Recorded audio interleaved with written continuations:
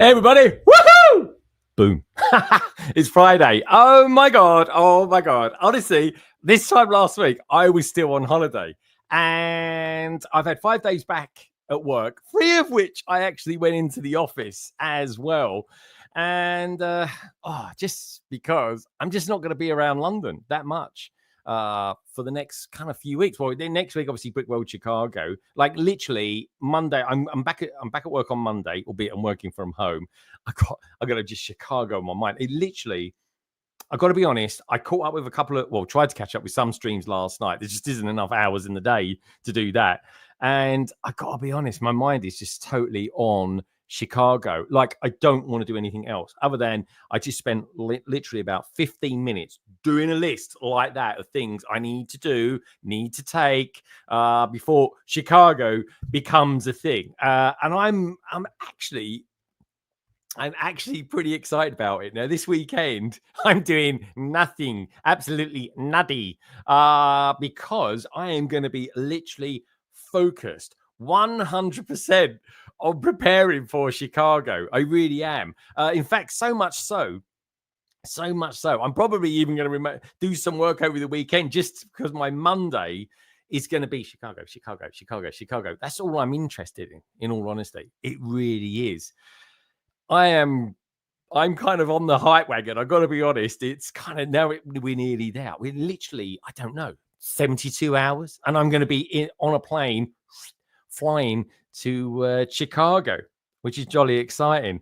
I tell you what is jolly exciting as well. This week, the Lego news. My God, I started the week off. My thumbnail was just developed as the week has gone on. Started off the week. I thought, right, I need new colors. It's a new month. So new brick background, and we need a new colors. And I thought, I'm gonna go with the orange and blue. I love that combination of colors. It's very Brickworld Chicago as well, very with the logo.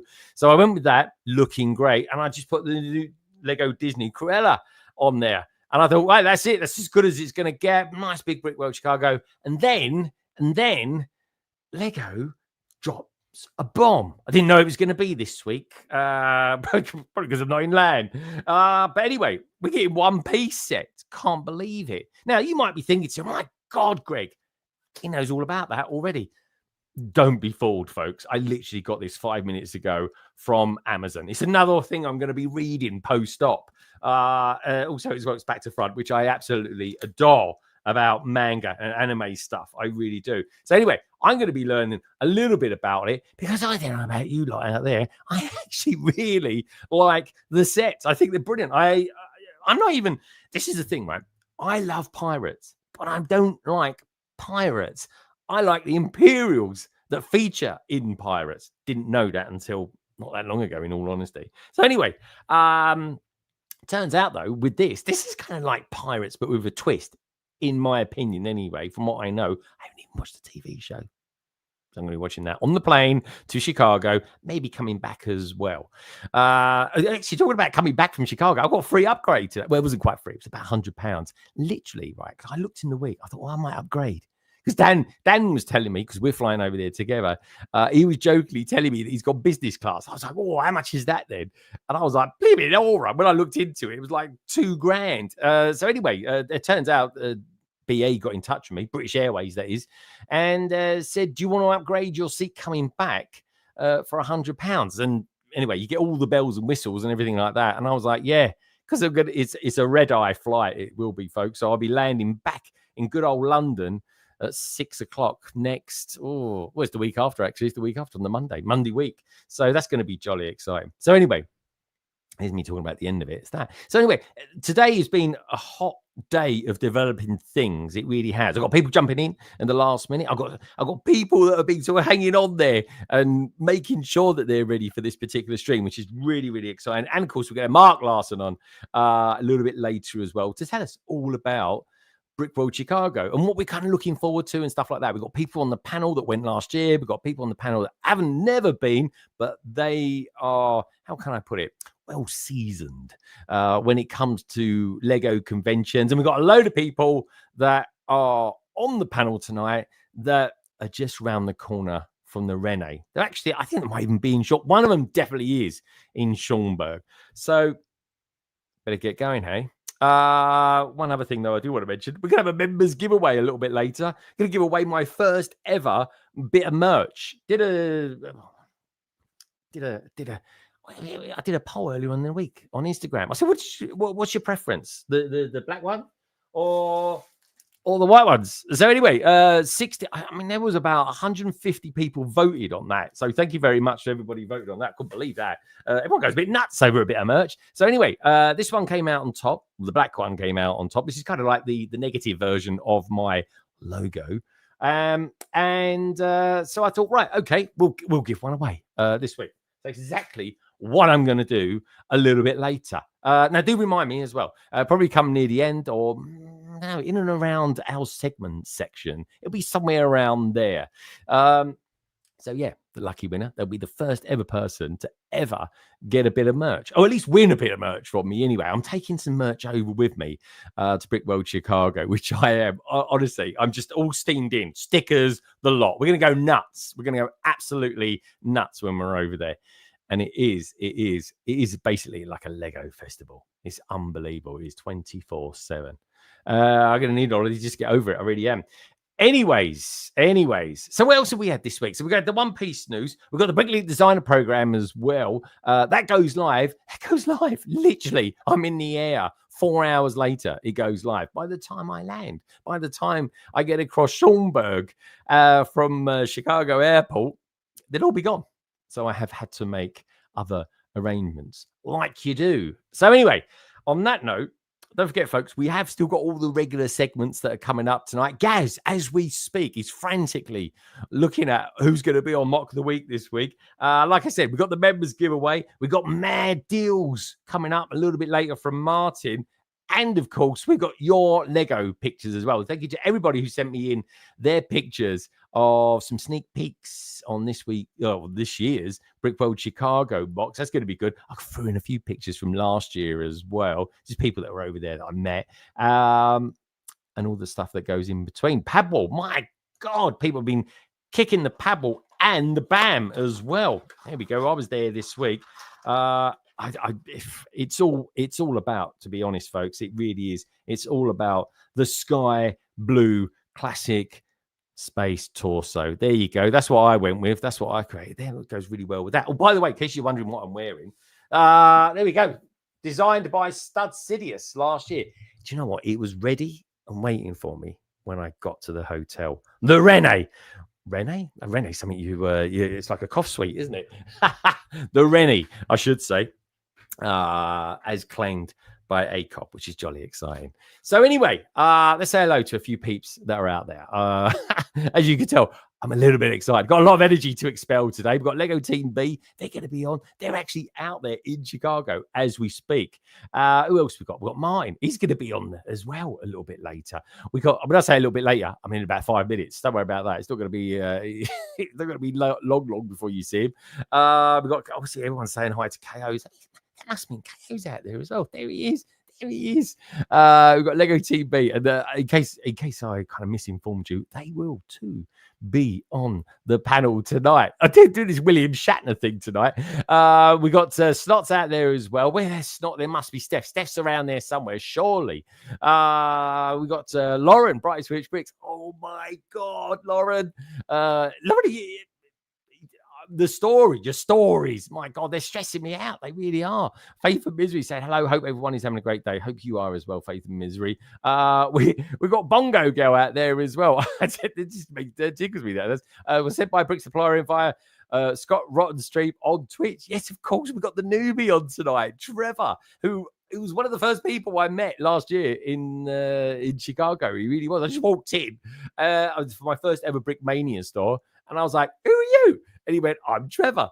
And I said, what do you do around here, Trevor? And he's like, I own the store.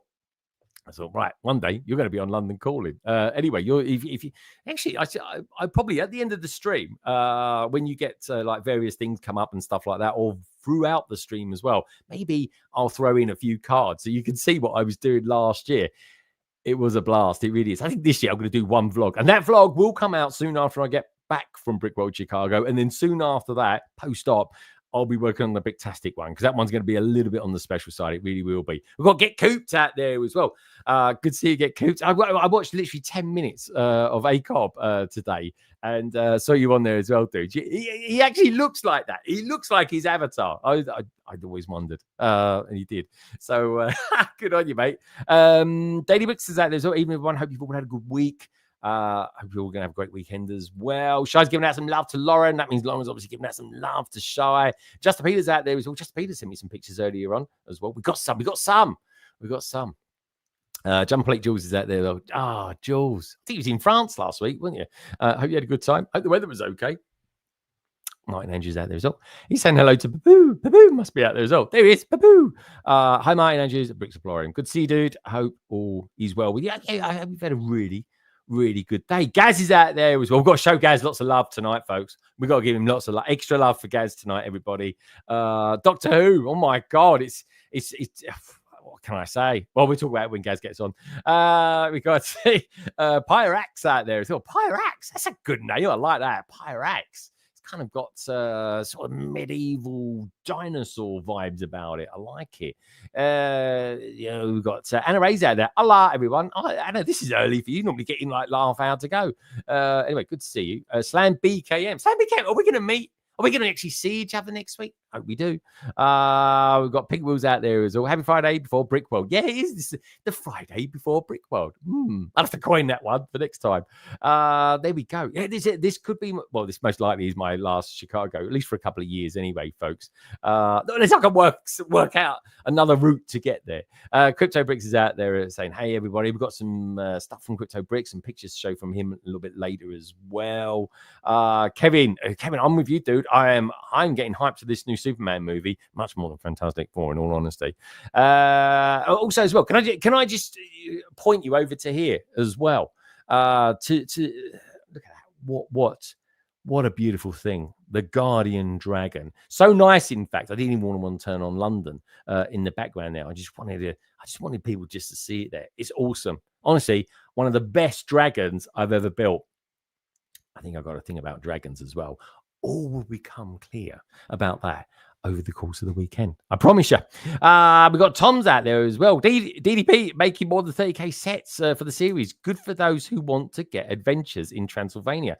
I totally agree. I didn't know anything about this. Apparently, there's some news broke today. We're going to be talking about it. The Brick Bods, some of the peeps on the panel know all about this, which is great. Guys, make sure I am mock the week. There we go. Andrew's after it. Andrew, you're always featured on here. You do pretty good. But anyway, Gaz, it's Gaz's segment. He can do exactly what Gaz wants to do. Rob Claxton's out there as well. Rob, good to see you. We've got Nicole out there as well. Echo Bricks is in the house. Shy keeping me sane. you better make sure you sleep all right as well. My God, you've got a mountain to climb. It feels like you've been doing it for like that mountain. You've been climbing it for some time, but Harry Potter decides to come out with an absolutely splendid wave as well. My God, there's lots of news out there about Harry Potter and what's coming our way in the future, which I'm pretty excited for, actually, because I'm quite late to the show when it comes to Harry Potter. Anyway, check out the survey, you lovely lot. Just asking you first impressions for the new Lego One Piece theme. Love it, 24%. It's good, 31%. It's okay, 17. Not my thing, 29. That's quite high, actually. That's quite high. It's higher than I expected. Anyway, there's only 42 votes in there as well. Let's try and get 100 votes in there tonight. Let's also try and get a few more thumbs up, shall we? Keep them coming, folks. Thumbs up. If there's anything you do that always helps my channel, right? There's a couple of different ways you can support the channel by becoming a member, and you get these giveaways. Of course, you can give us a super chat. Or, of course, the simplest, the most basic way to help support any YouTube channel is to do those simple YouTube things. Maybe leave a comment, but at the very least, give it a thumbs up. Honestly, it really helps everyone. And everybody who is on the panel tonight, you will find all their details down in the description, as always. Right, Paul F's out there as well. Lastly, but by no means least, good evening, gang. Good evening, Paul F. Hope you've had a top day, my friend. Welcome to the weekend. Right, where are we going to go first? Let's get the usual ones on first, shall we? First of all, let's get Mr. Madlib on. Hello, Mr. Madlib. How you doing? Hello. Cosmo's here as well. Want to say hello. Cosmo's been washed. Hello. I mean, he looks like you're holding up a cloud of some I sort. know. Isn't he beautiful? Yeah. Has he literally just been shampooed or something? He looks like No, he was groomed a week and a half ago, something like that. blimey. So yeah, Was he not moved an inch or something since it happened, or is it? No, he's a good boy. He just keeps himself clean. He's a good. He keeps himself clean. That's what we like. That's what we like. Grooming tips from a dog. That's what I say. Right, good stuff. Who else we got in the panel that's going to be on tonight? We've got Gaz, haven't we? Gaz, he's back. It feels like it's been a while. I think he's not been on for a while, but then he hasn't really, has he? Wasn't on last week. And there's a lot happen in the Who universe. Is there even a Who universe still left? Who knows? Anyway, let's bring him on. It is, of course, Gaz, aka the minifig. Who? Hello, mate. Hello. How's it going? Yeah, it's all right. I think the light looks different. No, I don't know. Well, your light looks different. Yeah, I don't know. Summer. Let's blame it on summer. Yeah, maybe it's all that energy being absorbed by the Doctor or the TARDIS or whatever's going on in the Who universe. Guys, how did you feel at say 9:30 last? Well, actually, it wasn't the morning, was it? It was in the evening. They didn't do the morning ones. Did you, guys? I'm intrigued to know. Did you go to the cinema to see Doctor Who? No. Okay. No, all right. Got I was just about to do a trick. Again. I was hoping you guys might say something quite long and winded, and he didn't. So he did. No, I bet we did that last year. No, we did it last year and got a bit burned because they did it at midnight last year, and you thought, oh, brilliant, we're going to get to see it before it's broadcast. No. 15-minute intermission, so we saw it after it's broadcast. No, it's you're kidding me. What? What did I pay this ticket for? Guys, you could have just watched it on the iPlayer for nothing. Actually, you say nothing. Yeah. It costs us 90 quid every year, or I think that was the last time. This is very true. Yeah, that's true. That's true. It's a bargain. Yeah, I know. I don't know. Anyway, Pabu's out there saying hi, TGA. That means the TGA must be out there. Oh my God, Cosmo. Yeah, Cosmo. Look, get Cosmo out just for one more go if you can. Is he available? Is he available? I think he's gone to hair and makeup. Hang on. Hair and makeup. All right, we're getting back. We're getting back for Dan. We're getting back hairy makeup now. Hairy makeup. That's what I do. Hairy makeup. Oh, talking of hairy makeup, I think it's probably time to get the bods on. Every time I look up, they're disappearing. But anyway, Carrie's got poodled off. She's probably gone for a kip. But we've got the hairy one, the gorgeous one. He is, honestly. He's a beautiful man. He is, of course. Ian, otherwise known as one half of the dynamic duo known as the Brickpods. Hello, mate. Hi. Carrie's just getting the girls to sleep. So getting the girls to sleep. It's too bright, isn't it, to go to bed? It is. It does feel a bit weird. It is. You wake up at 4 o'clock. It's fine. The room's quite dark. Oh yeah, okay. Yeah, it's not too warm at the moment either. Actually, it's not okay. I think we've got some heat coming next week. Apparently, we've got some heat coming back our way. Anyway, Ian, how you doing? Are you okay? You survived another week? Yeah, not too bad. Yeah. Weeks are slowly going by. Sure. Dude, I completely had it down. I was going to listen to the podcast this morning, and I just did not have time. I literally turned on my computer, and I've been hard at it all day long. I really have. Guys, it never ends. It never ends. I'll listen to that. Yeah. I'm looking forward to listening. I always like listening to it. I really do. But yeah, okay, cool. So where should we go first? We got people waiting to come on. Ian, seeing as you're on your own, you can make a decision. You haven't got to run it past Carrie. She's here, really. All right, in that case, then we'll let Carrie do it. There we go. She timed it perfectly. Ian can worry about what he's going to classify the floor as tonight. Carrie, you okay there? You joining us? You thinking about it? I'll be okay. I'm a big. Oh right, is there stuff on the floor, Carrie? Is there stuff on the floor? No, it was just on my chair. Okay. Oh, it's just on your chair. You stubbed your toe on your chair. Yeah, stubbed your toes on it. Yeah. What strange yoga classes have you been attending? Was that cake in that box? Was that cake? Was that Oh yeah, cake box. Love that. Dunking boxes and things like that. Right. Okay. Where should we go first? Right. We can go. We can go to Germany. We can go to Germany, Carrie. You can go to Germany, or we can go to Chicago, or more specifically. Oh, you just want to go through. Oh, that's it. You don't even want me to run through the others. All right. Sorry, everybody else in America. These are two. How can I describe these two? Actually, do you know what, Carrie? I'm probably going to say something that they won't ever want to come on again. So you might as well. You better get in there first. So, how would you describe our two lovely? And they are lovely. In fact, they're so lovely, right? That we was having a chat with me. Another guest that's coming on tonight, and Gemma last night. Gemma was in the gym jams. She just didn't care. She's gone like literally from one extreme to the other. She's sitting there in a gym jams in like a big onesie thing that she's got. And we were just chatting about it. And next thing I know, she's like, I think I might go to Bricktastic next year after we spoke. And I was like, really? And that's it. So she's in. She's locked in for next year, folks. My wife is coming to Bricktastic. I can't believe it. It's in the calendar and everything. Just put it in the calendar next February the 19th. She's there. Right. So how would you describe this lovely duo that's going to come on next, Gary? I would say they're super lovely. They are no way scary, even though they're bees. They're like my favourite Australians ever in the world. So bring them on, even though they're in Chicago. So I've given it all away. I feel like you know who they are now. And here they are. Hello, you two.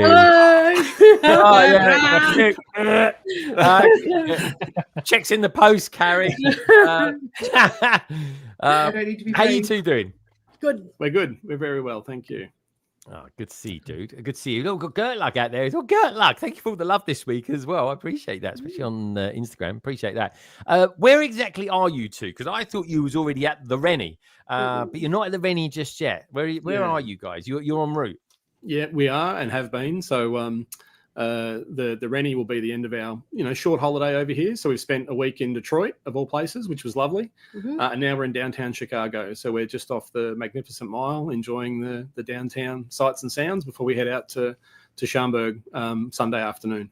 Oh, Schaumburg. I keep calling it Schaumburg. Schaumburg, yeah. Is it Schaumburg? Shangberg? I mean, I was calling it Schubbenberg last year, first of all, before I knew what it was called. I'm sure Nicole will correct us all. Oh yeah. She will. Don't worry about that. She knows her stuff. She really does. Anyway, so Just, yes. Chris, who would you like on next? We can go to Germany, or we can go to California. Where would you like to go? You got a choice. Both of which both these people are going to be. I'm going to let Just do it. I'm going to let Just. Chris looks like he's about to say it, and I'm like, no, let Justine do it. You're not in Australia now, Chris. There we go. Have to go to Sister Nicole. There we go. See, I'm doing you a favour, Chris. Doing you a favour. I really was. How can I describe this lady? She's a bit wacky. She's a bit German. It is, of course, the mind-boggling Nicole, otherwise known as Lady McBrick. Hello, you. Hi. Hi, Nicole. Guys, listen up. Guys. Schaumburg. Okay. Schaumburg. Okay. Sounds good. Which is it's like aftershave. It is a German word. I thought it was. I totally thought it was. I really did. Actually, if you translate it, it means foam castle. Foam castle. Foam castle. I was hoping it was going to be foam party. I was going to say that's some of the parties me and Gaz used to go to when we were younger, shall we say? How we survived, I don't know. Not together. We wasn't together. I remember crawling out of them at very kind of early hours of the morning. That's for sure. I tell you, there's foam and all sorts of things in your ear by the end of that. I tell you. Anyway, moving on swiftly. We got Lauren saying, "Gemma's coming now. I have to come. You definitely need to come." Honestly. Bricktastic 2020, my God, 2026. And it seems like a few years ago I was going to my first one. Two gay folds out there as well because, oh my God, Lady LBB at Bricktastic. Yeah, I know. It's going to be absolutely weird and wonderful. It really is. But she's totally, and it's totally down to Just as well. And Chris. So you're welcome. Now we have to go.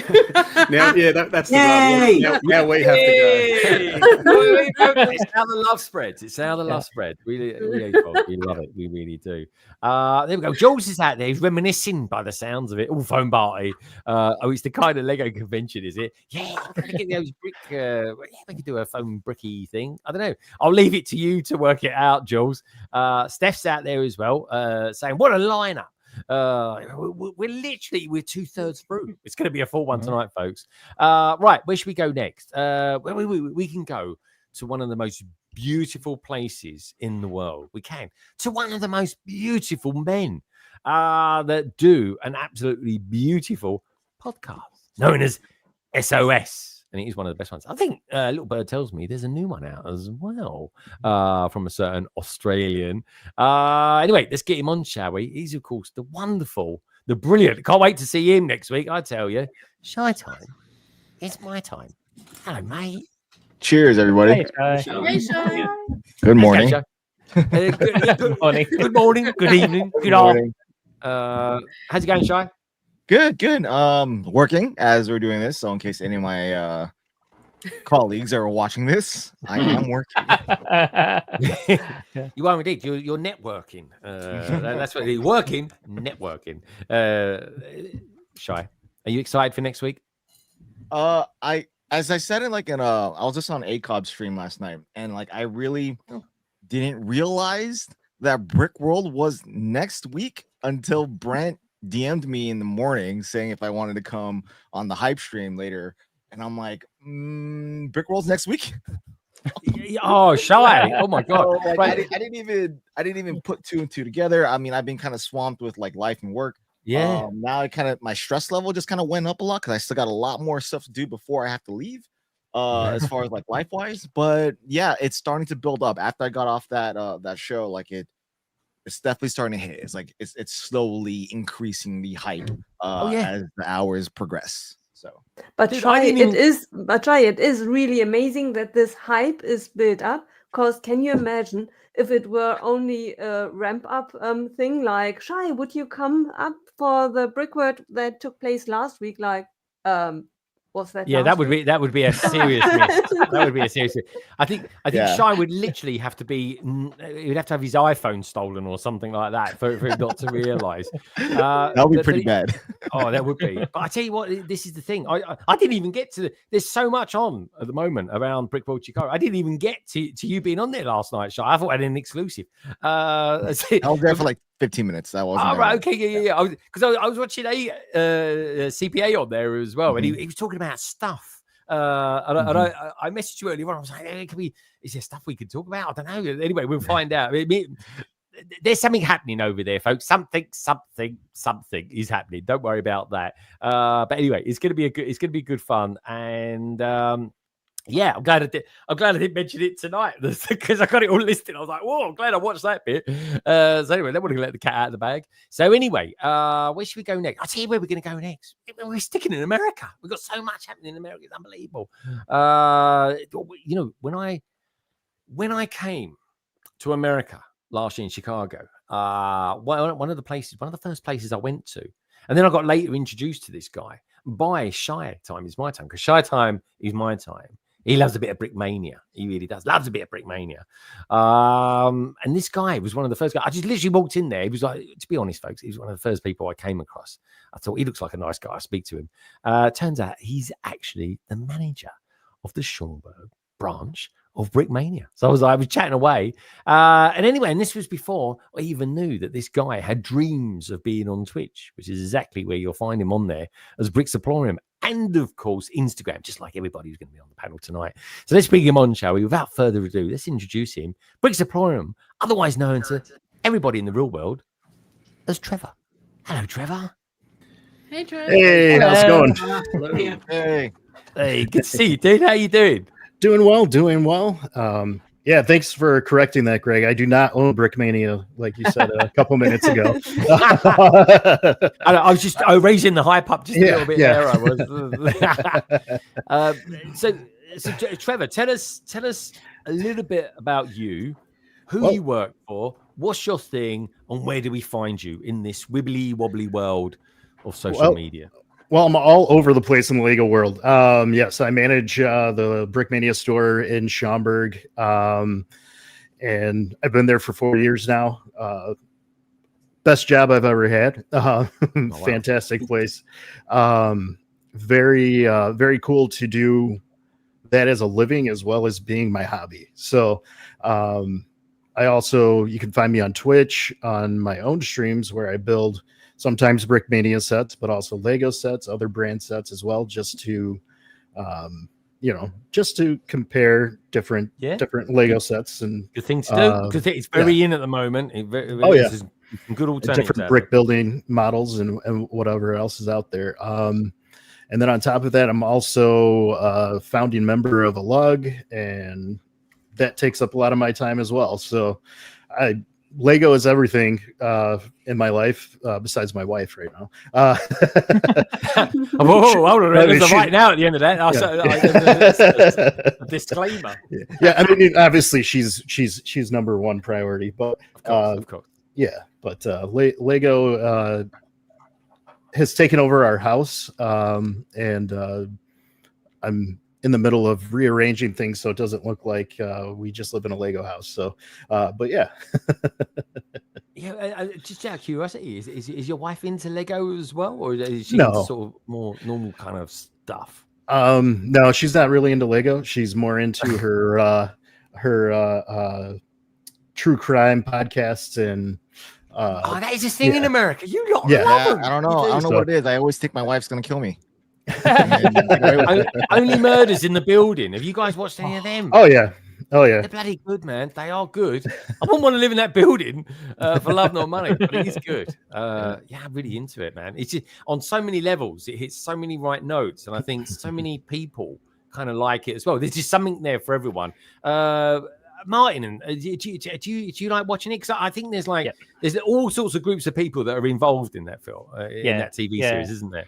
Yeah, it's great, and obviously, they as the series has gone on, they've pulled in more and more stars, big movie stars and big names, and they just pulled in and they play. The biggest they get, really, dude. I mean, the best characters. They're just so out there, and it's so good. I really enjoy it. I know. I'm glad you do. Guys, do you watch it at all? Because it's pretty good. It's on. Oh, guys, come on, take mute off. No, I haven't seen it. No.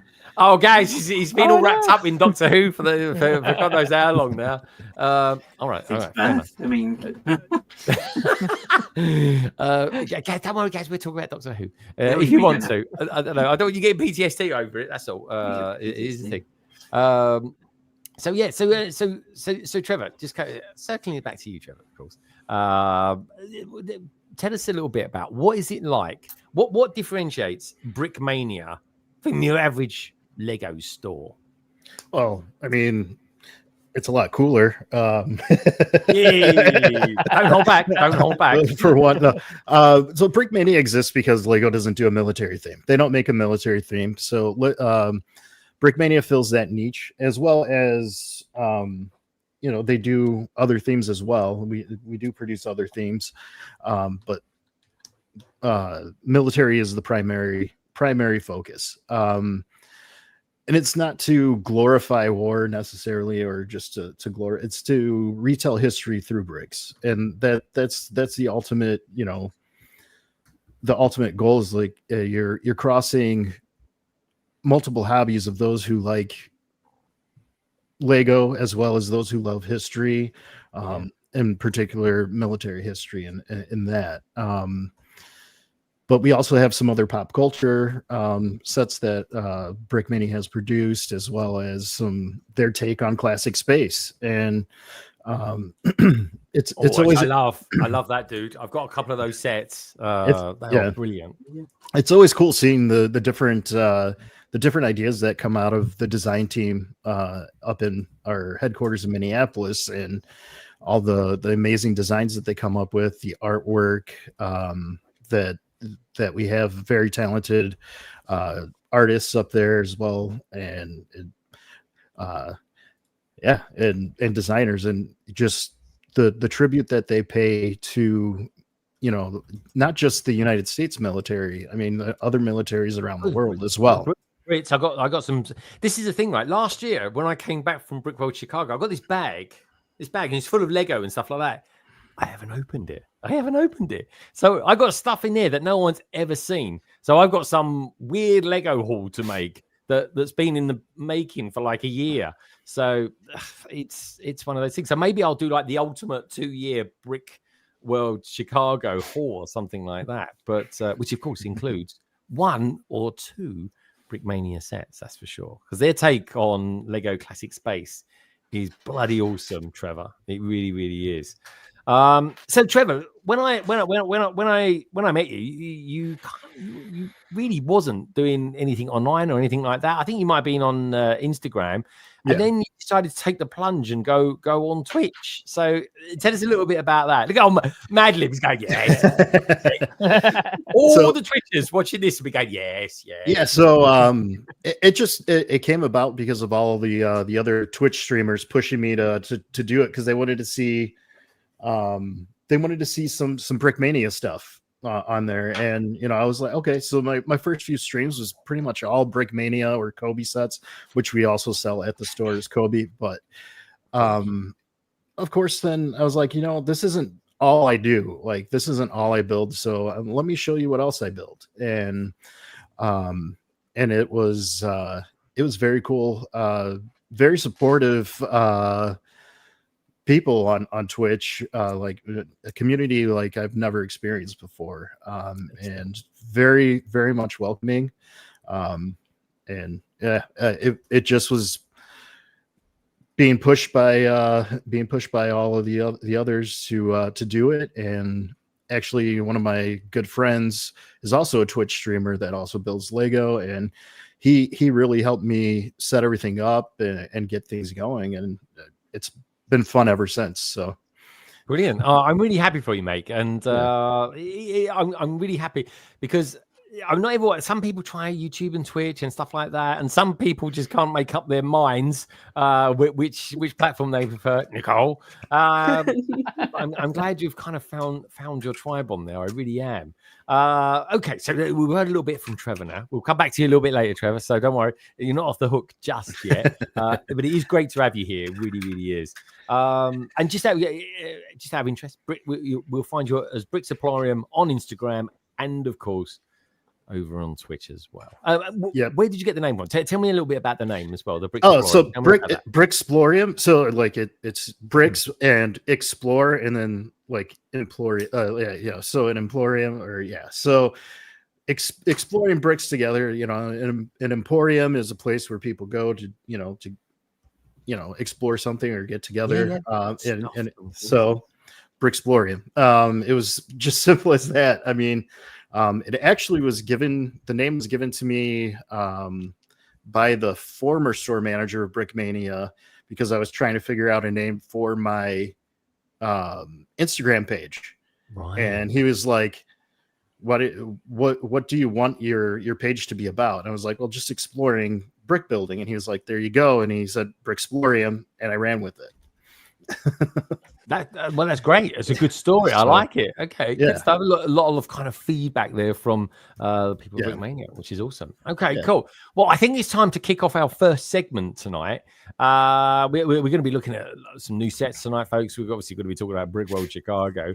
And if I'm right in saying, Trevor, I think it's the first time, because you're going to be there. I think Brickmania are going to be there, and you are going to be displaying there, which, if I remember correctly, is going to be the first time you've ever displayed a mock.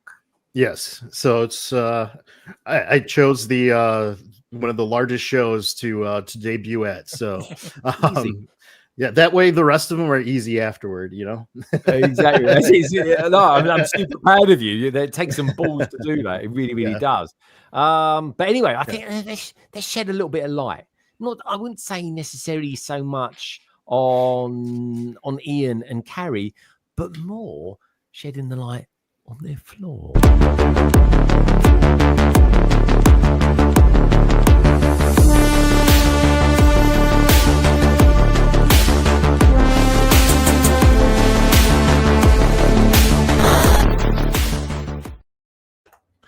Alrighty. So, Ian, Carrie. I think we should have the score from Carrie first because I like the kind of 10 out of 10. insaneness of Carrie's the objective positive score that comes from Carrie. So it's okay. What was that? Was that another strong 10 out of 10? 10 out of 10. 10 out of 10. Perfect in there. Okay, so let's Never get a little seen bit more brilliant. realistic, shall we? Ian, any thoughts on the scores and the draws today? I think we're going to have It's to go 10, it's 10. with 10. -5. 10. -5. It's going from bad to worse. Ian, what's the reasons for it this time? Is there like, I don't know, we've got takeaway food on the floor as well as Lego or what? The mice given up? That's not my giraffe.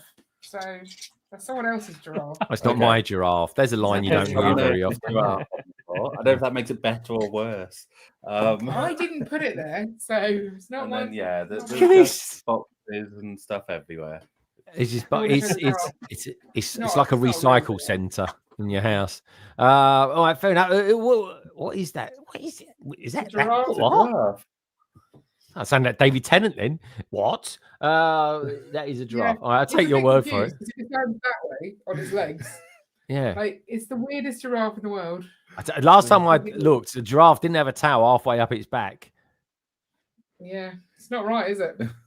It's not right. No, it's definitely got issues. It's Did you get it cheap or something? Was it like a cheap import from China? No. Where's it from? No idea. Czechoslovakia. The island of Dr. Moreau, maybe. Indonesia, made in Indonesia. Indonesia. Oh, it's from the local zoo. It comes from Mowell Zoo. Mowell Wildlife. Look at that. I don't That's a know what nice they are. shot of a giraffe's backside. There we go. Wasn't Good it? stuff. And what? All right, I've got to ask you some more questions as well. Sorry, spotlight's on you now, not the floor. What are you actually doing tonight? Are you building? Are you disassembling? I found some stuff that I showed on my video from today, and I'm trying to sort it. I said specifically I'm going to sort this tonight on London Calling. So Okay. it's a bit of a crossover. Oh, it's a crossover. I like it. Yeah. Okay. Nice. Did you eventually do all your Brickworld Chicago videos? Oh yeah. They're all done. Totally. Oh, totally not. Lies. Yeah, it's easily done. I can't have a go, Chris. Honestly, I can't do a thing. Have you done your broadcasting one? Yeah, Greg. I don't mean what. Which I one? mean, at least I opened the bag that I bought back from Chicago. So. That's true. That's true. Yeah, I don't know why. I was looking at it today. I was like, oh my god, I completely forgot. I got something from ACOB and all sorts of stuff. Look at it because otherwise you're going to buy the same things twice. Oh yeah, good point. Actually, I can't even remember if you bought. Did you buy anything at Bricktastic actually? I can't remember. Did you do a whole video? Oh yeah, I got a couple of things, good things as well, guys, which I've not revealed to anyone yet, other than you, Gaz. Well, Gaz did it with me actually, folks. We did a whole segment. Mine was a cameraman at times as well. And bloody good as well. Honestly, folks, we've got an absolute cracker when the Bricktastic thing comes to light. I promise you, and I'll do all the other stuff that I've been promising as well. For God knows how long. Yes, that as well, Ian. That was a cheap shot, and you know it, Ian. Ian, that giraffe is completely your fault, 100%. I'm with you, Carrie. Ian, while Carrie's going to be doing all the sorting, what are you going to be doing? Mainly unsorting things, probably. I will mainly be passing stuff to you, Carrie, or taking some Comcast away. Like swabs. It's not going to get off a chair, I can't get. She's not going to get off it. What are you saying here? What are you implying? The carts live over there, and if I try and get to them, I can't because he's in the way. So. She injured herself getting to the chair, so I don't think getting the chair is going to be a good idea. Jeez, honestly, getting old. It's a harsh reality. It really is. You make funny noises sitting down, and you make even weirder noises getting up. Out of the chair, in case anyone was wondering. So yeah, where should we go next? Well, let's go around the panel, see what everyone's been up to. We said hello to Shy. There he's nodding there. That's it. No eye contact with Shy. Okay, he's deep in a spreadsheet, telling his boss what little work he is doing today. Let's go straight to Madlib. Madlib, no, last week I managed to get the Dragon Guardian. I got it early. I got it a day early, and I built it with Nicole. I'm still scarred from the experience, to be honest. And yeah, there it is. But I wasn't the only one that did stuff in and around January or June the 1st, even. So while you telling people what you actually got up to on June the 1st with a certain other kind of YouTuber, Twitcher, I don't know quite sure what it is, Instagrammer, obsessive with Harry Potter more like. I'm going to go and turn a light on over there that I forgot to turn on a minute ago. So I'm going to kind of style it out. Yeah. Sunday first went to the Lego store, met up with One Brick Stud. That was fun. We got there early before its store opened. Got to see the new book nooks, which look really cool actually in person. They look a lot better in person than they do on the site. I will say that. So do check out. I think the book nooks are pretty good. Really? Yeah. When you see them in person, particularly the Sherlock one, the Sherlock Holmes one is. Oh, guys, he's like, that is really good, and I can kind of forgive them not having like a back panel.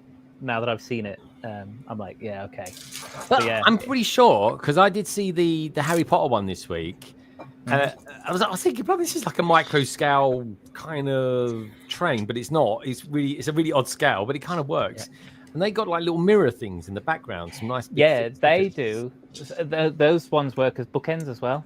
So they do. They have a back end, but the other two, because they fold. I mean, they could have done it with the Balrog because it folds at 2 joints either side of like a spine on it, whereas the Sherlock Holmes one that has a single hinge in the middle, so that when it folds out, it's completely flat, and the building that gets split in half goes together. But went along. I was going to say, I really, just like Stud City, I really like the Harry Potter one. I just didn't get a chance to see the Sherlock Holmes one, but did you especially like that one? Yeah, because it's also got some like little hidden compartments and bits and pieces in it, which is really cool. So it's really nice, and the figs for it are pretty cool as well. So, and they had the figs out as well, so they didn't like hide any of the new figs or anything. They were all out on display. You could go up and look, touch, open it up, and so that was really good. And then so what I purchased was the Simpson set for Carl. Did you? He's got the Krusty Burger now. He's going to build it this weekend. Yeah, I think it looks good. I like the Krusty Burger. I saw it and I was like, yeah, that's pretty good actually. Yeah. It's packed. I will say it's not the biggest set, but it is packed with stuff. That's for sure. Yeah, packed with stickers as well. 2 sheets of them apparently. 40, isn't it? I think in total. 40. Yeah. Hell, that's half the count of the bricks in that set. So he's got that, and then Chris picked up 3 Harry Potter sets. Surprise, surprise. Including the massive tower, which he just could not get. He built that. He could not wait to get that. Yeah, he got home, said, "Hi, Soph, bye, Soph." Upstairs, and he was building. So, what did he do? Did he just like literally? Did you see him for like 10 minutes or something like that? And he's like, "Yeah, all right, see you later, Martin." Yeah, he's out of here. So we picked up those. We did pop into the Discovery Centre just to see if there was anything there. Chris also wanted to pick up because they do Discovery Centres over here. They do the poly bags. You can buy them. They're much easier. So he picked up one that's due to be a Harry Potter gift we purchased at some point. It's some kind of Quidditch training session or something. So he got that one. And then we kind of had a coffee, sat down, and we played with our pab in the station waiting for his train. Built our little BAM figures. Oh yeah. Shows your BAM figures that you got because they're pretty leery. I mean, it's basically dreams. I don't know what's going on. Yeah. So here's dreams. Oh come on, focus. Oh, there we go. Nearly there. So then we got dreams. Pretty much all those guys' dreams from Mateo, Liz, Izzy, Dr. Oz, Zoe. Yeah, and then I love this one. This is the new Z-Blob one, and he's in like a wrestling outfit, which is awesome. A wrestling and I suppose pirates. I mean, if you think about it, we've had Dreams releases. Oh, a bit blurry. Come on, focus. Oh, that's it. We had Dreams releases, and then I suppose that could have been an inkling to One Piece because it's pirates. So I don't know. Maybe Lego would tease him. But so we've got a pirate with it. Yeah. You got a pirate with it as well. Okay, Yeah. good stuff. I like the pirate one. I got to be honest. With the gumball machine, which I was messing around with whilst I was there at the Leicester Square store this week. I got to be honest. You could make a very good Freddie Mercury figure out of those pieces. I got to be honest. You really, really can. Right. I tell you what we're going to do. We're going to go to Lego Team B in just a minute. We're going to go to Lego Team B in just a minute. But we've got a new guest. He only comes on once a year. He's almost like he's like the Santa Claus. He is of the Lego conventions. He is when it comes to London Corner. Anyway, he's always welcome. You know that, folks. But actually, how can I say? He's like an enigma. He really is. If I was to describe this guy, it'd be a combination of things. This enigma, that being one of them.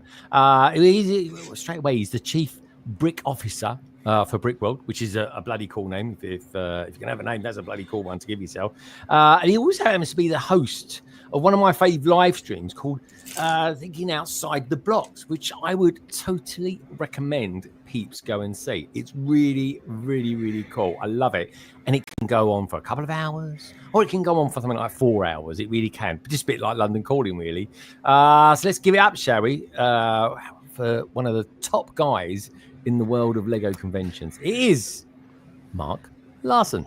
Hello, mate. Hey. Hiya. How's everybody doing? Yeah, good, mate. good. More to the point, though, how are you doing? Oh, I'm doing a lot better now than I was a couple days ago. For those of you who don't know, Wednesday I got diagnosed with COVID. And it hit me really hard. So I basically lost the last 2 days, and it's been really it's a hard miss those 2 days by a lot. So I'm feeling a lot better today. The way my sleep schedule is going though with the COVID, I got 2 hours of sleep last night because I couldn't fall asleep, and then when I did wake up, I couldn't fall back asleep after the 2 hours, and so I had energy, so I was like, well, got to get back to work. And yeah, thank you, great stuff happening with the Sox right now. So a little too late. Yeah, is that a baseball team or American football team? It is the other Chicago Major League Baseball team. Oh, okay. Yeah. All right. So is The better team, the real team. Isn't there like not I wouldn't say dodgy, but there's a team out there called the Dodgers, and Shy says he's a bit tight on time at the moment. Bloody hell, every other day he's running back. There we go. That's what he likes. A true fan. So Mark, you're going to be with us for a little bit of time tonight. I'm genuinely shocked you're here, to be honest, because you're shocked I'm here. I'm like, look, I made it. You did. You looked okay. You look pretty good, my friend. You look pretty Thank good. you. Thank you. I appreciate that. But when you got to go, when you think it like I need to, you then just say, and we'll wish you love, and we'll see you next week. Awesome. So I'm pretty excited about next week, right? This is a bit of a to coin a phrase that I've seen bandied around, a bit of a hype show for it. And nice. I'm pretty excited for it. I mean, obviously living in the UK and stuff like that, I'm super excited for it. I'm coming over. We got Nicole. We got people coming over from Australia as well. Yeah. What is going to be? Let's take it from a different angle. What is going to be a little bit different about it this year compared to last year? Oh, we're flooded with differences this year, actually. I know. One of the more exciting things that's happening is we have a lot more representation from the Lego group than we've had in a long time. Back in the day, the early days of Brickworld, the Lego fan outreach team at Lego had just kind of formed, and they were even still at that point telling us like they're never going to make sets that cater to adults.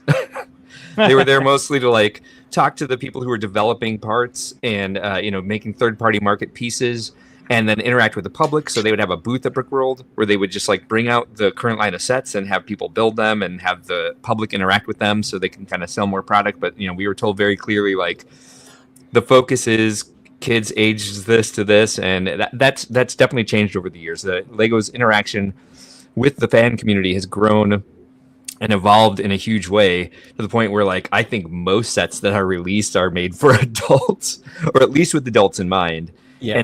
And there's always an ebb and flow into how they reach out to the conventions. I would say the biggest one was in the early days of Lego fan conventions. They tried to make it to all of them and be fair to everybody and have some equity and have a presence at each one, have a certain set reveal at each one. And then everybody was doing it. Everyone could do a Lego fan convention. And so they were spread a little bit too thin, and they pulled back the resources from it. Now they're kind of swinging back in. And so we've got some exciting things happening this year from the Lego Ninjago team.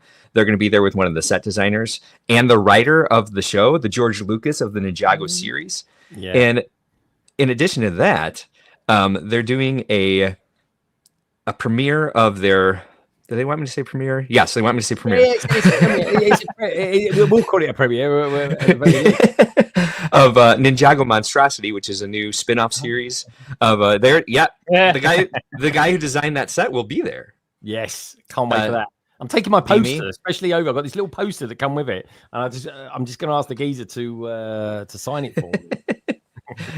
The geezer, yeah, the gentleman, if we say. Okay. Geezer means something different here. I know two geezers. There's geezer, London geezer, who's like, he's a bit wee, and he's a fun guy to be with. Or gotcha. Some water that spurts out the ground. Okay, it's a geyser. We call it a geyser. Yeah, that's close enough.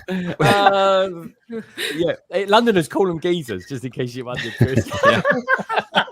It's regional. And then ours is turned into, like, if you call somebody a geezer, it means they're an old man. So I was just like, he looks younger than me. But he'll be doing a meet and greet, so perhaps you'll have the opportunity for him to sign it, or you can at least ask him.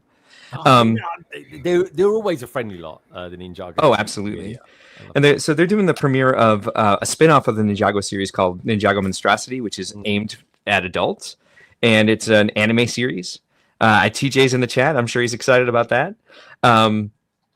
And then the Bricklink Designer Program is going to be there as well, doing their normal Brickworld interaction, doing a Bricklink Studio tutorial, talking to people about the Bricklink Designer Program. But rather excitingly, I'm pretty sure someone on this panel right now is going to be part of this. But the Bricklink Designer Series 8 finalists will be revealed live at noon on Saturday of Brickworld Chicago. I think it might be one of the... Which geyser is that? It could be more than one. I'm just saying, Mark. It could be more than one. And I think the nice thing is as well about having a kind of a good representation from Bricklink there this year. Yeah, they're celebrating 25 years of actually being around, of being a thing. Yeah. Mm-hmm. And it's really good. The founder of Bricklink's mother will be there as well, doing a meet and greet, and she'll be out on the event hall floor all weekend as well. The danjezik.com table next to the Bricklink Designer Studio booth. She's lovely. She's lovely. We met her in Melbourne. Lovely lady. Not last year, the year before, I think it was. Yeah, amazing. Yeah. She is lovely, and she's beautiful. And she loves the Lego fan community, and she's really excited to be back. She hasn't been there for a few years, so Oh, that's so good. I didn't realize that. That's brilliant news. That is. I'm excited that Lego Team B is going to be there. I know. Again, is Orion coming? I hope. I tried to talk to Matt Husband about that, and he gave me like 19 reasons why it's not going to work. And I'm like, I'll talk to some people. I really so the way it would work, she would be there with Cheeto. I just have to talk to Cheeto's dad because he's watching Orion for the weekend. Can come too. But he's working the box office on Sunday, so I'm like, we can find someone to watch them both for 6 hours. I think that'd be easy. I think you've got to volunteer. So I think I have a post in my inbox from the Bricklink Designer Program that they're ready for me to post whenever. Okay. So I'm pretty sure we can talk about who's going to be hosting that live stream. Okay. Because we got Dose Geysers on this panel. This is true. I think the cat's getting out of the bag. Right? Yeah, let me see if I got the final graphic. That's it, Shy. It's over. That's it. To You're be done. fair, I know CPA is the one that wanted to say it out loud. I was gonna throw it out there before we just. Because I was watching his show last night. Mark wants to say on it. ACOB. You can say it. Well, I think Mark's qualified for it. Yeah, I think he is. I think he is qualified to say it. We can just share the screen. All right, we certainly can. Here we go. This is it. 3, 2, 1. Oomph. Who's that? Who are those handsome geysers? Hello. Look at that. Awesome. Ah, Isn't that Shine, fun? that's us. I honestly still get a buzz with things like this. I Yeah, it's really pretty do. cool. I'm excited for It's it. bloody real cool. That It's is pretty amazing. It's cool. It's surreal. Right? I'm geeked out for you guys. This is going to be amazing. And like, it kind of felt that way for me this year too, when they started contacting us and telling us what they wanted to do. Oh, they have a representative from the Lego house as well that's going to be doing a presentation. I was like, you want to do 2 reveals at Brickworld? I'm like, yes. Oh, the other exciting thing about the Ninjago Monstrosity premiere is that they got 300 exclusive make and takes to give away to people who attend the premiere. It'll be done by raffle, and you got to stay and see the whole thing. But I've seen them. They got delivered to my storage unit a couple weeks ago, and I can't give away what they are, but I think they're really cool. They may be missing a couple, and I'm totally kidding. I would never do that. Just to be clear, those boxes have not been opened, and they will remain sealed until the Ninjago team hits them themselves. But a lot of really great, exciting stuff happening directly from the Lego group this year, which it's really nice to have their support, and it does feel surreal to me as well that I'm like, wow, they really want to try some stuff out with us this year. The Ninjago team is going to be doing some public interaction that they want to bring to other Lego fan conventions. They want to prove to their team that Lego fan conventions are great activations for Lego Ninjago fans, and I think especially the way the Bricklink Designer Program engages with the AFOLs. I've heard so many people like talk about going to Brickworld or going to any convention that Bricklink Designer Program is part of, or listening to Bricklink Designer Program's live streams, talk through the process of how to get into the Bricklink Designer Program and just be motivated. And then they get in there and they become a finalist, or they become they get selected to. I always say finalists for like that huge list that they they reveal, but finalist is the final word that they use. Like the finalists are the Copper Valor's here. Hey, Copper. It's inspiring to me that how much they want the community to do well, and how many people have done well just by interacting with the Lego group at the shows. So. And they are quite different to Lego. Like, they are genuinely trying to be. Yes. When I speak to Alex from there, and then just the team in general. Alex is great. Yeah. It's kind of like a startup. You know what I mean? It's like a new company. It's like a new startup. And there's so many people wearing so many hats, and it's just nice to be a part of that. Don't you think, Shy? It's they're the cats out of the bag. We could just spill the beans now. No, they're very, very hardcore into community, which I really appreciate. It's really refreshing. Not to say that Lego doesn't do that, but like but they want to be on the ground floor with like the fandom, talking directly to the fandom, which is amazing. Yeah, and we're going to be there amongst it all though, because we're doing this with an audience as well, and a live stream. Shy, I mean. It could go, I mean, am I going to need like a bulletproof jacket or something like that? What's it, you know, it's going to be like crazy. But it was like when I was doing London Calling last year. For the first half an hour, nearly an hour, which I wasn't expecting, Mark, by the way, there was an audience sitting in front of us. And I'm just like, this is different. Yeah. I kind of liked it. It was bizarre, but it was just something completely unexpected. Let's introduce you to Cosmo, because I know you like the animals as well. Yes, I saw the puppy. Yeah.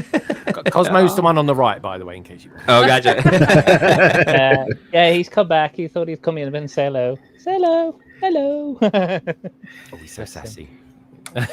Yeah, he's got his own Instagram page too, so go check it out. That's so sweet. I definitely will. Yeah.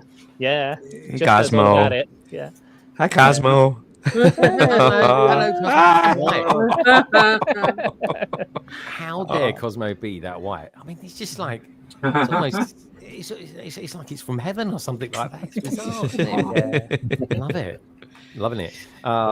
Looking really good. And of course, I'm not only taking out loads of bits and pieces out there for people that have asked me to bring stuff over from, stuff that I've ordered from other countries. Jelly babies is a thing. I'm taking those out there as well for fab.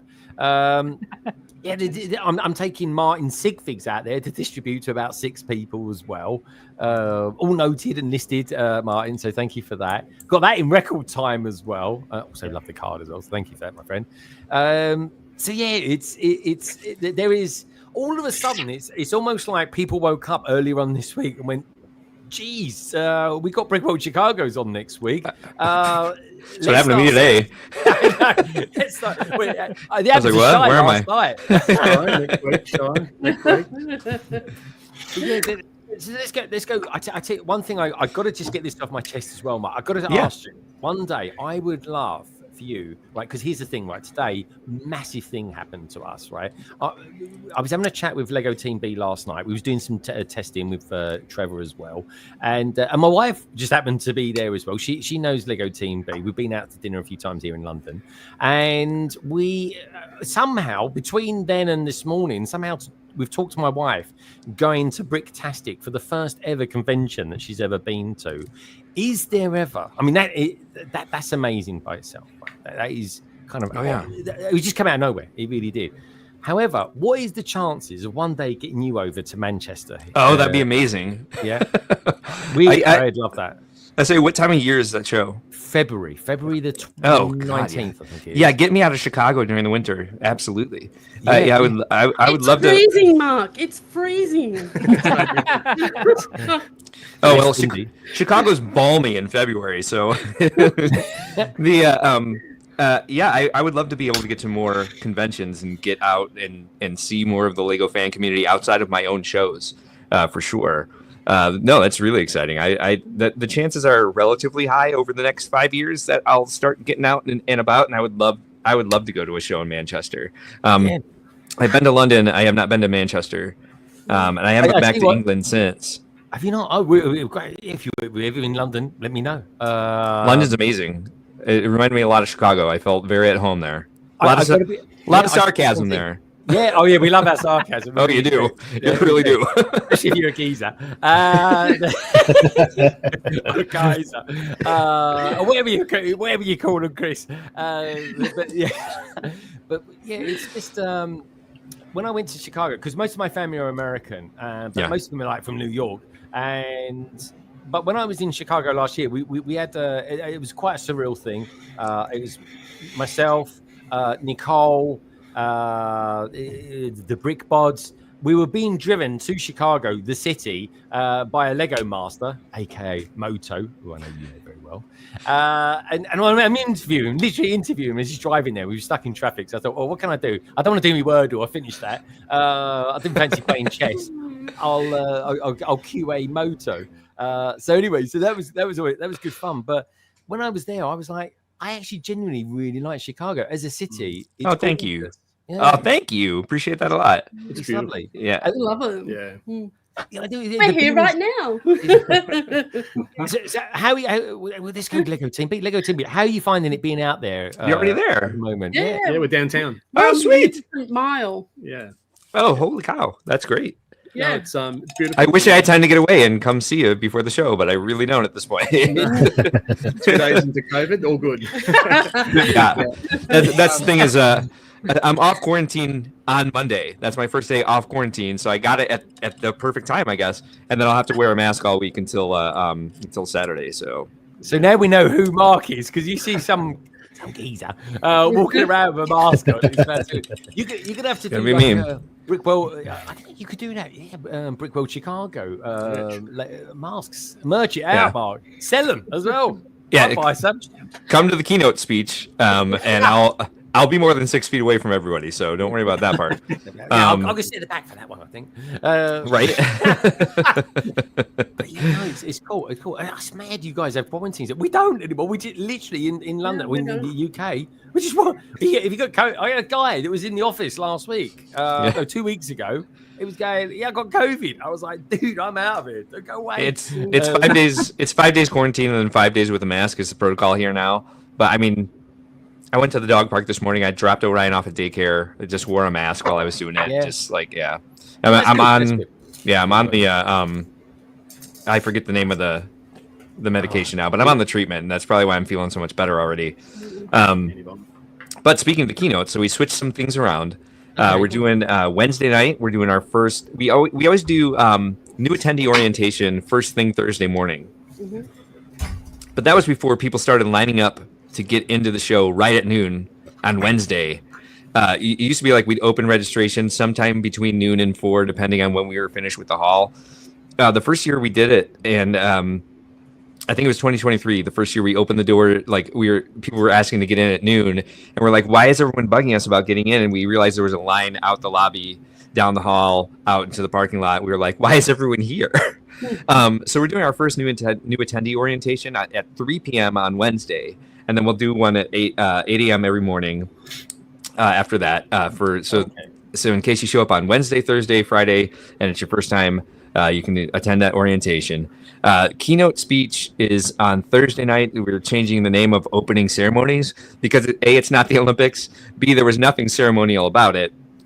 And all the information that was in there can be replaced with some video around the hall. And so there's just going to be a keynote speech. It's going to be given by me this year. It doesn't need to be me every year. I just want to do a good example of what a keynote speech should be so that other people know what it is and people can start applying to be a keynote speaker at Brickworld Chicago. Takes one more thing off my plate. So we're doing that Thursday night. COVID keynote speech on Thursday evening after the Ninjago premiere.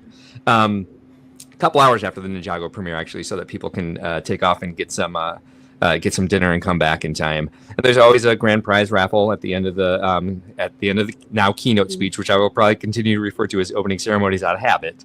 And then this year, I forget the exact number. I think it's the 12th annual film festival for the Brick Film Festival. Yes, it is. That's a new thing, isn't it? I don't remember that being there last year, or was it? It's been there. It's been there for 12 years at least. I'm gonna get this wrong. I should probably look this up to get the number right. But we're doing our first red carpet premiere for it. So really? on the evening of the Brick Film Festival ceremony for it's always been kind of the time where like this is the time where you sit down and watch all the movies that have been that are eligible for the awards, and then so this time we have red carpet. Casey and my COVID brain is really struggling here. Casey and Tyler are going to be decked out in their tuxes.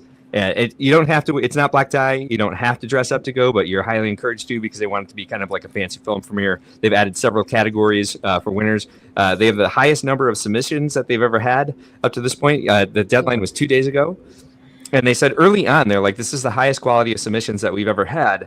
And you don't have to attend Brickworld Chicago to be part of the film festival. There's an attendee award, and then there's a non-attendee award, and there's the international award. So movies come in from all over the world, and they said very early on that it's the highest quality of films that they've received in the history of the film festival. So we're really excited about that. Make sure you come to that on Saturday night, I want to say it is. I can check on that real quick. And if we want to know exactly what, because things change, it can be. I would imagine Lego's had a bit of an influence on things as well. So sometimes it can be a little bit fluid. If we want to see what's up to date and stuff like that, what the schedules have maybe been slightly tweaked, where's the best place for someone who's coming to the convention would look for that? All right. So we just opened access to the what on earth is that? That we just opened access to the CVent app. Which is this is also the earliest that we've ever opened that. Oh, right. I'm dropping a link in the chat real quick to the schedule on the website. I will. The CVent app, if you're coming to the show, go to your Google store or your Apple App Store, and download Cvent. It's CVENT. I'll drop that in the chat too. And then if you're registered, you got an email today, instructions on how to download that app. Cvent itself is the company. It runs the app. And then our show is registered. Itself is so the company. It runs the app. Yep, that. There you go, folks. So there you go. Perfect. Very nice. And so once you enter the ID for our show, you'll get the entire schedule in there. Any updates will be automatic to that. As soon as we change it in there, it'll change in your phone. If there's an event that you want to attend and you add it to your calendar on the app, if we change the time of it, you'll get a notification now, as soon as we change it, that it's been changed or it's been moved to a different location, which has happened to us before. Like we've had live at shows, people be like, I can't do this at 3. Can we push it to some other spot? And we're like, how are we going to let people know? So we're moving into the modern age with this app, and it's been pretty great for us. The other big thing that's new this year. Actually, I forgot to check this. What's it called? See where the Brick Film Night is. But the other big thing that I'm excited about this year is we always say we're bursting at the seams, which is crazy because that event hall is 100,000 square feet. And last year we had the activity room off to the side. Well, this year we've doubled the size of the activity room and moved some displays over there. So we have 125,000 square feet of display space this year. Wow. I mean, that's a big increase. That's what, like, you might as well just say 25% bigger than the previous year. So it's insane. You are the biggest, and now you've gone even bigger. And it's hilarious to me that we had 441 display space requests this year, the most we've ever had. And it took we took an extra month this year. We closed display space a month early, and it took us longer this year to get this display, the layout map put together than it has in previous years. And I say we, but it's really 2 people. It's Kevin and Allie Lauer, our layout managers, who put this together. Just 2 people trying to figure all of this out, get it copacetic for the fire marshal, on top of getting everybody's displays in, vendors, activities, etc. Sorry. Wow, brilliant. Okay, cool. Mark, Mark, rest your voice for a moment. I don't want to be known as the guy that made you lose your voice for a keynote speech. That would be You're good.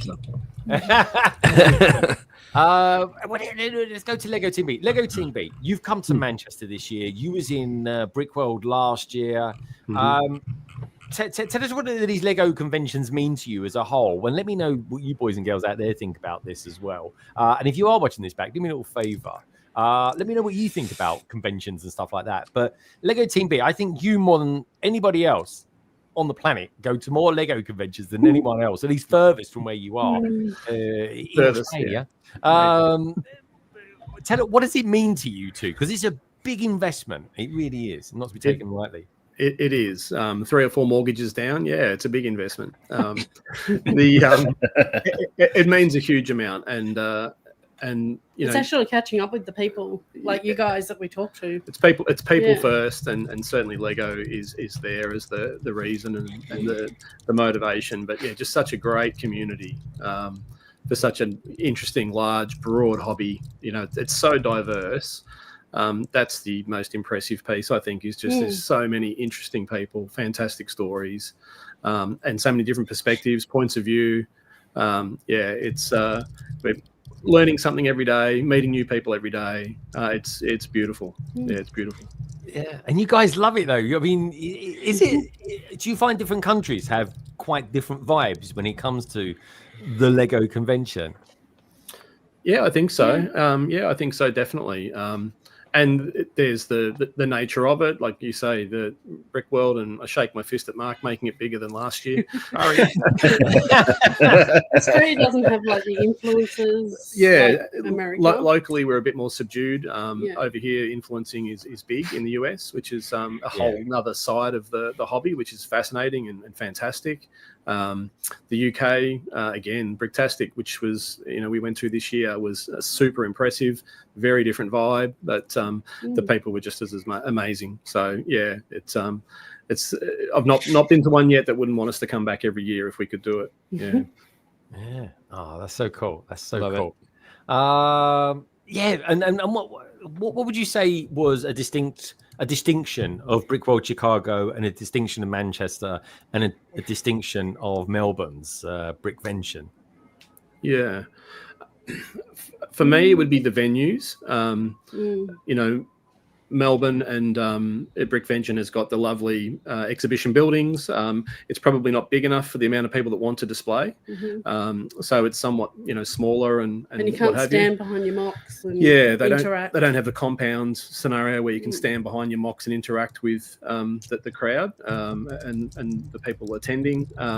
Brickworld doesn't have that problem yet, although Mark's working on, you know, running out of space clearly. And then Manchester had a lot of stuff for kids, like activities and more family orientated. I thought Bricktastic's approach with the activities for the families and kids was next level. That was super impressive. Very much got that vibe from Bricktastic. And not just because Mark's here, you know, Brickworld is just something else. It's, you know, something for everybody, and the level of interaction's great. And look, without you know, blowing smoke up anyone's skirt, if I can say that, the fact that Mark, more than anywhere else, and the way that Brickworld operates, it clearly puts the hands of the show in the AFOLs and in the hands of the fans. So much is done with the sessions, the volunteering. It feels very hands off. I know there's a lot of work that goes into it, but it feels very hands off. And what comes from that just feels so organic and so interesting that. Again, it's just impressive to another level. Yeah, I love it. Wow, well said. Well, brilliantly said. Nicole, you yourself, you travel a bit from Germany, allegedly. You've been to Manchester. You've been Brickworld Chicago. You're going back to Brickworld Chicago this year. What for you? Why do you do it? Why do you spend these thousands, in your case, euros? Doing this this kind of pilgrimage, I suppose, of the AFOL community. For the community, I mean, I like my Lego. I like seeing all the mocks and brilliant. But the community is really the reason why I travel. Why I take it on me to go on a plane for 10 hours. Not my finest hours that when I'm stuck on a plane for that long of a time, it's something that I struggle with. But the community is oh right. Okay. I take everything back. But the community is really what makes the difference. And I love Bricktastic, especially because it's closer and there are so many people that I'm in close contact with almost every day. The difference to Brickworld is that last year it totally overwhelmed me, because Brickworld, you have the convention center and you have the hotel, and I'm blessed that last year and this year I have a hotel room in the same, and that's brilliant because I think, Mark, you mentioned something like that last year. The moment I left my hotel room, I had my badge, and whether 90% of the people that I met, I never met in my whole life, and no one cared. They saw the badge. They saw me as one of them, and I was family. Everyone greeted me with the biggest smile. Everyone wanted to know where I'm from, what I like, and it was really as if I came home to a family that I didn't know I have. It's family, 24/7. I love that. Yeah, it is. It's family. Not to sound like we're crew from the Fast and Furious, but it is all about family. We are bonded. Sometimes we are. Yeah. There are moments. There are moments. There always are. But we gotta learn to live in harmony with each other. It really has. I think we would be a good example to the rest of the world, especially certain politicians globally and stuff like that. I really do think that. Maybe we should send them a Lego set of some sort. And seriously, that's why I always tell people, like, find your home show and love your home show, and don't feel bad if it's not Brickworld Chicago, because it is huge and it can be overwhelming. I know there are a lot of people who prefer a more intimate setting, but there's something that still feels intimate about Brickworld Chicago to me. even though we're over 1,800 attendees already, and I'm not counting the staff badges, the vendor badges, the sponsor badges. We're growing in the attendance. People are excited about it, and there are a lot of people in the Lego fan community that aren't necessarily extroverts, and that may seem daunting to them. So I completely understand if like a giant convention like this isn't your thing, and if it's something that like you would rather do. Something that has like under 1,000 people, feels more intimate. You can leave the property and get away, then by all means. But I did say that last year. It's like once you walk into the hotel and the doors close behind you, I compare it to the first time I went on a gay cruise. It's like once the ship set sail, I didn't have to come out to anybody. Everybody knew I was there. Yeah, exactly. There was like, but there was no pretense of it. It's just like, and the same thing with Brickworld Chicago. To me, it's like we're all in one building. Everybody's Lego fans. You don't have to explain to people that that's your hobby, that you're an adult who builds things out of a children's toy or seemingly a children's toy. Everybody already knows that about you. Everyone knows that's why you're there. And so you miss that entire level, and you get past that level and get to know people for who they really are, and knowing that they're Lego fans in the first place. And so I appreciate that feedback a lot, because it did feel that way to me the first time I went to Brickworld Chicago as an attendee back in 2007. Okay, let me ask you a question. Let me hold you on that thought. What made you one day wake up and go, do you know what? I like it so much there at Brickworld. I'm gonna buy it. I'm gonna buy it. Oh, terrible word. Yeah. What made you think to yourself? Did you think to yourself, I'd like to actually do one, and then you thought, you know what? I quite like that one. I'm going to buy this one, or something like that. But without going into the kind of legalities of it all and stuff like that. What inspired you to do it? I'll give you the longest answer I can think of. I was going to say I was going to try to give you the quick answer, but I know right now with the way my brain's working, I won't be able to do so. So I worked for Legoland for 4 years as a model designer for Legoland Studios. So I designed models for parks all over the world. And I got tired of not building my own creations and just working on creating versions of other architecture marvels and being like, I'm coming up with great techniques to do like the Taj Mahal, but I'm like, I don't want to build the Taj Mahal. Somebody already built that. So I really want to get back to like a creative desk. And so I moved back to Chicago, went and got a second degree in branding. And after that, it was kind of hard to get your foot in the door. I was in my mid 30s, and I had never really had experience with a branding firm or a marketing firm. So it took me a while to find a job, and I did a lot of work for Adam Tucker, who was an LCP at the time. And so I was just kind of piecing things together, but I can get a job from him that was like, it would be, I'd have a few months worth of income. I'd be like, all right, well, cool. I'll just wait for the next project to come in. And it was taking me a while to figure out exactly what I was going to do and how I was going to get into one of these design firms. And in that time, the previous owner asked me if I would be interested in purchasing the company. And I'd known him for years, and I know that he had thought of other people to purchase the company when he was ready to retire. So I was like, he's just putting out feelers, and I don't want to compete for this, and I don't want Lego to be my job. And so a few months went by, and he called me. He's like, hello. He's like, have you thought about what we asked? And I was just like, I'm like, you always told me you wanted this person to take over. I'm like, and then you tried to get this person to take over. He's like, yeah, that was years ago.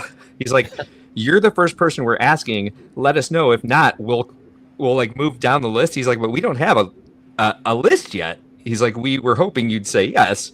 And I was like, oh, what? So this is a couple years. This is the year before I got married. And so I asked my fiance at the time, I was like, what do you think about this?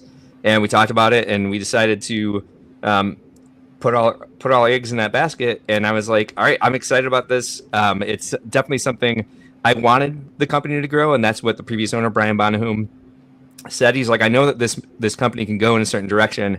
I'm too old and tired to do it. And he didn't say old. He probably just said, I'm too tired to do it. He's like, and I know you have the ability to. He's just like, and you just got a degree in branding. So, oh wow.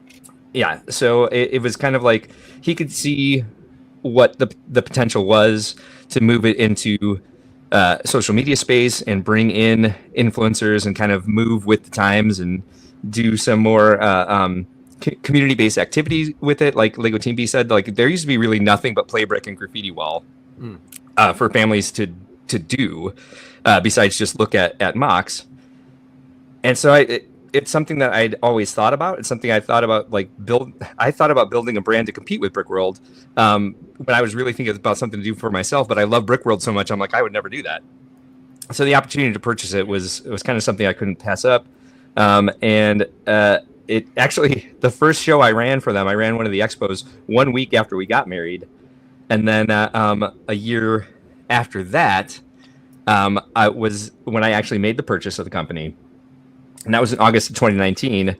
And so the first season of Brickworld under my ownership, was actually the first show of 2020 would have been Indianapolis, which was supposed to happen a week after the national lockdown. Yeah, so my first year of Brickworld was rough. So it's been quite a journey. But I mean, something happened during that pandemic where content creation around Lego exploded. Yeah. I mean, because Lego Masters had just premiered. Like a geezer. It did. Way to bring it full circle. There's the pun. So it was like we were actually rather fortunate because there was a lot for us to do during the pandemic virtually. We put on a lot of virtual shows, which by the end were just painful because we only knew how to run in-person shows. So we ran 16 different Zoom rooms for 8 hours. Oh my God. Not understanding how to really present on YouTube. We did it through Zoom, for goodness sake. Sorry. But I mean, that gave us an opportunity to create relationships with a lot more new Lego fans during that time, and it really helped the brand bounce back once we were able to do in-person shows again. I remember, I think actually, Shy, you went to the first show after the kind of all the lockdowns and everything like that. I remember, I could feel it from here. There just seemed to be this massive relief that people could congregate once again. Just remind us a little bit about what that was like then and how it made you feel. It was Virginia that was the first convention, I think, after COVID, if I remember correctly. But it was so we were paused soon. For 2 years. We skipped 2 years. It was so soon for Virginia that not a lot of people outside of that general vicinity was able to plan to go to a convention. So I remember at least a lot of the people that I spoke to were like, hey, Brickworld's coming back. Let's go. I've never been to Chicago. I've never been to Brickworld before. I'm down. And then so, I remember some of my friends like Emily, Lauren, and a bunch of us, we were already communicating with, this way, but privately.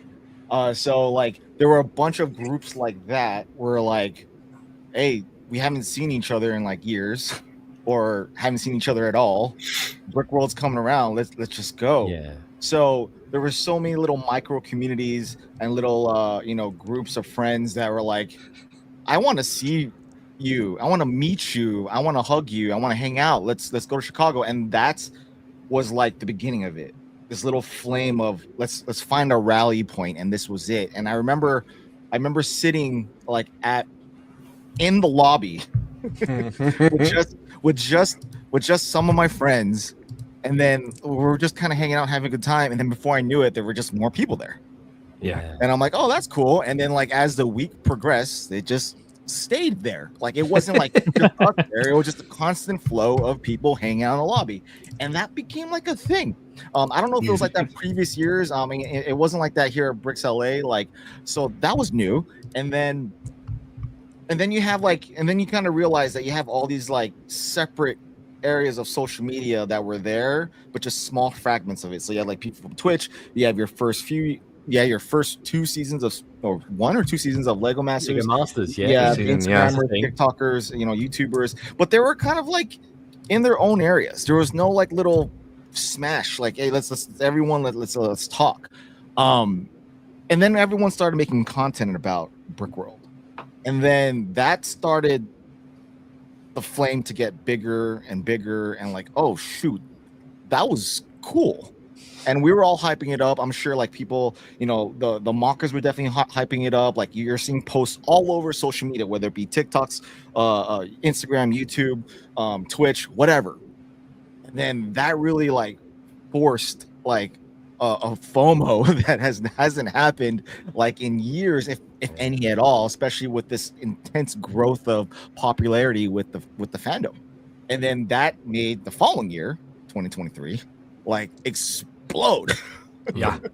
And that really gave the FOMO like, oh snaps. Yeah. I should be here. And what Brickworld, at least in my eyes today, what it is and why I push it so much is that it's the rally point of the entire Lego community. It's like in the dead center of the entire world. It's where if you want to like meet somebody that you haven't seen in a very long time or never met before, you're high probability that could be the place to go hang out. And like you won't be disappointed about what you see. I mean, the mocks are amazing, the people are amazing. Lego shows up, and like that lobby party is like nonstop at this point. It's amazing. So It really is. It's 24/7, man. I mean, you could. I don't think you see that anywhere. It is. You can go to sleep for a couple of hours. Say you go to bed at, I don't know, 11 o'clock or something like that. Not that Sleep. What's that? You go to sleep. Exactly. You wake up and you're just like, I just want to go and do some Lego stuff, and you can. Yeah. You just go down and you're there. It's not even just the lobby. Last year was the first year we now have security to watch the event hall 24/7. So we leave the hall open 24/7 for 5 days.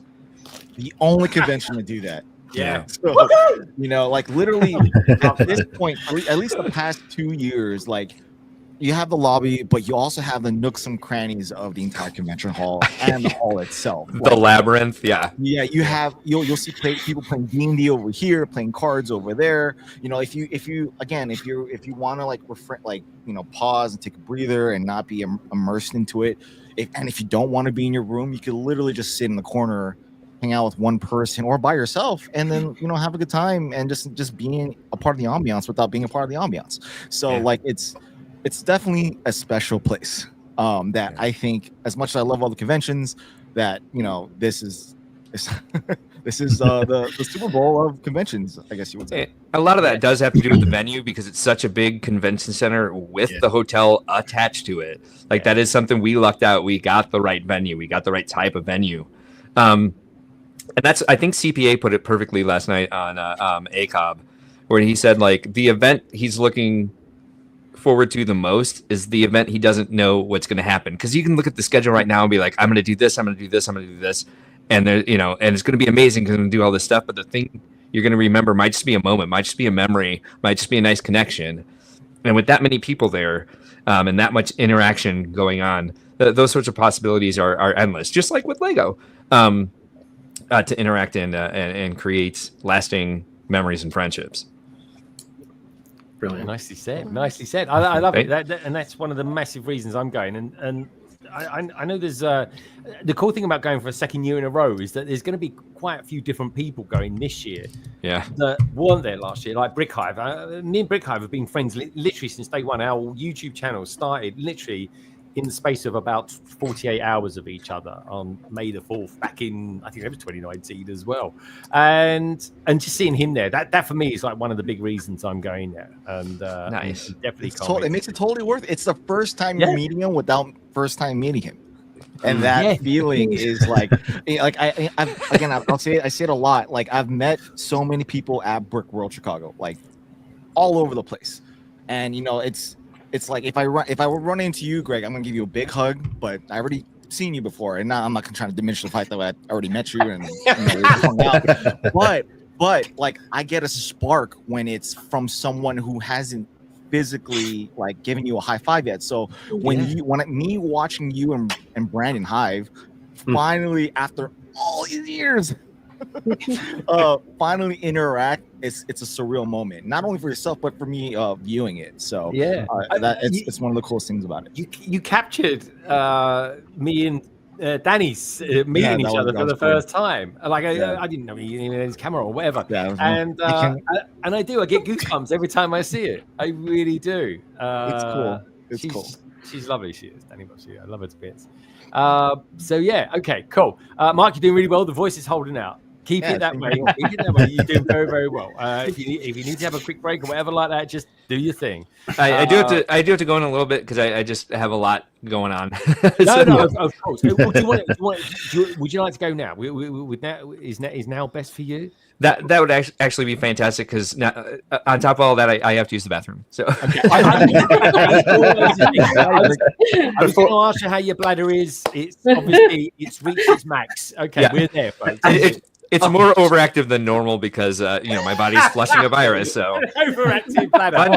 Yeah. I'm glad I'm not in the same room. That's all. We also need you to rest while you can because we don't want you passing out like somewhere in the middle of it. I need Mark to know that we rushed to the Lego store when we heard that he was going to be on the stream, and we had to build this today for the tainted that are out there. Oh God! So that's for you, Mark. That's amazing. Did you build it? He's doing it now. We're getting there. Oh, you're gonna love it. Look at that! Look at that impressive 1-to-1 scale record player. Real world objects with flowers. We threw flowers with a record player. It's one of Mark's favorites. It's Lego's favorite thing to do. Is shove flowers into old tech. I don't know why this sells. I don't know why it's in so many products, but it's something we talk about a lot on our stream. I blame you because you said earlier about building sets for adults, and this is what we get. Love it. I don't know who that's for, actually. So Mark, before you go, where we find you on Brickworld as well, but tell us a little bit about where we'll find you on your stream as well. You can find us Sunday evenings at 7 p.m. Central on our YouTube channel, which is Brickworld Events on YouTube. Are we just Brickworld on there? I don't even know you guys. Brickworld. Yeah, we're just Brickworld. Yeah, good. Okay, Brickworld. no, I think Brickworld. I think Brickworld is a masonry company on YouTube. I think we're Brickworld Events on YouTube, but it's called Think Outside the Blocks. It's every Sunday at 7 p.m. Central with my host Ben Hauger, Z Cerberus. And we basically we have a format where it's the first hour. Ben and I share the progress on our mocks with each other, and we give each other criticism and kind of encourage people to take constructive criticism, how to give constructive criticism. And then occasionally we have guests on to share their mocks. And then the second hour we talk Lego news because that's what people just expect from Lego live streams. And we have a unique perspective on Lego mocks. It's mostly we dissect the lifestyle shots. And in the third hour we engage in just general silliness. We have a tendency to Moto's lurking. We have a tendency to quiz each other with certain topics and kind of try to catch each other off. In that third hour, we call it the silliness hour, where we banter with the Tainted. That's the name of our chat, the Tainted. And it's based on what was between the legs of one of Ben's Mac mocks. So right, okay. Guys is looking it up right now. So yeah, that's in a nutshell. That's ours. We have 105 episodes under the belt, and oh, well done! Congrats. That's a good couple of years. Been going. Dude, that's really good. I genuinely, I really like it. You're on so bloody late though. By the time you guys get going, it's like 2 o'clock in the morning here, or something mental like that. But I do like catching up on it. Ben is a lovely guy as well. He's amazing. I need to get him on one day. And you know what's funny about him is we had a discussion on one of the shows. I don't remember how it came up, but on one of our streams, we talked about how he's not an extrovert and how he gets nervous around talking to people. And I asked him to do a bunch of stuff as a rep of of our show last year, and he was kind of I was trying to get myself out there, but he's just I kind of panic when I have to talk to strangers because it's just people are different in person than they are on screen, and you wouldn't guess it to watch him on the show because he's such a smart ass. He's so relaxed. It's just but he's not an extrovert by nature. No, but he's comfortable with you though. That's the thing. Oh, 100%. I really like the chemistry. He is though. He's awkwardly comfortable, and someone has to keep Mark on the straight and narrow. That's right. Yeah. Otherwise, he goes off the rails. Yeah, anyway, I sure do. They're cozy streams. They're the cozy streams. The cozy streams. Oh dear Lord.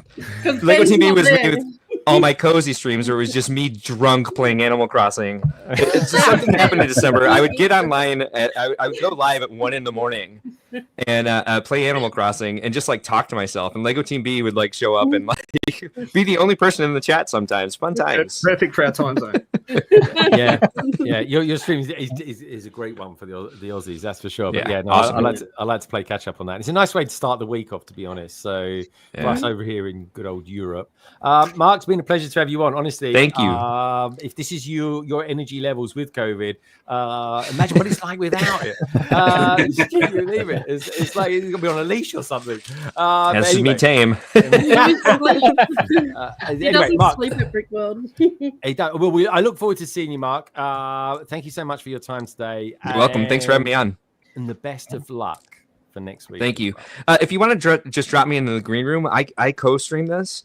So if you just want to leave me down there and get the watch hours, and I noticed a couple of our chat in here joining you, and so hopefully they'll get more exposure to. I know. I've been watching the co-hosting on Twitch. It's been. I'm like, my God, I'm actually on Twitch in a kind of roundabout way. So yeah, all right, no worries. I will remove you from the stage, and you can just sit there and chill out. And I'll just leave this running while because I have to go pick up the dog from daycare and then hit the storage unit. With a mask on, you guys. I'll wear a mask, but I'll leave the computer running, and you just keep the stream, just keep it going, and it'll just automatically kick me out when you end the stream. Okay, good stuff. All right, Mark. Well, anyway, great to see you. See you in a couple Bye, of everybody. days. All right, thanks for having me. Bye, everybody. There he goes. There we go. Yeah, I was watching myself on Twitter a minute ago. I said, "Oh, so that's what it's like to be in the purple zone, is it?" Very nice. So there we go. Anyway, you never know, folks. I might get on Twitch one day. Imagine that, doing London calling on Twitch as well. Could we make it a thing? I think we should. Anyway, I tell you what we should do. We need to keep going. We're an hour and 46 in, and we're technically still on the intros. Oh wow! I'm also trying to sneak out of here too, so I can pick up my kids from school. Dude, honestly, thank you so much for coming in today. I'm so glad that you was around when Mark mentioned what the hell was going on with the Bricklink stuff, because I would have been like, like that. I don't know. Yeah, exactly. What we talking about? I was like, don't make eye contact. Shy, good to see you. When are you arriving next week in Chicago? I arrive Wednesday morning, so you'll see me around there at that time. Running around. Stuff. All right. I will listen out for you, my friend. And yeah, okay, dude. Take care. Look after yourself.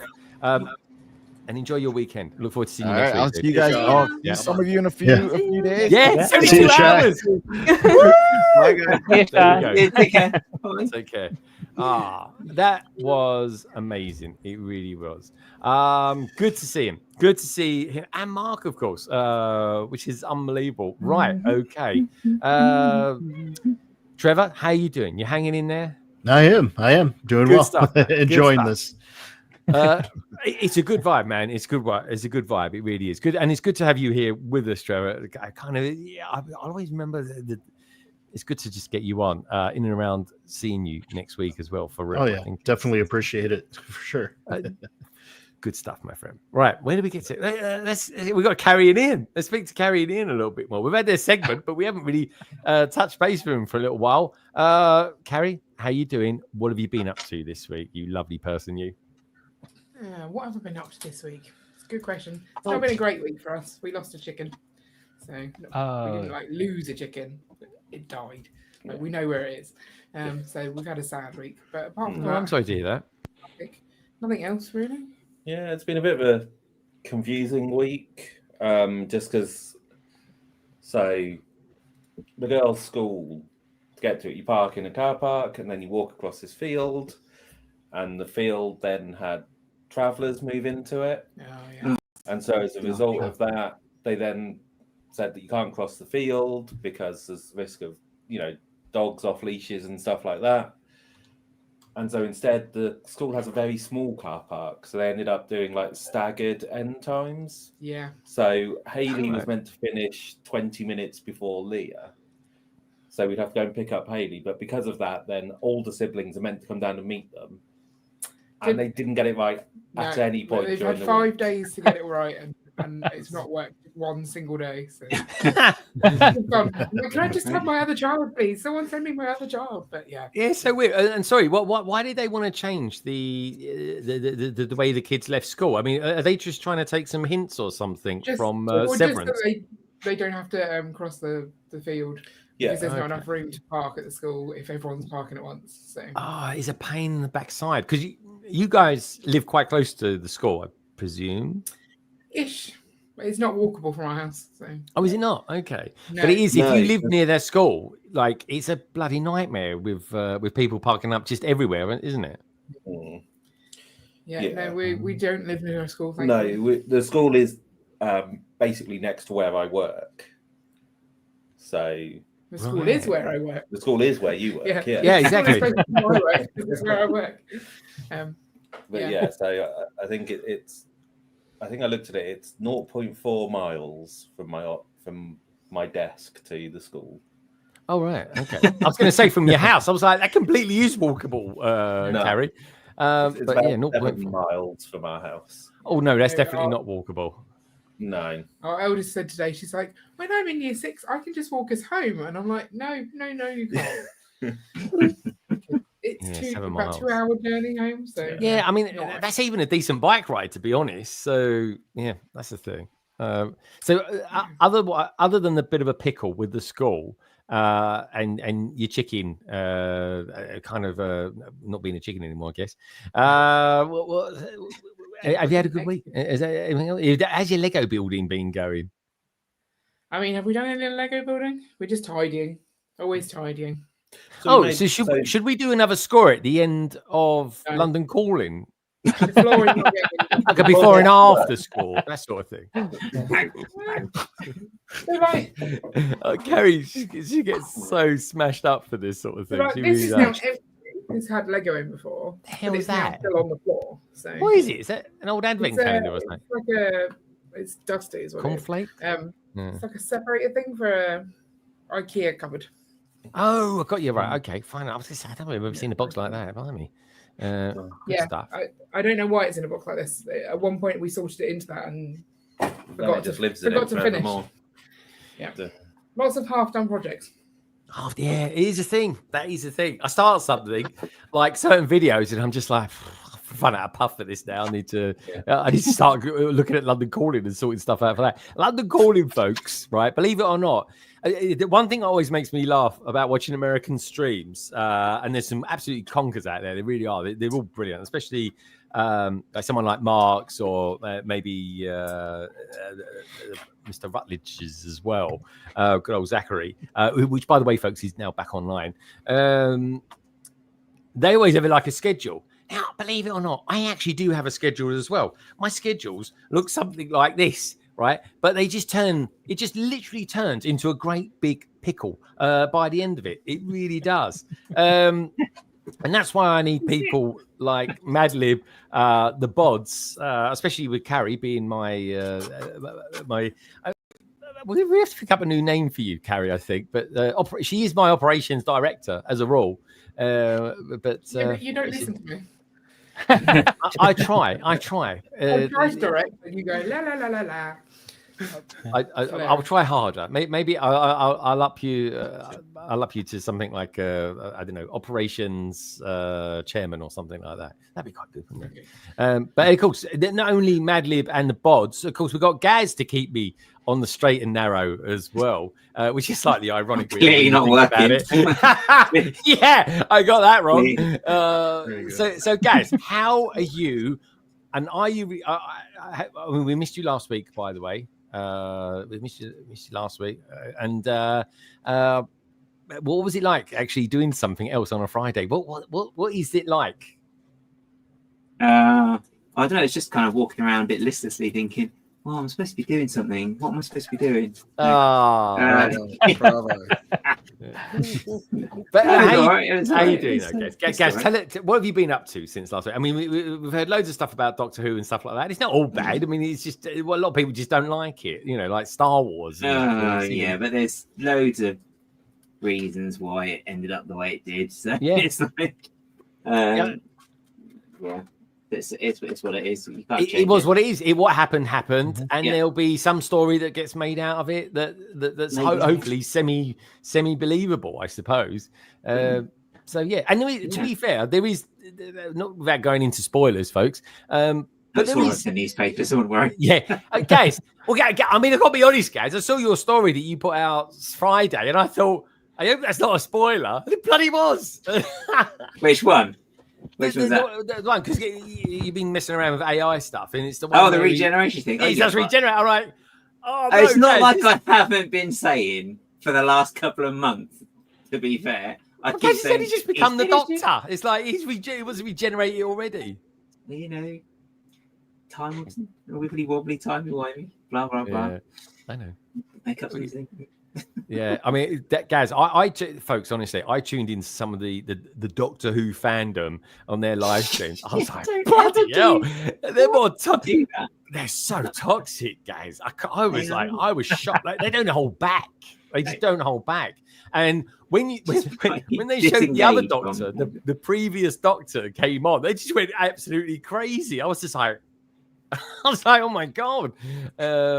I just couldn't. I mean, if anyone out there remember when that got released, if you thought it was toxic then, they got nothing on the Who fans, that's for sure.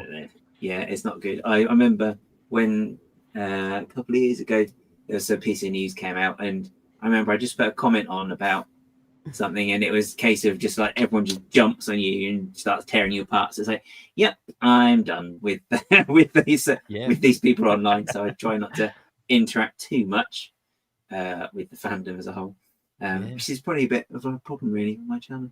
Never mind. I have to think of something. Yeah, I just avoid it because I just don't need that stress in my life. Yeah, no, it's a shame. Rubbish. But it's just rubbish. It's unneeded. It really is. But fandom, I think fandoms were better before there was this thing called the internet, to be honest, because you can enjoy it and you wouldn't have to worry about anyone's opinion because yours was the only one that mattered. I mean, it is still, mine is the only one that matters still. So they make it for me anyway. So yeah, exactly. That's the best way to think about it. So, guys, what was your are you still a Doctor Who fan at the end of it ultimately? Yeah, although it did, me and my friend have been talking about it, like, what do we do now? It's like, okay, well, we've got like all the other ones, so we'll concentrate a bit more on the other stuff until they decide if they know what they're doing. Which, yeah, it's horrible to say, really. They don't know what they're doing, because actually that's not true. Because actually they do have a plan, but their plans have had to shift because there've been several behind the scenes things. There's been factors that have got to this moment, isn't there? That's made it happen. So they've like you can. Oh gosh, I don't want to go on about it too much. But in the last episode, something happened with the Doctor and the companion, and it's quite clear that was supposed to have been the companion before, but something happened behind the scenes, so she left. Oh right, okay. That's just why this one's story kind of didn't go where everyone expected it to go. Oh, okay. And then obviously the other stuff, there's reshoots that they did in February this year, and it changed the complete direction of the story because there's been pictures leaked of scenes that were shot that just suddenly didn't appear, and obviously had the setup for characters from a few episodes before that just didn't go anywhere, and that was all dropped because of all the reshoots, blah blah blah blah. So all stuff that's out of control, so you have to pivot at the last minute, and of course it makes you look like you don't know what you're doing, but maybe it's because you haven't got much choice because something big has happened and you've got to do it at 11th hour. So let me ask you one last question on Doctor Who, then one last question on Doctor Who. I'm a fan. I'll always be a fan of it, guys. It's like everything. You like some things, you don't like some things, and it's just the way it goes. I'm curious though. Do you think they should have just left him when he, as he was regenerating and he disappeared for that second? Do you think they should have just left it there? Yeah. Or that's what I think as well. Until it's been 100% confirmed what's going on, I think they should have done, just because if like it does go on a break for a long time and Russell doesn't come back, then they've got to pick up with that sort of storyline. But do they know what his plans were? We don't know, because I mean, I'm sure he has got plans. He said he's got plans, so you have to believe that he does have plans, because he's not a bad writer. He's just quite, his attitude I think has changed in the interim between when he wrote it the first time and the second time, because I mean, you've only got to watch other things he's done. He's quite whereas before his writing was hopeful, but it's not so much hopeful now. It's quite angry, but then there is stuff that's happened to him away from the limelight. So like he's lost, like, there's a bit of mirroring going on. Okay. I think it's just because he's had some bad experiences, because he has lost I believe he has lost his life partner in the interim time, and he took this back seat from a lot of things just to care for him and stuff. So he's had that to deal with as well. So of course his attitude's going to change, because it does. A big shift like that in your personal life is always going to affect something. So yeah, as I said, he's not bad. I don't think he's a bad writer. He doesn't mean to do it badly, but I think it's just the way things have ended up. So I'll give him the benefit of the doubt because he's a big fan of the program. He always has been, probably always will be. And he thinks he's doing the best thing for it. Yeah, and that's it. So, I think his heart's in the right place. I think. Yeah, I believe so. Yeah, should be I good. just wish Davros was that episode, that funny episode he did with Davros. I just wish it never existed. I really do. I don't mind that because that was set before it all anyway. So it was actually. Yeah, it was. But the bloody actor. Yeah, the thing is, though, guys, they have some really good actors on that TV show, and they're just not always utilized as well as they could be. I think. No, it's style over substance for me. I think. Yes, I agree. Whereas story in the old story first, and the effects and stuff should be there to enhance it. Like with Lego, you can build something nice and then you just pretty it up with minifigures and all the rest of it. Yeah. I agree, dude. I agree. But anyway, all right, we got that off our chest. That's the first time I've been able to talk to you about Doctor Who since it. But I am still doing one thing Doctor Who because tomorrow I'm actually meeting someone from Doctor Who and we're going to where they filmed it in the 70s. So. Are you really? It's not Graveyard or something like that, is it? It is a church. Because it always is. It's the same one as it always is. How do I guess that? How did I do that? You must be psychic, so you know. I know. There's a funny little location that you seem to like, and it's just a good excuse to spend time with her because she's a great laugh and she gives really good hugs as well. So. Yeah. Which is what I wish. Not as good as Justine, obviously, but she's got. There you go. He was saying you're very good at. You're like a super hugger. There you go. All right. Well, anyway, Gaz, I'm glad you're all right. Gaz, well, just out of curiosity, what is going to be next for your... Let's talk about mocks for a moment, shall we? We're only 2 hours in. We will look at some new Lego soon, I promise you, folks. Gaz, exactly. Yeah, this is a Lego stream, isn't it? We got... Okay, Gaz, we've got a survey going at the moment. I'm just asking people's reactions on what seems to be a Pirates theme that's come back. Bearing in mind, I really don't know anything about it. I've got this to study in the coming weeks. Thanks to Madlib. Literally, I just messaged Madlib quite sporadically saying, "All right, what do I need to read?" And he's like, "Yeah, this or watch Netflix," which is what I love about Madlib. He's super knowledgeable on all these things. Gaz, you love Pirates more than any other theme, I would say. Does this count as a bit of a Pirates theme with a twist? Are you glad it's there, or are you like, oh no, it's not really my thing? Where would you sort of factor in on the survey that we've got running tonight? I think it's good. It's kind of like you've got like the different levels, haven't you, with anything? So this is, from my point of view, it's a bit more towards the fantasy side of things. So just looking at the minifigures, as I'm a bit like you, I don't really know much about it. But yeah, so it's a bit more on the fantastical side. So I think you've got that sort of more fantasy. Then you've got like Pirates of the Caribbean. That's kind of a cross between the two. And then you've got like the Lego Pirates theme from the original one, which was just that's what it was because they just separated. It wasn't fantastical at all. It was literally just pirates, but nice pirates because they weren't actually doing proper pirate things apart from just robbing gold, which obviously Pirates did a bit more than that. But it's not very family friendly. Oh yeah. So yeah. But yeah, so I think it's all part. It's all just get the different strings for the same instrument, isn't it? Really, but just different ones. One's like a bass note, and the other one's like a high note. I see. Okay. All right. Strange analogy. We'll just go with it, guys. We'll just go with it. Yeah. But yeah, I'm kind of glad. Okay. Do you like the ship, guys? Are you a fan of the ship? I do like the ship. Yeah. Me too. Not necessarily the price because it's like, this seems a little bit much for what it is, but 2025. Yeah, 2025, aren't we? So what do you expect? I agree. I think it is. It's Pirates meets Monkey Kid. It totally is, especially when we get to the anime art and stuff like that. It's really cool, and it's through Lego, I'm totally broadening my horizon for comics. I really am. I love comics. Like Gaz will tell you, every time I go to Bath, I go there every single day to this. There's a shop there called the Yellow Shop, which kind of houses above it and hosts a comic store. I can't even tell you what the bloody comic store is called, guys. I just go to, Do you remember what it's called? Because they've got loads of Doctor Who stuff there, but I always just called it the comic store. It is it? It's like it's the comic store above the yellow shop. That's how I call it. Yeah. It is. That's kind of annoying me now. I'll have to look it up. It's kind of like a shop in a shop. Google. Yeah, it's like one of those things you get for Christmas: a bird in a bird in a bird. If you know, you know. But yeah, it's 2K Files is saying, yeah, it's Pirates meets Monkey Kid.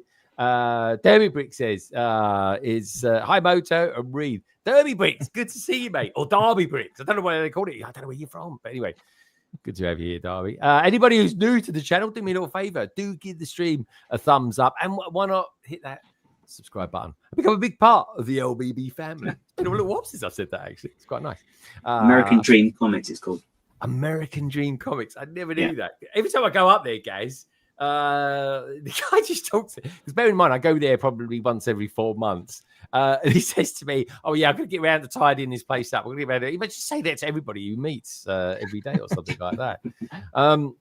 But yeah, we got we got do you mean turducking, Greg? Maybe, I don't know. There are 1,100 episodes of One Piece, the anime. So this Lego series could outlive Harry Potter or Star Wars for a number of sets. Yeah, it just goes on and on. Do you know what? I think we should have a look at some sets in a moment. But Martin, do you want to tell us a little bit about what you know about One Piece, from the Netflix point of view, which is where the kind of the series goes from? Yeah, well, the Lego series is based on the Netflix show, which is why you'll see anything you've seen in the show, and there'll only be one season of the show, which is starting from the beginning. So the sets are from there. If you watch a show, you'll see where the sets have arrived from, and you'll pick up out all the characters. They're very colorful, very over the top. It is based on an anime, which was based on a manga. I haven't actually read a lot of the manga, but it is very good. I think it's been running for about 20-25 years, if I remember correctly. So it is a long-running show. Man. Yeah. And it's as Slam said, there's 1,100 episodes, which animes do have really long runs. So, they my favorite one was always Naruto, and that had like 900 plus episodes on it, and I've watched every single one of them. These anime shows, they do run a long time. Bleach has been running as well, but they really go in and they just carry on the story, just as it says, it keeps carrying on. And it's only just recently been picked up by Netflix, and they made a live action of it, and that's what I've seen all the way through. And it's pirates with a little bit of, like, as you say, a bit of fantasy. Basically, the main character, he eats this pirates with a bit of fancy. I like that. He eats this fruit, this kind of forbidden fruit, and everyone who eats this fruit gets a different type of like power. Oh, yeah. So that's why he has these long, stretchy arms. That's kind of power. So we're essentially getting the Reed Richards. I meant to make this up this last night. It was I'm going to do one where you've got a picture of him. And you got, this is the Reed Richards we want, and then do the Reed Richards that we got with the long legs. It's like, really? Quite unexpected. So he ate this fruit, but he's got like an inspiration to why he wants to be a pirate. And the whole thing about the One Piece is there was this pirate who got captured, and he basically said, if you can find this One Piece coin, I think it is One Piece treasure piece, you'll basically inherit everything he kept locked away. So that's what they're after. All these pirates are on the treasure hunt for this One Piece. That's why the whole show is named after it. And you'll find there's all different people, and there's like half fish, half human characters in it and stuff. It's crazy but fun. It's a lot of fun. See, and that's on the back of like kind of having these brief conversations with you and stuff and like that, and just looking at the sets. And we're going to look at the sets. I just thought, this is bonkers. I really like it. It's like Pirates Answer to Dreams or something like that. So there you go, folks. That's kind of like what it looks like. And then what I love about these comics, they're black and white. There's just ink in there, so it's all down to very good style art, and it is like the Monkey Kid animation. It really is. It looks great, and I'm looking forward to reading this. And Yeah. Just remember to go right to left, Greg. Yes. Well, I think it even says at the beginning. Look, at the beginning. So you normally open it up like so, like you do, and it says, "This is the last page," on what would normally be the first page. So it's great. But honestly, folks, these volumes. I mean, there's 600 odd pages. I think it's like £13 off Amazon, and I just thought, yeah, I'm going to try it. I'm going to be reading this, and what's the other one I'm reading? Madly, it's the Royale one. The Battle Royale. Battle Royale. Yeah, I keep calling it called Casino Royale. I do. It's the Bond in me. It really is. But anyway, look. On that note, let's have a look at some of the new sets, shall we? Because it's been exciting. I mean, we've got some humdingers on this wave, and it's a strong wave. I feel. Carrie, out of all these sets, which one would you like to look at first? The middle one, please. The middle one. Oh, actually, is that this one here? Because that's a building. You like buildings, don't you? Yeah, I like buildings. It's quite a nice looking one. All right, let's have a look. So this is £75, folks. So that'll probably be about $90. 926 pieces. So good piece count. It's got long arms, as you can see. What's the videos? Oh no budget on there. We just got a 360 on this one. Here we go. Maybe we'll get some videos. Oh, it's not even playing. Here we go. That's how little the budget is. It's just pretending to be a video, but there we go. This is another one of those buildings. Buy two of them, and like what I'm doing with that Monkey Kid set, Martin. I'm still waiting for the other one to discount. I tell you what, though, I might get it in America. Oh, here's the thing. So, last week we were talking loads about dreams, and my God, last week I had so many people. I'm not joking. I had 12 people get in touch with me, say thank you so much for talking about dreams. Blah blah blah blah blah. Yeah. Even the designer. Yeah, I know, which was good. And you even got in touch with them as well, Martin, which was lovely. So spreads the love out there. But yeah, I just think these are really, really cool. I don't know. I just like and it's kind of nice not knowing anything about it, I think. But anyway, let's have a look, shall we? Because I'm just waffling otherwise. There we go. Well, long arms. What are we looking at here? What do you reckon of this one, Martin? And the reason I'm asking you is because you kind of know the lore a little bit more than anybody else. Yeah. So this is Arlong is the guy, the fish guy, who's the kind of off blue color in the middle, the grayish. Oh blue. yeah. Oh, him there with the big nose. Oh yeah, that's it. Yeah. So that's he's one of the fish people. So he has this contest at his temple, and they have this massive fight. It's a really good scene in the series. They have this huge fight between Arlong and our main character, Monkey D. Laufey, and they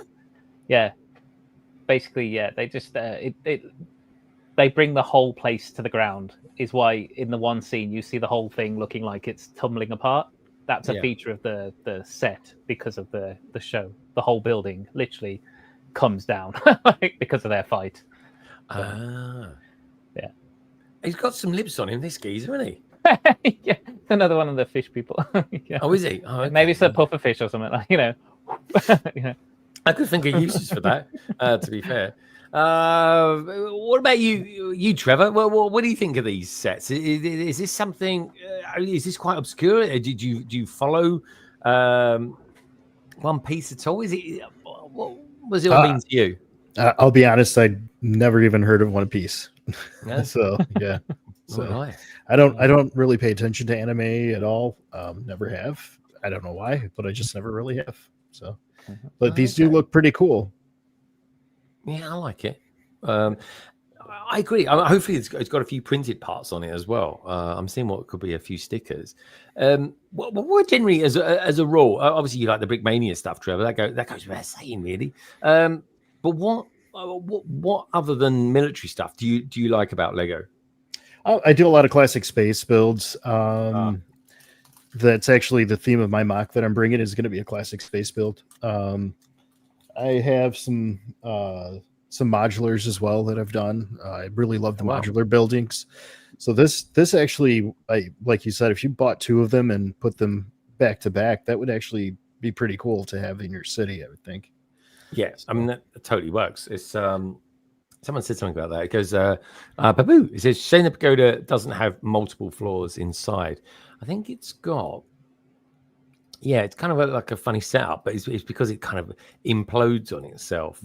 But it looks quite impressive. I think it would be quite easy to put them in, though, Babu, especially if you actually bought a couple all together, like Trevor was just saying.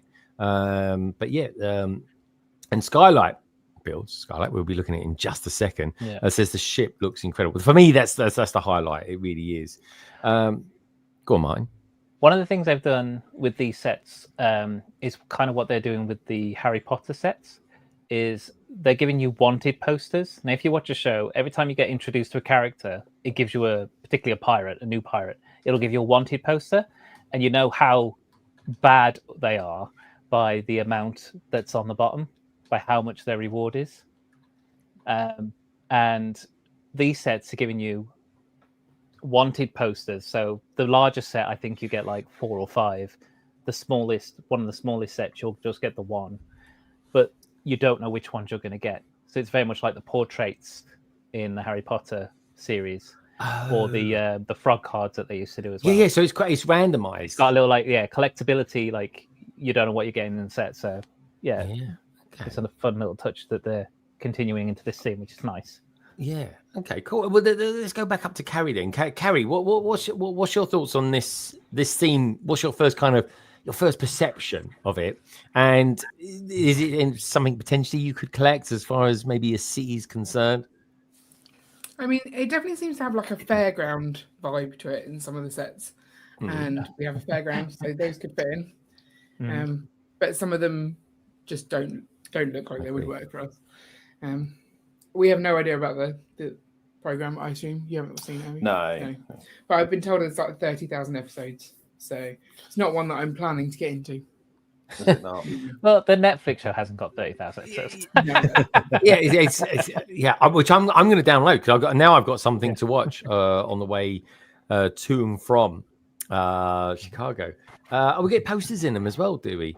Okay, well, that is cool. I hope it's better than the one we got with the Ninjago set, which I really like, by the way. I like the picture, but the paper it's like an instruction paper. It's just like it's a bit sort of like the quality isn't there. He goes, I can see the second and third wave. I can see a second and third wave. Is that an exclusive is that an exclusive? Is that spoiler? Is that a leak? Just say. But no, I think I totally agree, Dan. I can definitely see other way because this is a strong wave, and let's face it, they're always going to do a couple of waves anyway. A bit like Dreams, they're waving that goodbye at the moment. Let's face it. So anyway, let's ask Lego Team B. Lego Team B, guys.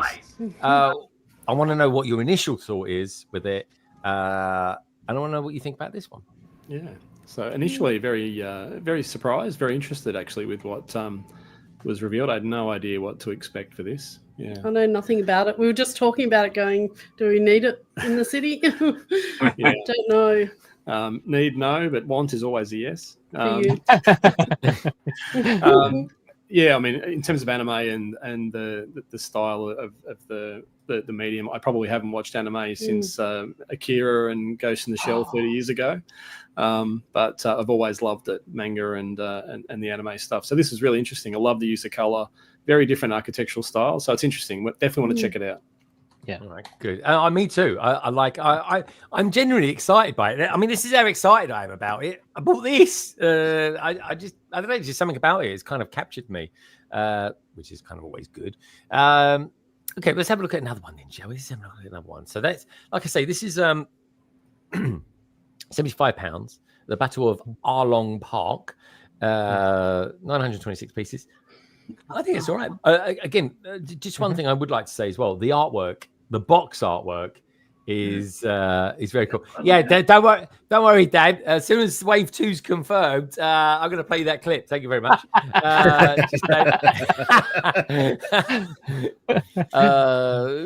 Where should we go next? Let's try and get Dan into more trouble, shall we? Let's have more than capable of doing that himself, I'm sure. Yeah, he is, especially when he's on that plane. I'm scared to fall asleep on that plane, I tell you. Anyway, we won't go too soon. Anyway, so this one's £120. It's called the Going Merry Pirate Ship. The Going Merry. Their names are weird. There's a translation thing going on here. 1,376 pieces, 120. Yeah, I think that's okay. So just about on the ballpark. Let's have a look. Are they giving it a video? We've got a video. We've got a bit of budget. Oh, still no budget on this. Here we go. So obviously they're not finished the videos for him yet. The thing I like about this set is that I genuinely think this comes with the sig fig of my wife. He does.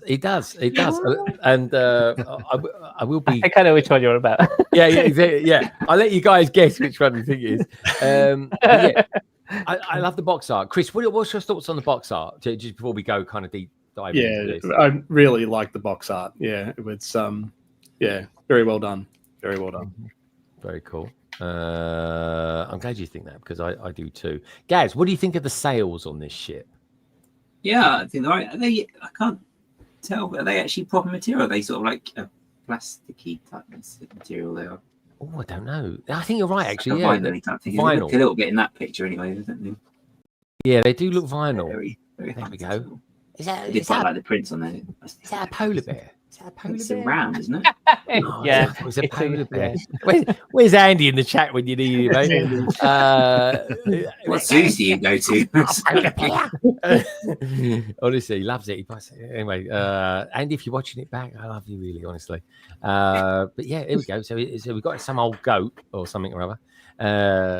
Anyway, there we go. Now, the one I think looks like my wife, okay. in case anyone wonders, the one in the middle, by the way. And that's the weird thing. So Gemma likes wearing stripy tops like that as well. And I'm like, very cool. So we've got some geezer in a straw hat. I think that seems to be a thing.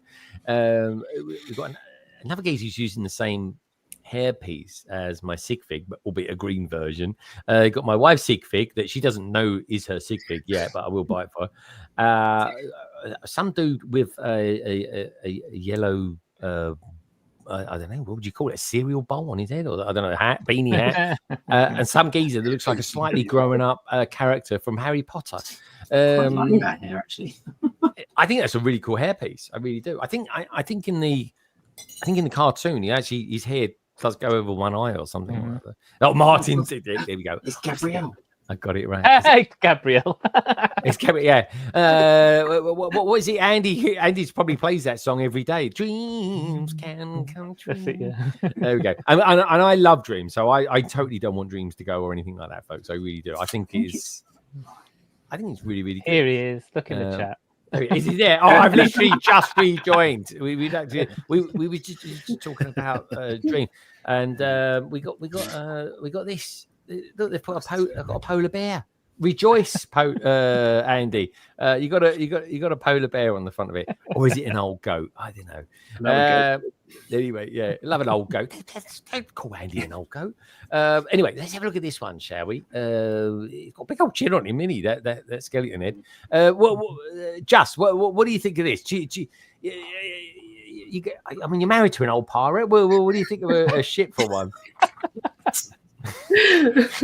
No, we don't need another pirate ship. There you go. Oh, so that was that then, didn't it? All right. Back to you, Greg. I'm waiting for there's one that I do like when you show it. Oh, this one. Okay, all right. We'll get to that. What about you, Nicole? What do you think of this ship, this boat? I quite like it. It looks amazing. I fear I don't have the space for it because I have Barracuda Bay, so I better shouldn't, but it looks amazing. Oh, is it space? I keep hearing this. All the people that I've been streaming with for years and years now, they all say the same thing. Oh, my that space. Yeah, they refuse to just take it all apart like me and Madlib do and just zip bag it all away. Honestly, it's like putting all your worries, all your stresses into an old bag. It really is. But anyway, talking of old bags, guys, what do you think of this? What do you think of this? Yeah. What do you think of this old goat and guys? I could have gone down that line. Yeah, I think you're fine. There's nothing wrong. No, it's good. It's a nice ship, but there are some nice details. I think our final sales. I think I just had a quick Yeah, look. They I look had a look online. Yeah, I think they look vinyl. Yeah, which is fine. It's probably a little bit more hard wearing because I know some of the older ones used to get a bit frayed. It's nice. Some nice pieces with the minifigures as well, actually. So like this guy, he's got the hat with the hair as well, which is quite nice to see. It's quite nice. It's also a little bit cheaper than the Harry Potter Durmstrang ship, by about £5 in the UK, and it has got more pieces. So not one piece more, but a few pieces more. So, but this is all boat though, isn't it? Whereas that one's got like if I remember right, it's got a carriage on it as well. It's about carriage. Yeah. Beautiful. So there's a lot, but I think this one's probably got more. I don't know if Chris is in chat because he's probably the best person, or Lawrence did actually. But I think this one's got a lot of interior, whereas I don't think the Durmstrang one has a lot. So I think you probably are getting a bit more bang for your buck with this one. Yeah. I do want to get that Harry Potter one though. I genuinely think it's a lovely design of a boat. I really do. The Polar Bear on Nos. So Connor, that is one of the most bizarre programs I've ever watched in my life. But I loved it. You're gonna die, Charlie. And Hurley. How did Hurley not lose weight? He was unreal. It didn't make sense. It's called. I don't know why. I was going to say that it's called George Michael for some reason there, Steph. But apparently, Going Merry, which of course George Michael did quite often in the original Japanese as an English name, so it doesn't really make it any more sense. Laugh out loud. I'm liking it. We've got Sher Brixler. He's saying, the ship is one that I will definitely get. I do, dude. I totally agree. I mean, you don't even have to like anime. You don't even have to like One Piece. But if you appreciate ships and boats and stuff like that, you'll buy it because it's that good. Skylight says the minifigures look great in this set too. I totally agree. And like I said, my wife's sig fig's absolutely sorted 100%. It really is. That's her. I just might need to sort out the legs or something like that.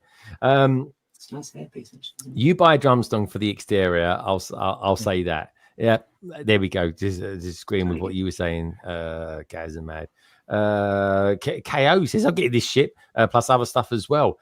There is always other stuff, KO. There is always other stuff. It is inevitable. Carrie, have you got a dockyard or anything like that in your city that could accommodate a little Catisark of sorts?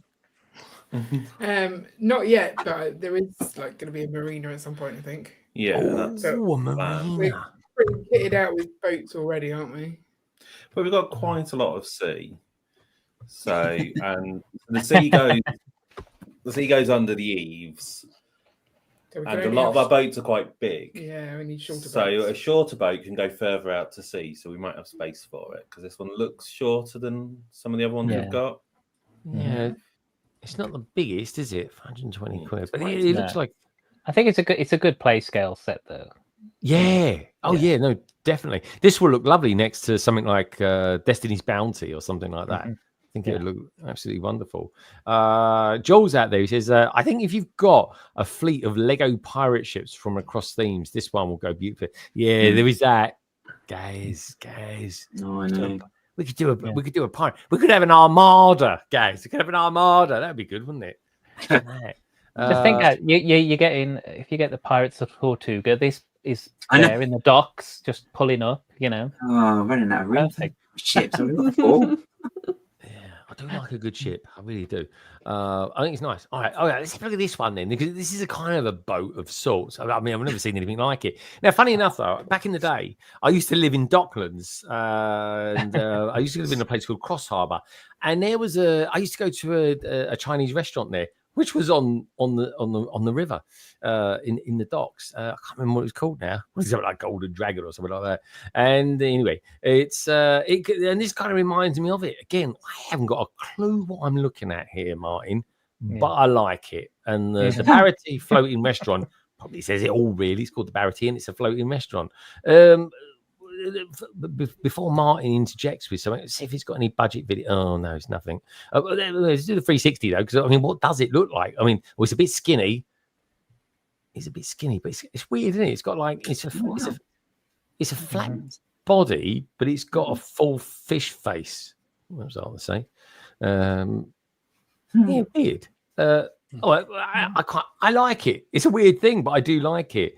That is exactly it. Do you want to give us a little what it is, and give us a thumbs up as well, Carrie, and do that face. The term full fish face is hilarious. The full fish face. Oh, can you do them? Can you do them together? Can you give us a thumbs up and a full fish face? Yeah, it's like gills. Those thumbs were. There we go. I like it. I love it. I love it. She's honestly, she should be an actress. I think she should be the next Doctor. Personally, sure. There we go. All right. Anyway, let's come away from that. It's all good. Let's have a look at the price first of all. Piece count. So bloody hell, 270 quid. Three. Look at in the black box. 3,400 pieces. Yeah. This is the for adult set that they've done. Oh, right. Okay. Blimey. What are we going to get for 206? This is obscene amount of money. This thing must be massive.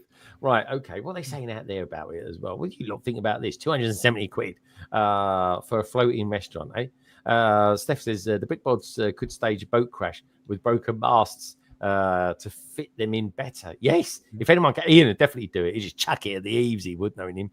It goes, this would go well in a dreams display. I agree. They've done a good job of capturing the cartoonish chunkiness of the ship. Oh, I like that cartoonish chunkiness of a full fish face. There we go. That's why I should have called this stream the capturing of the cartoonish chunkiness of a full fat fish face. There we go. Should just called it that. There we go. So much alliteration. Lots of C's and F's in there, guys. That's a very cool looking weird load of nonsense. I could call it that as well. We've got Liam bricked the bread.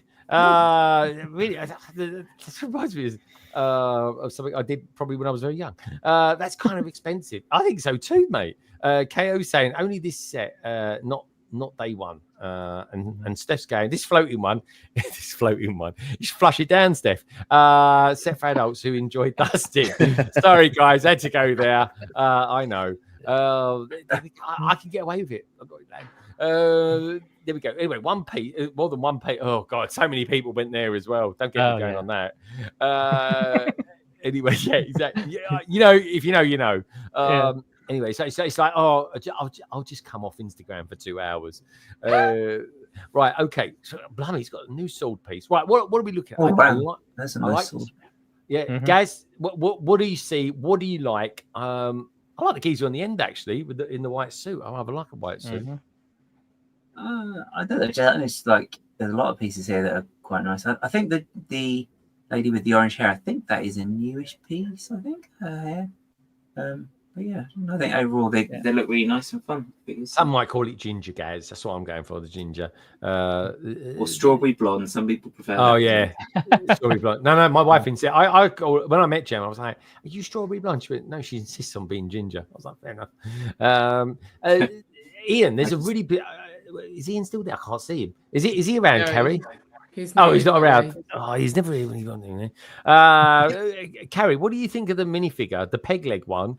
I think he's a pirate. I'm assuming he's like a Viking meets a pirate. Oh, look at the moustache going on there. Or the beard.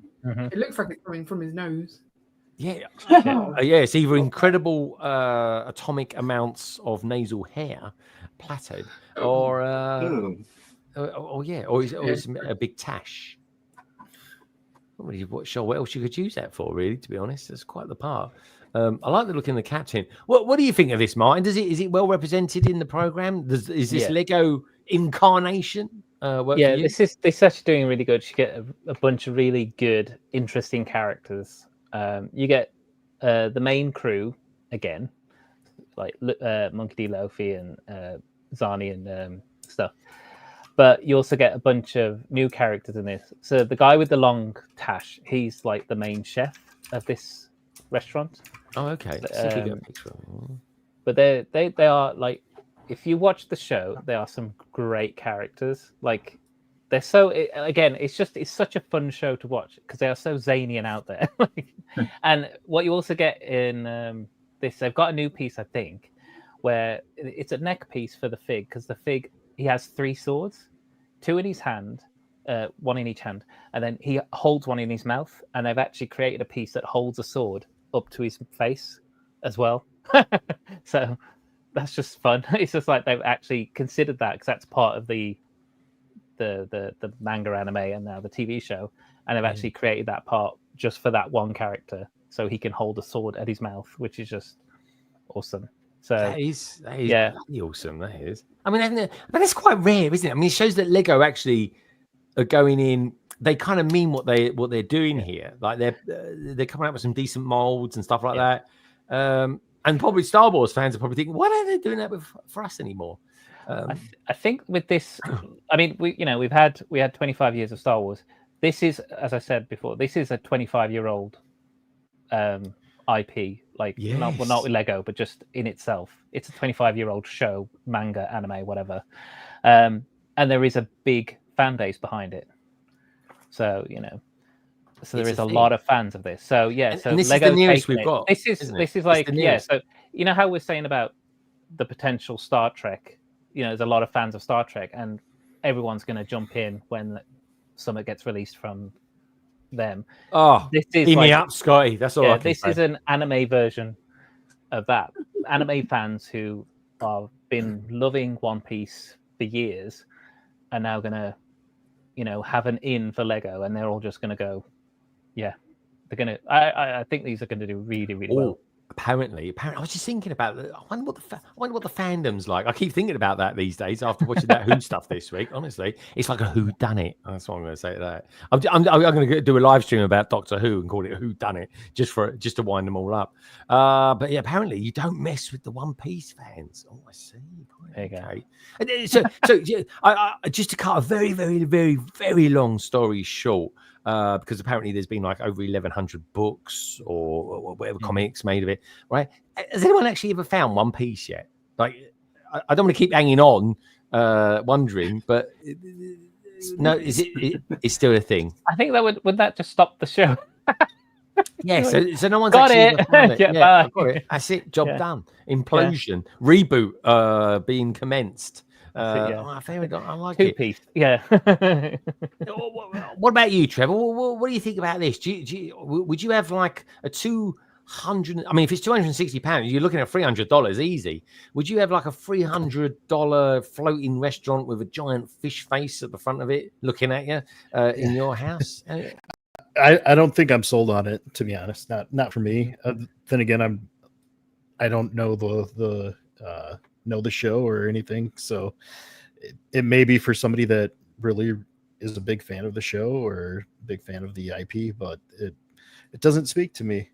No, I like the figures, but that's probably where I'll draw the line on that. But I'm liking the pieces. Like I got to be honest, I'm getting sort of like a cross between Pirates and Harry Potter vibes. I really am. I'm probably looking at the one there with the pink hair. I don't know. I kind of like it.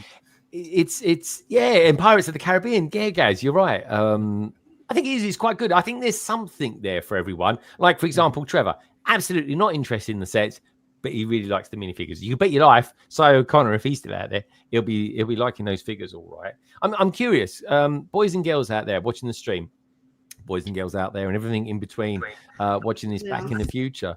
Let me know what you like mostly about these sets. Do you like the builds? Do you like the minifigures, or do you like both? What about you, Lego Team B? What's your thoughts? I like this one. Oh, she likes this one. Right, okay. We'll spend a bit more time. I will get this one, but not day one. Yeah. It's not day one. How much is it in Australia? I mean, it's probably like 450 Australian dollars, isn't it? $4,000. It is. They've tucked this one under the radar. You thought the Death Star was going to be the most expensive thing in the world.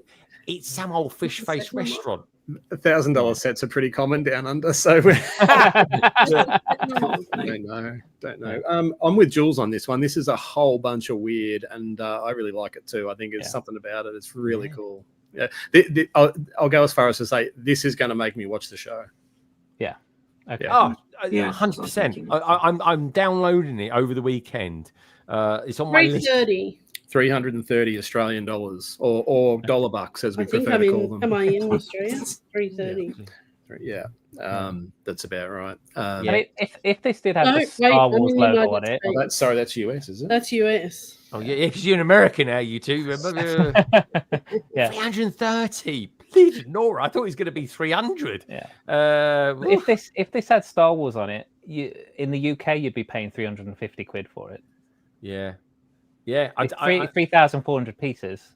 You'd be paying £350 for it. Oh, do you know what this is? I'm just throwing this one out there. There's a It's pirate. $500. $500. 500. $499.99. There you go. Oh, that's nice. Yeah. Yeah. You don't quite get the gift we purchased because of that. The gift is the price, Greg. Yeah. Not day one. No, definitely not day one. It's mad.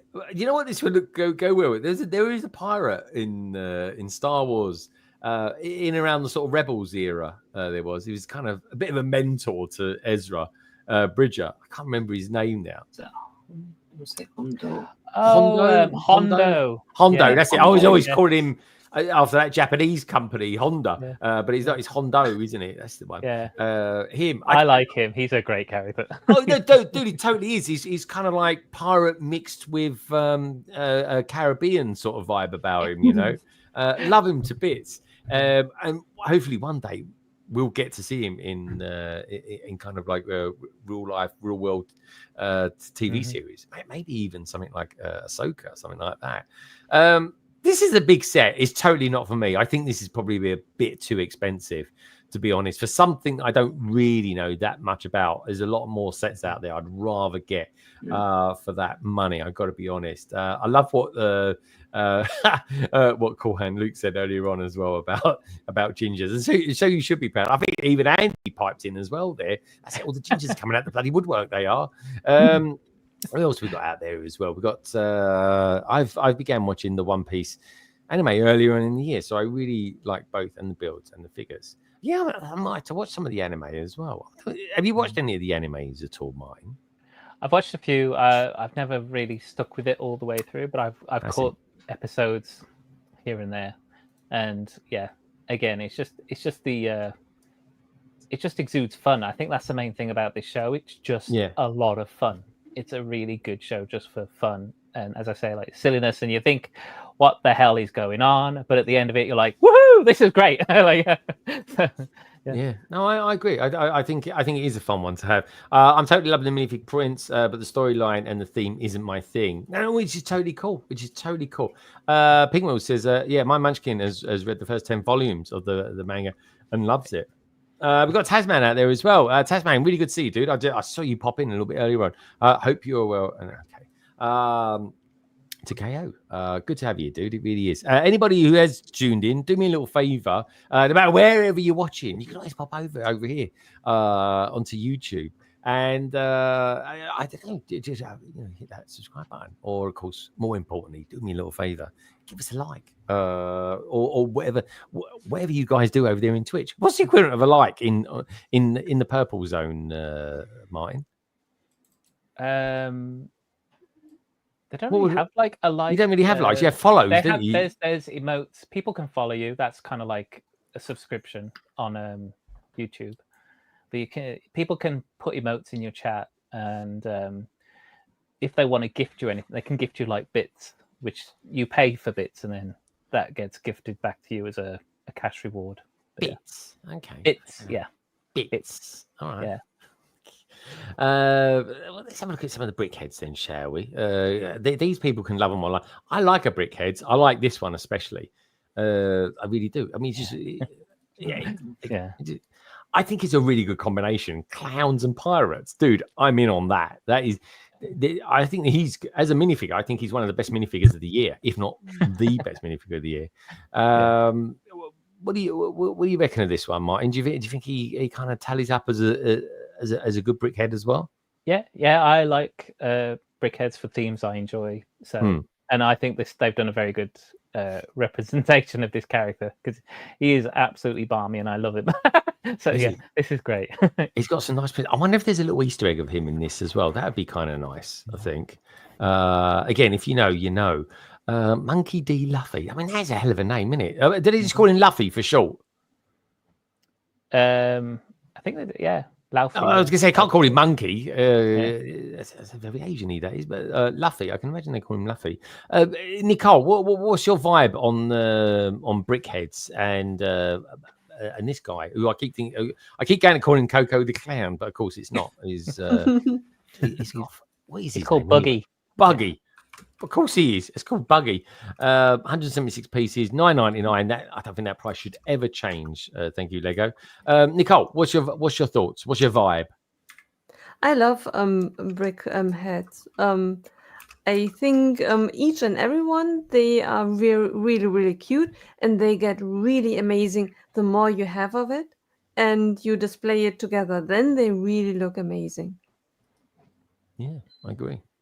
I think they're nice. But what's your general vibe though, Nicole, for this theme? Yeah. Your first impressions. What was it? Because you honestly, you've got hideous taste, if you don't mind me saying,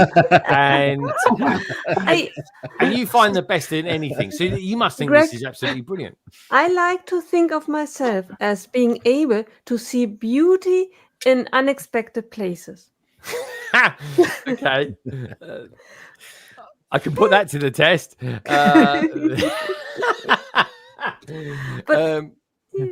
But I see keeping your mind on track. From. What's your thoughts on that? When I look at these sets, I really, really like them, but I am afraid for them a wee bit, because I really hope that they have the fellowship that Martin mentioned, because I could imagine that what I didn't know about all the stuff that is out there and that it's based on, I could imagine that the majority of Lego people look at it and cannot place it. And either you are a child and you love it because it's out there, and as an adult, you look at it and cannot really place it. It's too silly to fit into your city or onto your shelf. And you do not know about what it's based, the source material, and that it then suffers from the same thing as a video did or Hidden Side, that people cannot really make sense out of it. Yeah. I know. I get that. Do you think Lego is potentially suffering with too many IPs at the moment? Because I think I don't know what it is. I see these really good sets coming online to buy, and I'm like, I can see sets just getting further and further in my list of purchases, which was never been really a thing until this year, I found. I hope that Lego knows what they put out there, that they know that these is unless they really have the following that Martin mentioned. If that weren't the case in the Lego community and the people who potentially buy it, I would hope that Lego knows that they put out there a niche product and just put it out there as a luxury, like even if just a small percentage of our customers buy it, it's fun and it's something that we treat it ourselves. We do not expect that millions are sold like Star Wars products, and that they are fine with it, that they are not expecting that they have the next big hit. If that turns out, even better, but they are fine with the expectation it could potentially be a niche product. Yeah. I think this has more potential to be more than a niche. It's just another IP to collect. I mean, if we're going to get another IP later on this year, potentially Star Trek, I mean, that is some hell of a catalog that they've got there. It really is. Do know people that this is a license, and do people, the normal person on the street, care enough to do the research and not just look at the box and think either it's appealing because it's weird, or do people really go out of their way? Because I didn't know about it, and I'm the same. I had no knowledge of this, and I don't really float around in the anime world, but I feel like I know comics pretty damn well, and it's never crossed my radar before, to be honest. But isn't that the point, though, that these releases and these IPs are to bring those people to Lego, not for the Lego people Is that not really the ultimate? I agree. Yeah. I'm the opposite So- of probably what it's designed Yeah, yeah. for in the sense that I it's just bringing in- hope that there are enough people. I don't know how big the community is. Oh, it's Yeah. big. I It's think big, massive. The- I the also next, think, like, if this was brought out in '99, as KO said, as I say, it was like 25 years old, 26 this year. So we're probably the generation after, or the generation, before that this was really aimed at. Mm. I mean, looking at the kind of general age across the board of the panel, but yeah, Martin. You say, Martin. Average age of 24, isn't it, on this panel? 21 actually. If you do a we quick- might act like it. I'm not saying we are it.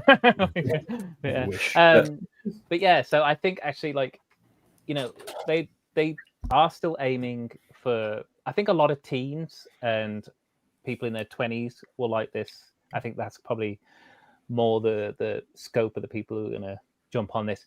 Like Pokemon was very much our anime, if you will. Yeah. That came out in the earlier 90s. So that was probably more aimed at us. And you'll get a lot of people our age still into Pokemon. This anime came out a lot later, as I say, like in the 2000s, where a lot of us wouldn't have been watching, apart from myself, I wouldn't have been watching cartoons so much. But yeah, so I just think we have to remember maybe it's not for the demographic it's aimed at isn't necessarily always the adult Lego people. Yeah. There'll be a lot of T-foals into this, I think. I have one question. Can you answer me? If you are into it, but not into Lego, how do you know that there's a Lego set based on it? Is there a communication?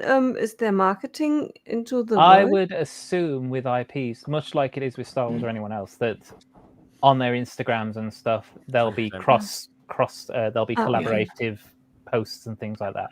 I think the word you're looking for is flood of marketing. Yes, self-publishing, So, I know they do that with the Harry Potter stuff. You get when there's like new Lego releases, when there's actually a Harry Potter newsletter from one of the sites you can sign up on, and they send it out, say, "Oh, new Lego sets out for Harry Potter." Yeah. Disney do it as well. They do it, and they do some. I mean, I would definitely advise everybody to sign up to Disney's letters, and because when they're discounting Lego, especially around Christmas time, my God, they do some deep cut discounts. They really do. So, but yeah, it's a very cool one to do. Talking of Brickheads, this one's a bit of a bland one, really, but it kind of is what it is, isn't it, Martin? That's what the source material is. That's what the character looks like. That's what he looks like. I mean, they've cheaped out a little bit because they could have given us some like longer bricks for his arms and stuff. What else? You can swap out a 2x4 for his arm if you wanted to. Yeah, exactly. Or is it just his arms that stretch? Is there anything else? No, I think it's general limbs. General stretch limbs. Around. Yeah, okay. So he can. He does these kicks. He puts his leg and it stretches right up in the air, and he brings it down like a drop kick. And does he? As I say, watch the show, and also we got to remember as well. As much as I'm saying about people might not know about this. This is off the back of the Netflix show that came out last year and was really successful. So, Yeah, sure. Bricksport says that One Piece was one of the most watched shows on Netflix during the second half of 2023. Manga was viewed by 71.6 million. Manga is massive, folks. I love the artwork. I really do. I used to watch manga. I didn't realize it was manga. I watched it because I like the animation. One thing about this particular picture which strikes me is I'd like to see someone use that paint with that brush. It's just going to be a big, great mess, isn't it? Let's face it. I mean, who thought that was a good idea? I don't know. Probably the same person that painted those pieces of wood. But anyway, there we go. Just what do you think of Brickheads? I know you do love a building. Brickheads, they do it for you? No, we don't collect them. No Brickheads in our collection. No. Oh, really? Okay. No. The clown one before I find clowns disturbing, so best we move on from that one. I do, but pirate ones, I mean, God, you don't know where you stand with them, do you? Really? Let's face it. They're very cool. They're cool, but no. Not for you. Anyway, there's a name in it. Monkey D. Oh, Martin, do you know any idea? Can anyone in the chat maybe tell me what does the D in between Monkey D Luffy stand for? That's what I want to know. Anyway, let's go down to the next one. We've got. Oh, let's have a look at this one. That then just. Yeah. You know when she doesn't like something, don't you? That's for sure. Right, it was the cheeky giggle, is what it was. It was like, it's cheeky, all right? Don't worry about that. 573 pieces, £45. I like this one. It comes with. Creepy. I know it is. It's bizarre. This was the fairground vibes that Gary mentioned. It reminds me a lot of the Hidden Side sets that were like that. Yeah, but you get Buggy in this one. You get the clown fig. It's so good. What's that funny little hobgoblin thing as well, though? It's just. Well, I don't want to spoil anything, but watch the show. Yeah, exactly. But I think, honestly, this is one of the best minifigures of the year. I'm just going to say it. I think it's one of the best minifigs of the year. This one, Buggy one. Everywhere you turn is Gemma. I know. I know. I can't answer that, I'm afraid, Chris. I've got no comeback on it. Whatever I say, it will be wrong, and I will regret it. And she won't come to Manchester, so be careful. Don't ruin it. Yes, I know. I've got to be exceptionally careful. Moto says, he goes, I'm almost ready for Brickworld. Got to make the boxes for my stuff. Excited to see it. Got a very cool picture that Moto sent me a few minutes ago, actually, which is jolly exciting. Let's have a quick look through the pictures. There we go. Here's a bit. I can see that whatever he's building on his iPad there has got nothing to do with what he's doing in his hand. That's bizarre, isn't it? Yeah, very bizarre. It's almost put me off. I like the little treasure chest on the left-hand side there. Gaz, do you do that when you're building like something Doctor Who-ish or maybe something like that? Do you put like a little TARDIS or a Dalek next to you? I mean, not intentionally. It's just usually there anyway. Oh, that's a good point, actually. Yeah. But yeah, rounded. It is. Gaz, I'm looking forward to seeing any updates to your mock as well. Are you Gaz? Are you gonna stream next week? I'm like, I don't mean to be sounding. How can I put it? Kind of forceful, but I do get the when you don't stream on a Wednesday. I'm like, well, but you're gonna miss it anyway because it's like the middle of the day now. That's true. Yeah. But it's I like it. Gaz. You're good at it. I always watch it on replay if I have to. Oh look, we've got stickers on that as well. Look at that. There's a little challenge there. Getting that one on there. There we go. Hashtag my technique. Hashtag finger thing.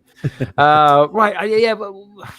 But I don't know. Carrie, is this the one that you're going to potentially get one day when it's maybe a little bit discounted? I don't know. This one I can't really work out where I would place. Like some of the smaller builds would be quite cool, like the target bit.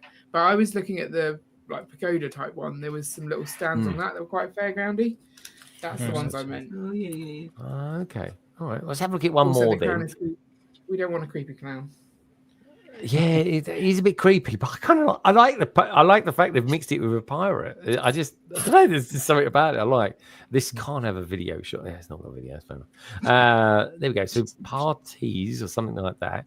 Interesting. We've got a sticker there on the surfboard, and it's just like something out of the Caribbean.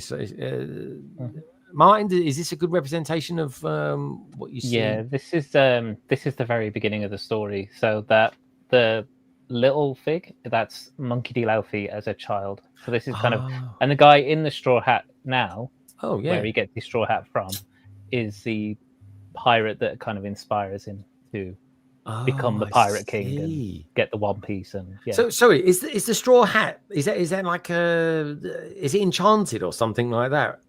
No, it's just his thing. He always needs to have that hat. I think, like I say, he was the one who had it first, and he was the inspiration for Monkey to go on and do what he. Oh, look, he's giving it to him. There you go. So yeah, so he always has it with him. So I like his torso. Yeah. It's like a fan, Greg. It's like a fan. That's it, yeah. It's his thing, It's just got it all the time. Like, yeah. Really? Okay, so it's just a fan. Yeah, it's a man. He's a fanny man. Just like I like the anger thing is quite funny. It kind of reminds me of anchor butter or something. I don't know. But yeah, and the character in the middle there, it looks quite dapper, really. It's a shame they didn't put. I mean, if there's ever a figure that needed some printing on a skirt, that's the one on the right, isn't it? It's like it looks good, and then it's like, oh, it goes to the most mundane, horrible grey you could possibly imagine that you wouldn't even put with that particular outfit either. It does look good though. It looks like a bit of an adventurer. This one in the middle. I like it, mine. Yeah, he's a fun character. You don't get to see a great deal of him in the first series, but that means he dies early on. You like what you see. Well, if he's hello, I'm not quite sure what level he's talking about there, but anyway, we'll say acting ability, shall we? There we go. Yeah. Love it. Oh, there we go. One random wanted poster included as well. Yes. Goes. It's another thing to collect. There we go. Tasman says, looking forward to getting some of these one-piece sets. Me too, dude. Me too. Taz, what one in particular are you looking forward to getting? I think that's it. I think we've actually looked at the entire one-piece wave. Yeah, we have. We've done it. Oh my God, that was good going. All right, I think we need to look at one more set. It's a Disney set in here. Let's do it by theme, shall we? It's easier, I think. Of course, if it's in some sort of alphabetical order thingy. There we go. Oh, can I just say as well? I saw this particular one. I was in the Lego store. This is a big set, and can I just say as well, it's quite heavy at the same time. There's a lot of Lego in this set. It's 1,722 pieces. Do you know what? It actually felt more. In all honesty, it really did. Anyway, let's have a look, see what's coming up soon. Got availability there. Pre-order coming soon. It's going to be one of these. Is it this one? Oh, there we go. Straight in there. Come on. I think this is bloody lovely, this set. This could potentially be a day one. Comes out 1st September. I always say that. 1st September. I would probably have forgotten about it by that point. 378 pieces. It's about 20 studs wide by 48 studs deep. And it comes with a single damage. We've got a video. Oh, there's not even any budget on this. Anyway, let's have a look at this. Let's go out. Now, Carrie, I don't know if you love Disney films, but you're kind of forced to watch them because you're kids. What's your thoughts on this one for a Disney villain? I'm not overly bothered about Cruella. I don't think it's one of my favourite films. The car's quite cool, but isn't the minifig just the same as the CMF one? I need someone on the panel to confirm that. Oh no, Madeline's going, no. Look at the body language. I mean, I'm a geezer. I'm not particularly good at reading body language, but I can read that body language. It's very clear. What's your thoughts on it, Madeline? What is it? Different earrings or something like that? The CMF comes with like a collar piece as well, and there's different. The print's different, so the print's completely different on the torso and the legs. Yeah. Okay. So I don't feel like she's a playable enough character in our household. Like the kids wouldn't need this one when we've already got like one version. They wouldn't go, oh, let's have an extra Cruella. So I'm not overly bothered. And then I think the car's a bit big for our city as well. It is, yeah. Well, Jumper says the same thing, or Jules, Jumper Plate Jules. Jules jumper plates, Jules plates jumpers. That didn't sound weird. He says, this vehicle is gorgeous. He says, gorgeous. This is exactly how he talks, actually. I've met him. It goes, it reminds me of the Penguins' Arctic roller. Yeah. Also, villains, they look better as well. They go well together. I need to, do me a favour, Jules. Can you send me a link to that? That could be the set that I look out for when I'm out in Chicago next week. Albeit there is a creative set I'm looking out for as well. Big house thing. I've got to just remind myself what the set number is. It's funny you say about the size actually. Go for it, guys. There's somebody I follow, and they've actually done a version of this a couple of years ago, and it is a lot more minifig scale. No, and it does look a bit more cartoony than this one, bizarrely. Does it? Yeah, that's interesting. Just comparing the two whilst they're on the screen. Okay, could that be potential for Mock the Week this week then? It's very old. It's like 2023. It's like, but it is worth it. It is really good. But it's just quite interesting that they have gone quite as big as they have with this. Yeah, this picture, there's parts of this picture to me, this doesn't feel right. The way the lights reflect off the we call them wheel arches over here. I think Americans call it something different. What are those things go round boats that stop boats kind of smacking into each other? The fenders, I think they call them fenders. Yes, fender. That's it, fender. Yep. The fenders don't look realistic on this to me. I don't know what they are, but the part is. Is that a plant piece? Oh, it's the balloon piece. Balloon, that's it, yeah. They did that for the one that Jules was on about, the Penguins Arctic roller. They had those for the. Thank you, Jules. Well. I will look out for that. Oh, here's the thing. Here's the thing, right? I mean, could BA have done it to anyone worse? They contacted me today. They said for a little bit extra, I can upgrade my flight out of Chicago back to London to premium economy for like just over £150 it was. And I looked into what I would get for it. One of them being I get to bring another suitcase back for free. So I jumped at the chance. So who knows what I'm going to be bringing back from there now? I can literally go hell for leather. But anyway, I did do it because it also you get extra leg space. It means I might be able to get a sleep on the way over because it's a red eye one, folks. I land at 6 a.m. On Monday morning, which is a hell of a thing to do, I tell you. I really like it. I like the design of it. I think the windscreen looks different. I can't place where the windscreen comes from. Looks like they recoloured it, haven't they, recently for something? I'm sure. It was like I think it's a train windscreen originally. Is it? Yeah, I can't place where it's like a diesel. I can imagine it on a diesel train. Or something like that.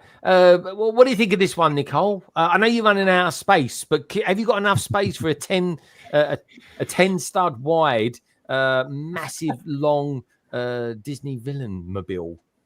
Unfortunately not. If it were minifig scale, I would try to integrate it into the city, but I'm not really into Disney. It would be cool if it could run the city, but just to put it on the shelf, I don't know.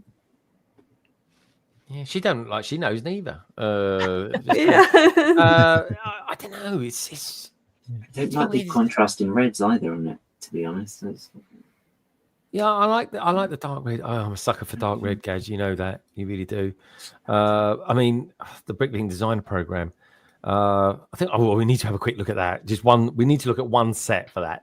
Whet the old appetite for that. But before we do, I've got to find it. So anyway, I need to pick on Carrie. Let's pick on Carrie because she's easy.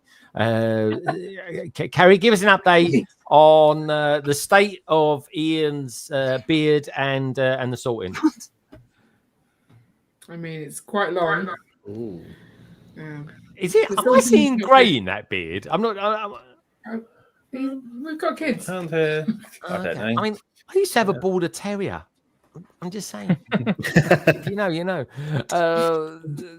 But yeah, it's. We need to pick up some boxes for me to continue. He's not helping, are you? Am I not helping? No, I've got a handful of stuff, and I'm like, "Can you get me that drawer?" And he's ignoring me. So. I am. Oh, okay. All right.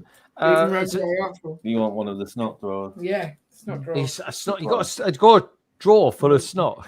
Couldn't quite get that out there. Drawers full of snot. Really? Okay. Ian, look at the speed of it. It's like speed of the puma. Ian is. He's literally trying to get around without moving his little. Is that what do you two do like competition between each other? Who can move the least amount in one day? I win. All right, very okay. Honestly, if anyone has ever met Carrie, they will know that she is super competitive. So what are you going to sort out now in that drawer? I'm sorting out my stock pieces. Oh, okay. And there's lots of them, and I've got brackets in here as well, so lots of sorting. Busy. All right, fair enough. All right, I'm doing a terrible job of trying to find what I'm looking for, but I keep talking to you two at the same time. Trevor, you said last night you were thinking of building something during this stream. Have you built anything? Is it Is it Brickmania? Oh, there we go. Yeah, this definitely don't look like a Lego City set, if you ask me. Yeah. Show us, Yeah, show so us this is the Brickmania quarter ton World War II medic truck. It's a Jeep that was used for medical transport during World War II. Yeah, this is one that we've had for a little while on the shelf there, but I've been meaning to pick it up because my grandfather was a World War II medic. So, yeah. Is that, Trevor, is that a rebuild of a real vehicle? Yes. Yeah, so this is made by Brickmania. This is a real, this was really the ambulance that was one of the ambulances, many ambulances used during World War II.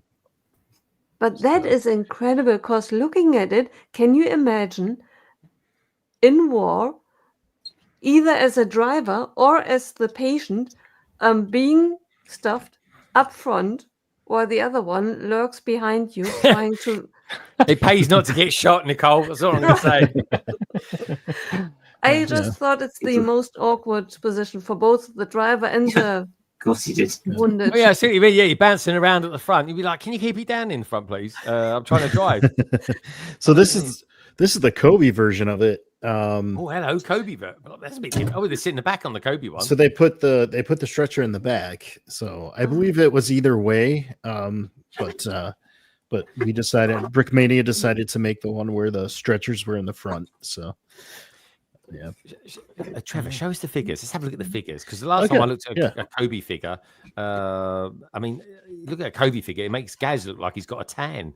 So this is the this is the Brickmania one. If you let's see if it'll focus. Come on. Focus. Oh, it's a nice print. Mm-hmm.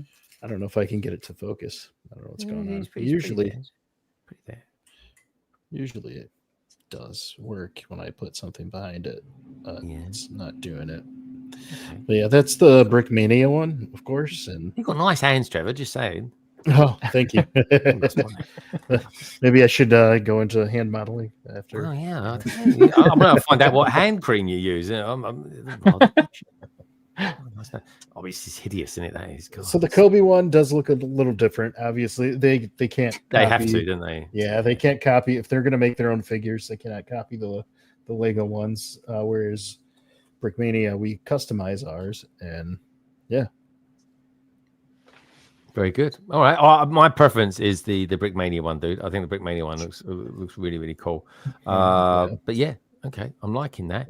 Yeah. Should we have? Let's have a look at some Brickling Designer Program ones, eh? Because let's face it, next Tuesday, I'm all going to be excited about jumping on the plane, and then I'm missing out on actually purchasing any of these lovely things. I think universally, most people are going to probably buy this one on the panel. Let's ask the panel. Gaz, is this a potential one that you're going to buy? No. Oh, he's not going to buy it. Gaz, why aren't you going to buy it?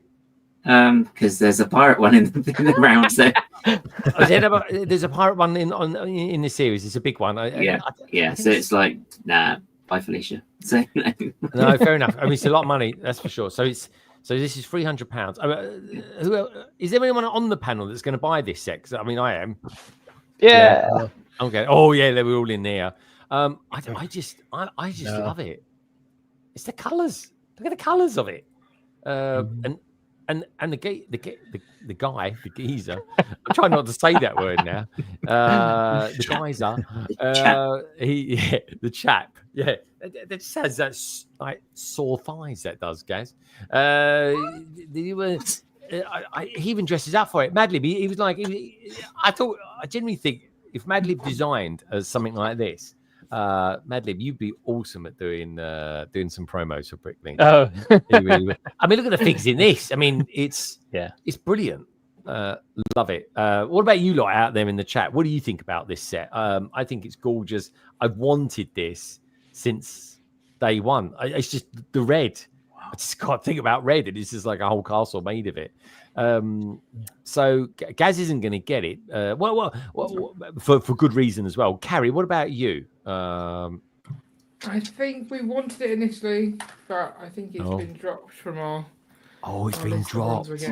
Oh, it's been substituted, is it? I think it needs to be darker. The red is too vibrant. It doesn't give it quite the creepy vibes that the initial render showed. Okay. I get that. I mean, Carrie's going to be getting this one, folks. I mean, you can. It's a fact of life. It's a fact of life. It is cute. I mean, I can't help but look at that stuff without thinking Carrie. All right, so this must be some pirate thingy that Gaz likes, which is fair game. Gaz, what do you think about it? Yeah, I really like it. It's just like little details in it. It's like so much storytelling in all the pictures. You've got like a guy chucking water over from a bucket in one of the pictures and one of the bits and all sorts. It's great. Just love it. It's good fun. Oh, it's a bloody big set, Gaz, isn't it? Yep.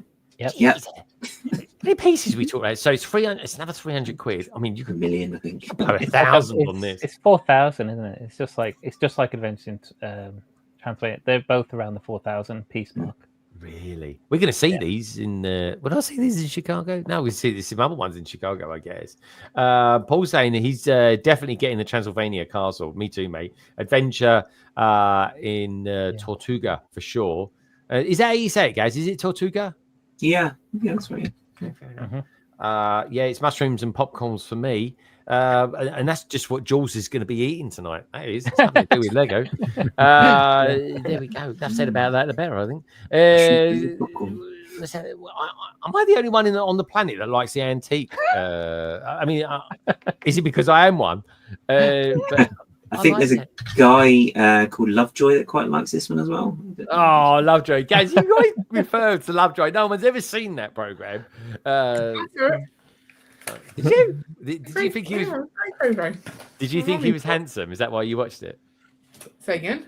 Did you think he was handsome? Is that why you watched it? No. Oh. Ian McShane. Ian something. I think I watched it once, but I thought it was called The Joy of Love. But anyway, that's something quite different. Let's get Crypto says, I'm getting the antique one. I love Lego houses. Me too. Me too. Let's have a look at the popcorn one where we can appease Jules, who's out there as well. It's a popcorn. That is cool. Is it me? COVID. Am I missing? Where's the horse for this joke? But it is nice though, isn't it? It's kind of it's quite neat and tidy. Anyone out there other than Jules getting the popcorn? Anyone on the panel? I think I might try and get it. Oh, there we are. Yeah. There we go. They're up. Okay. Well, we've had a quick look at that then. So, just out of curiosity, Carrie, which ones out of these set of 5 wonderful sets? They're all good. They are. This is a strong round. Which ones are you going to get, Carrie? We're getting definitely the Mushroom Village. I think we're still discussing the Thieves of Tortuga, but I want it. I just don't know where it's going to then go. Yeah. And we're skipping the rest. Okay, all right. Let's go through the panel. Gaz, what's it going to be for you then? Are you just going to get the Thieves of Tortuga? Yeah, I think so. Maybe. I don't know. That's on the list, but I don't know if I'm. Oh, he's going to try and sneak in a popcorn wagon. That's what I think. No, I don't know. I'll see. We'll see what happens. It'll collapse at the last minute, folks. You watch. Loosey Goosey. We'll play it Loosey Goosey. Yeah. Goosey. What's Goosey? I've heard of the chicken one, but what's the goosey one? Loosey Goosey. Oh, Loosey Goosey. Yes. Never met her personally. All right. What about the Lego Team B? Lego Team B. What ones are you I mean, I know you two probably fancy all 5 of these. What ones are you going to go for? Oh no, body language. I'm reading body language from Just there. We're negotiating in real time here at the moment. Excellent. They are all great. I think Transylvania is a yes. Popcorn was a yes. Tortuga probably. Mushroom, not sure, but like it. Yeah. The only hard no for us would be the antique house. Oh, it's a hard no. There we go. See, but maybe now we could put Greg's minifig in it. Now that we know it's an antique, yeah. Nice. A priceless one at that. Priceless. There we go. Nicole, you're running out of space. So, are you even going to bother buying anything from the Brickling Designer program? If I can have access via my mobile phone, then I'm going to buy the castle. Okay. Well, you get there a day. You're there a day early. So you'll be Right. fine. Yeah, I arrive Monday. It's just I only bought once from the Bricklink designer program, and then I bought it via my computer. I have Yeah. weird memories of going to Bricklink, and then all of a sudden I was at the Lego page, and I don't know. We've got your back, Nicole. Oh, Yeah. there, Nicole. Oh, Yeah. that would be amazing. Take your account details with you, Nicole. Could you imagine it? It'd be a nightmare. Next thing you know, you've accidentally hacked someone's account. Those German hackers. Yeah. What about you, Trevor? Trevor, are you into the Bricklink Designer program at all? Yeah. Well, I have the camper that went along with the goes great with the A-frame. Cabin. So I do like the popcorn wagon. I've been thinking about building an amusement park mock, and that actually might fit in perfectly for that. And then the antique shop just reminds me of all the countryside antique shops. If you drive further out around here, that's kind of what it reminds me of. So I might look into getting that one, but I'm not sure. So there we go. Yeah. All right, good stuff. All right, Trevor's very positive on this. What about you, Martin? What's your views and feelings on this? Transylvania, I'm be picking up, and the Mushroom Village, I'll be picking up. I was thinking about Thieves of Tortuga, but I don't. Oh my God! I just don't.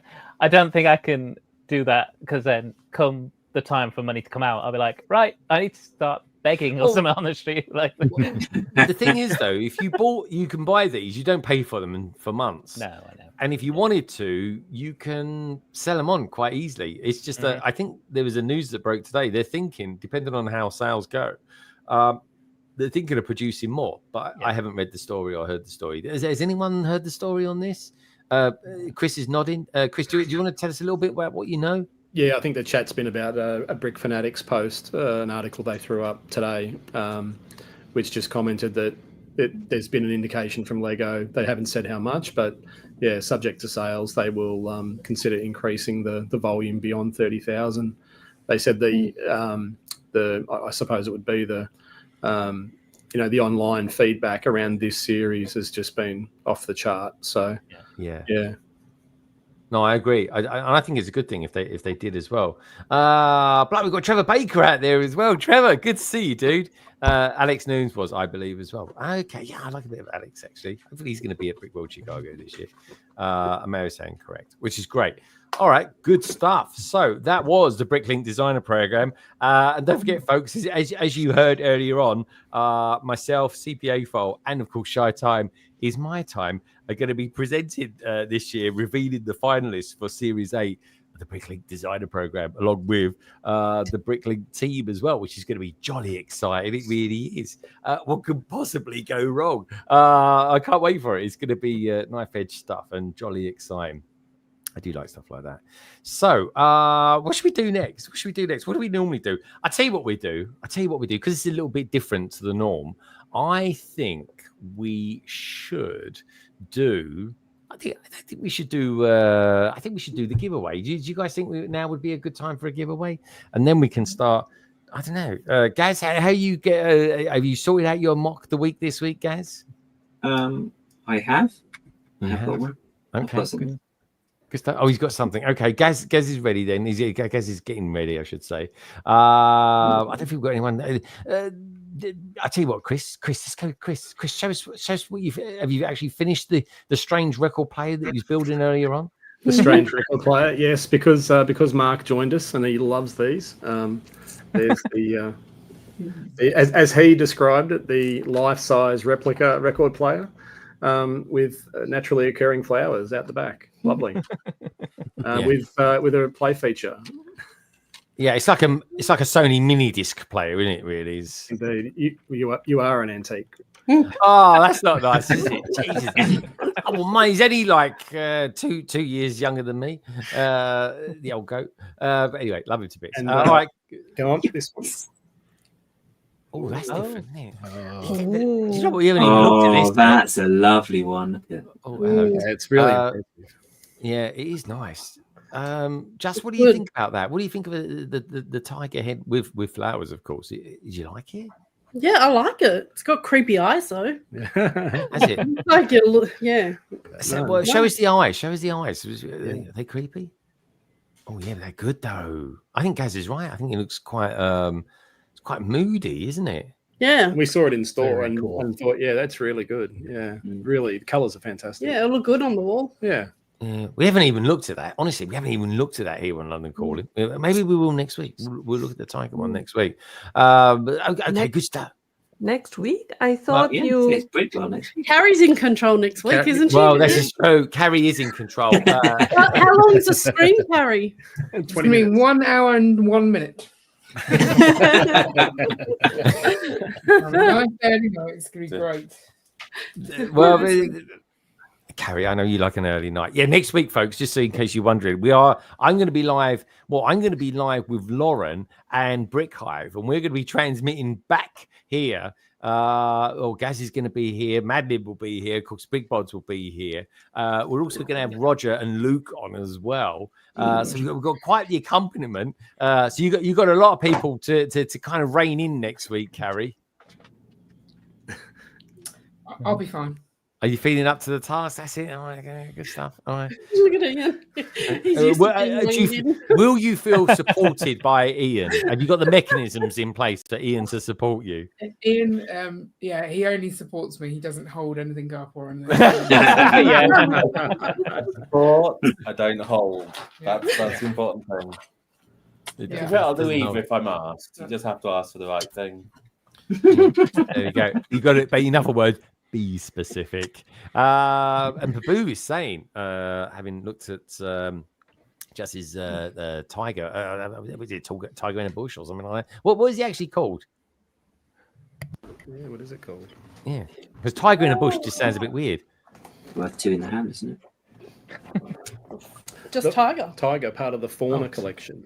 Tiger. Oh, okay. Yeah, I like it. I think it's really nice. I tell you, like that as well, Yeah, Cody. really nice. But yeah, no, I agree. Right, okay, let's do this, shall we? So my first ever bit of merch giveaway, anyway, is going to be this. It's London Bridge Bricks baseball cap, premium product. I have as well, folks. And there we go. This is basically the negative version of this one, really, which is kind of like the kind of normal logo, but. Yeah, I put it out there. Thank you, everybody who did vote over on Instagram. So without further ado, I think it's time to press the button and get it going. Guys, I picked an interesting track of music, so feel free to boogie along if you want to. Carrie, you never let me down. Gaz always does, because at this point, he always turns off his camera. And here we go. And the winner is, do you remember when the first time I did this? I think Cabbage was on, actually, and we basically played until there was no one left. Don't worry, folks, those days are gone. It's the first person to get pulled, or rather get picked, is the winner of the LBB baseball cap. Good luck to you all, and here we go.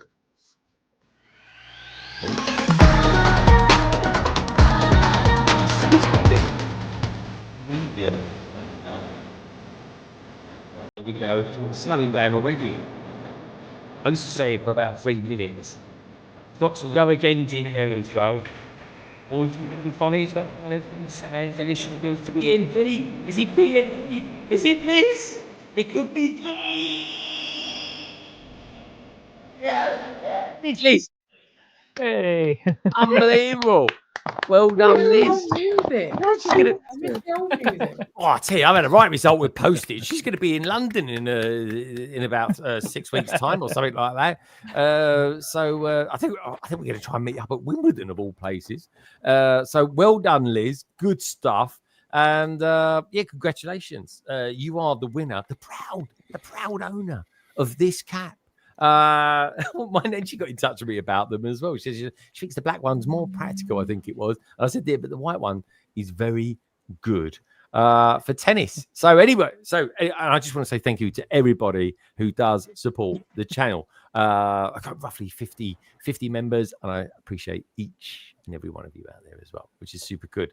Right, okay, what are we going to do next? Well, what I'm going to do next is get rid of that. No PMQ this week, folks, because otherwise this really would turn into a 6-hour stream, and Carrie would be sending me expletives messages. She really would be. Too late. Oh, is it? Oh, no, I've fouled already. So we could probably dive into this week's mock the week, I think, and then we'll have a little bit of Mad Lib time with some mad deals, and then we'll look at your Lego pictures. Don't forget to check out the survey, folks. Please do that. And like I say, while you're down there and around there, do me a little favor and give the stream a thumbs up. Gaz, are you oh yeah, got to press the buttons. Yeah, you got to share something for me to bring it on. Well, I was just testing you awake. That's what it was. Oh no, I'm not the one yawning over there. Thank you very much. Anyway, good stuff, guys. Keep it up, guys. Keep it up. Keep taking your B12. There we go. So anyway, folks, as we always like to put it, it is now time for Gaz, and more importantly, mock the week.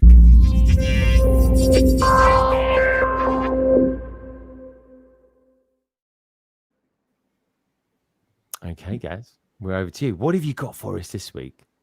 So this week it's just to look at. So it's an ongoing mock on this chap's channel. So it's Page of Leeds on Instagram, and I mean you can pretty much see straight away what it's going to be. So he's got the X Mansion, and he has been spending some time expanding it quite a lot.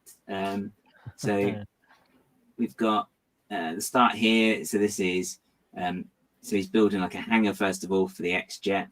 As you can see, he's got that fitting in there. And you've just got various different pieces here, and you've got like a new profile of the whole. This is the X Mansion with a hangar underneath here. I mean, there's absolutely loads here on his progress and all the work he's done. So you can see this is like a more bigger update to what was seen previously. You've got as a crane, and also at the top here, there's actually Cerebro, where you can see Professor X just in there as well. I just like the fact that someone's just the set, like an official set, just inspired someone just to sort of take the idea and think, okay, well, how can we plus it? You know, so he's just got all these little details.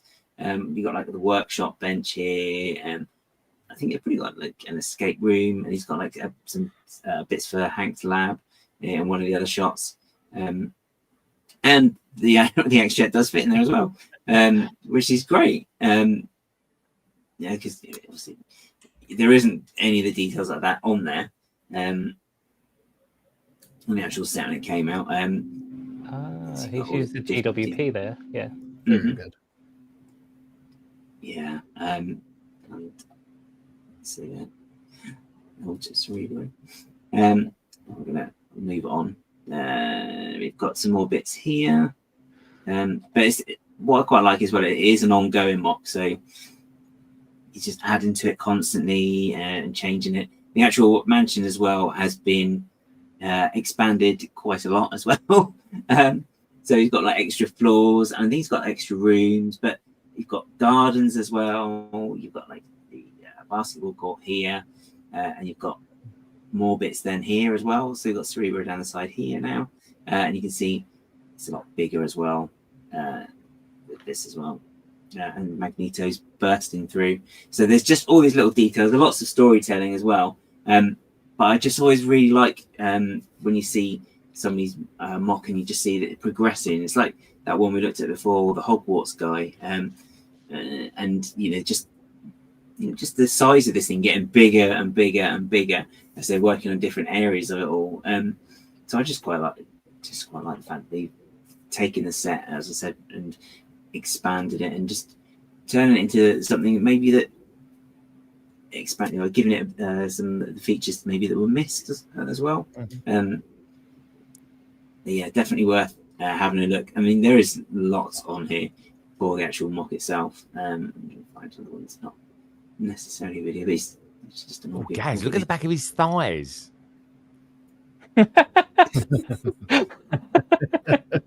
Yeah, so he's a Marvel fan, as you can tell from this picture that Greg's obviously zoned in on. Yeah, I'm zoned in on it. Blimey. His legs look like they're waving at me, or rather to the point his thighs are waving at me. Well, that's a line you don't say very often. Well, Is that right, Martin? And here's another one of the mansion here. So moving swiftly on. You know how to follow that, right? This is massive. It's just kind of he's bought the mansion and just expanded upon it. Yeah, so he's got the sets. I mean, he's a Marvel fan as well. You can see on his page. We obviously noticed on his tattoos he had, but also he has done a really cool Oscorp building as well. That's on his page, as well as expanding on the mansion. I think one of his stories he had at one point he was actually working on the interior of the mansion as well, just to give it more rooms as well. I think because Chris and Just, you've got it, haven't you? And I don't think there's not much room inside, is there? No, not a lot of room. So seeing the breakout of a room like Cerebro, it's like you're seeing a separate mock of what would be inside that little room. I quite like that idea. No, it's really good. I mean, it's a major room. It's like a big part of the kind of Marvel universe. Did you? So you upsized yours as well, didn't you, Chris? Almost identical to what's there, which was the extra floor. I actually made it a bit wider so that I call it cartoon accurate in terms of the width and height, not the depth. Pretty very similar to what you see there. Yeah, for what's on top. Yeah, what's on top. Yeah. So, do I need to buy another one of these sets then? Because I recently traded in for one.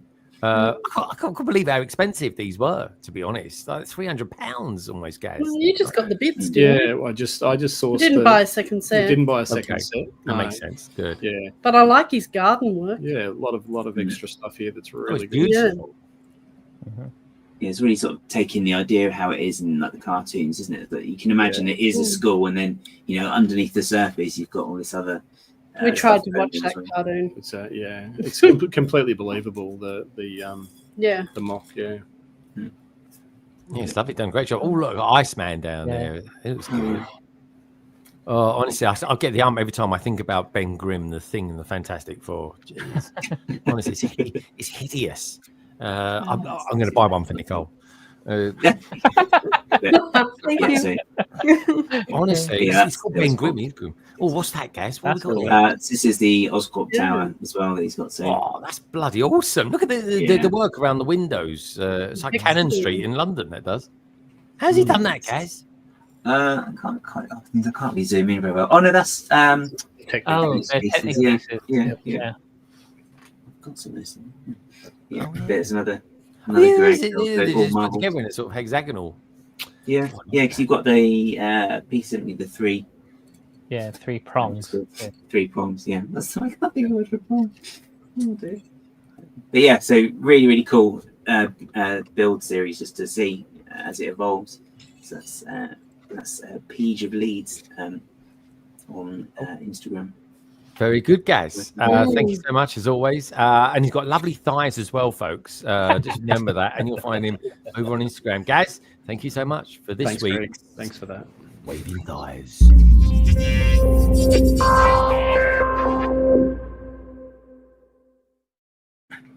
Oh, I just about did that in time. I couldn't find. There's so many people on the panel tonight. I'm able to literally scroll through and find the assets, as they like to call it.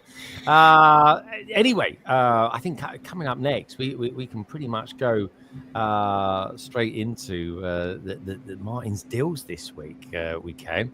I'm getting the sense that he's kind of ready for it. He's got that look on his face. I can tell he's ready. He's like he was born ready. He really was.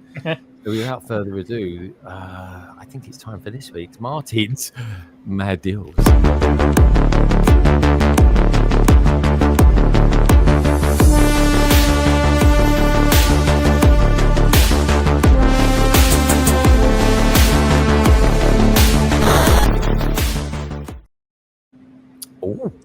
Yeah. Over to you, So mate.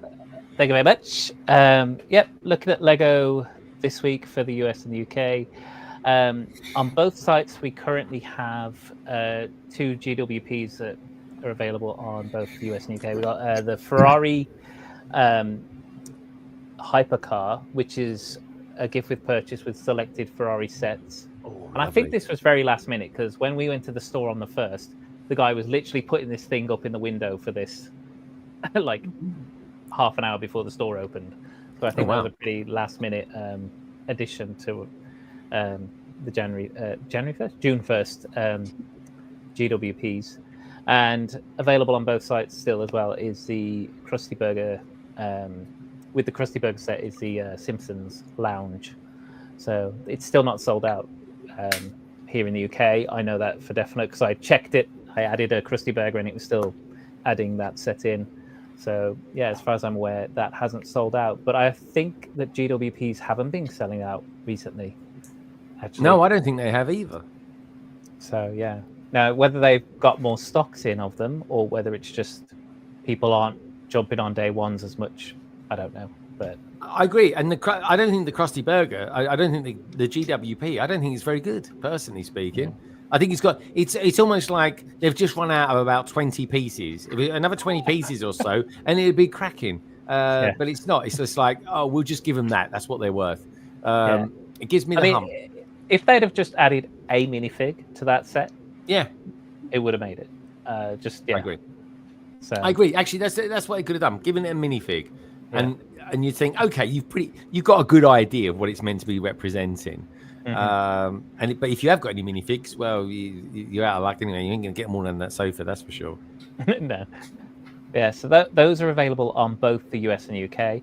And then if you come over to the UK only on Lego.com, you've got these offers currently on. So you've got 2 bundle offers with the F1 cars, where if you buy the Mercedes Technic car and the Mercedes Speed Champs, you can get 10% off. It basically works out that you'll get the Speed Champs for free. Oh, nice. And then it's the same kind of deal, but with the McLaren, with the Technic, the larger Technic car, and then the Speed Champs car. That doesn't quite. It's slightly cheaper, so it doesn't quite cover the whole cost of the Speed Champs car on that one, but it's basically it's almost there. So yeah, if I remember, it's the total price for the Mercedes was 210.98, but with the offer you'd get it for 189.88, 189. So basically £190 for both those, and the McLaren it's 191 basically, and then you get about £19 off, so it ends up being 172 with those discounts. And on top of that, in the UK, if you can get a GWP of this tropical toucan if you spend £35 or more, but only on the Creator 3-in-1s or the botanical sets. And you can get a GWP if you spend £35 or more on either Friends or Disney sets, which is this Nova's Doghouse build. So yeah, and I actually got the tropical toucan, even though I didn't spend that much on either of those. So I don't know what happened in store. They just threw that in. So yeah, I think the toucan looks actually quite good fun. That's the sort of thing I expect Carrie to get one of those. I think the toucan looks good. Carrie's up. Yeah, oh, sure, we got a toucan. I've got it. Yeah. Old news. Yeah, she's got it. I don't know. I think it's quite cool. I mean, that's the sort of thing that putting a little flower works with, not a blooming record player. It's ridiculous. Yeah. That's the way he's going to sit on the record player now. He's the needle. Yeah. Take those plant pieces, right? Add them to the Simpsons gift with purchase, and you got yourself a very good gift with purchase. Yeah. I think the irony is as well. I think most of in that gift with purchase, they're printed pieces as well. They're not stickers. Oh yeah. I don't know. We haven't opened ours yet, but we'll find out, I suppose. Yeah. I think it's this weekend. Cole wants to build his set. We'll see. All right. But over on the US though, they have some similar but slightly different offers. So on the selected F1 sets, you can get double insider points, I haven't gone through it all the time, but all these offers are tomorrow, I think it is. Oh, he's back. Oh no, a bit later. He's back. But yeah, and then on the bottom, you've also got 10% off. Again, it's a Technic and Speed Champ F1 car bundle with the McLaren in the US. So yeah, again, you're pretty much basically getting the Speed Champs for free if you go for that bundle. And then what they have, which we don't have at the moment, is they've got a GWP with a spend of $40 or more on Friends, City, Dreams, or Ninjago, and you will get Cooper's flying controller build, which I actually built tonight. So, is it? Oh, nice. Let's have a look. Let's have a look. Let's have a look. So this is it. So there's Cooper on his flying controller, and you get a little this is from the new series. So this is one of these little cyber spiders. Yeah, I thought it was a lamb. It's not a sheep. Sheep. Yeah. So he's a little controller. That's right. Yeah. Very cool. Yeah. So you are the master of dreams. You are the master of dreams, Madlib. Yeah. Well, that's what I've been doing. I've just been doing a few of the little polybags. So because I don't know when I'm going to do it. They just sit in a bag in the other room, and I'm just like, I'll do them tonight. But anyway, back to sale. So in Amazon. Last week I picked something that was very pocket money. This week I picked something that's, I thought, roughly £100 or $100 spend, and these are the two I picked. Oh yes, and these are good discounts. So UK Amazon, you can get the Ninjago Source Dragon of Motion, which was £130 now for £100. And when I looked at this, that was there was also a voucher offer for £16 on top of that. Now, whether that's going to be available for everyone. Yeah, that was because I may have pulled the trigger on the Source Dragon this week, and then about 2 days later, they were doing a better deal on it. But so there's currently a voucher offer on top of that as well, so you'll get an additional £16 off. Martin, can I ask a quick question on Amazon UK? Yeah. We've had this thing recently in the last, I'll say, month, where all of the new Lego releases are being listed at an RRP much higher than Lego, and then immediately discounted. So they'll show a 40% discount at Amazon, but it's only 15% cheaper than Lego's retail price. Have you guys seen that at all? I haven't seen it. I've seen sets go up, but they're at retail. I haven't seen sets on Amazon. I haven't seen any new sets go up and instantly get reduced. If that happens, it's very rare. I've seen other sites do that. I thought in Germany, it's different. What happens is if you buy it from, or if it's offered at Amazon, but not sold by Amazon, but it's from a third party, then they have higher prices than Lego officially. And as for discounts, for example, the big tower that Chris just built, it is officially really 250. It's declared as 250 retail, but right now it's sold for 191. Yeah. So we've always had that with the marketplace sellers. They can set their own price, but just in the last month, Amazon's own listed pricing has been dramatically increased over RRP. So just a thing for people to watch out when Amazon discount. Keep an eye on the price. Just really disappointing, but a concerning trend, seeing the almost the entire wave of the last month or two be listed higher than Lego's RRP. Yeah, I mean that's quite a scary thought. It's slimy. To then present a discount that makes it look attractive, 40% off, but it's really 15. There was actually there was actually because I get Brick Fanatic updates on the phone. It notifies me when there's a new story or something, and one of them recently was this website is offering 20% off on sets, and they're relatively new sets. But when I went on the website, it was exactly as you describe it. The prices that they IRRP'd were higher than Lego, and the 20% off did bring it below Lego's RRP, but again, as you say, it was only like 5 to 10%. it wasn't the 20% off I advertising. always thought RRP is RRP. This is No, what they're recommended. That It they're actually gonna sell it's for. recommended retail price, but as a seller, you can sell your items for anything you wish. Oh, Also, as a absolutely. buyer, I will say this: as a buyer in the UK law, you can barter for anything. Yeah. Just because it's got a price on it, you can barter. You can. I've seen people do it. I've seen people do it. I've seen people. This is a bit of a weird one, but in an off license, a guy walked in. He wanted to buy some booze, and he didn't buy it. He didn't pay what it was up for. He made an offer. Yeah. And honestly, I know everyone in the queue was like, "Is he having a laugh, this geezer?" Yeah. And it was right. Yeah, you can barter for absolutely anything you want. Yeah, that's why. Yeah, in the UK, it's recommended retail price, but you can barter if anything's for sale. You can barter on it. That's UK like retail law is that you can barter with the shop owner the price. Yeah. Did you see a few exceptions to that though? Yeah. Are there? Typically, baby formula. Baby formula must be sold at the price it's at. They are not allowed to offer any discounts at all. That's UK law. It's a weird one. It's really weird. That is a weird one. Must go back to medieval times or something. Thanks for that. Next time I go for baby. That's a great bit of input, mate. But yeah. So the set on the Amazon website for the US, so I picked up one was this one, which is a great build, Simba the Lion King. Again, this is quite a big build when you build it.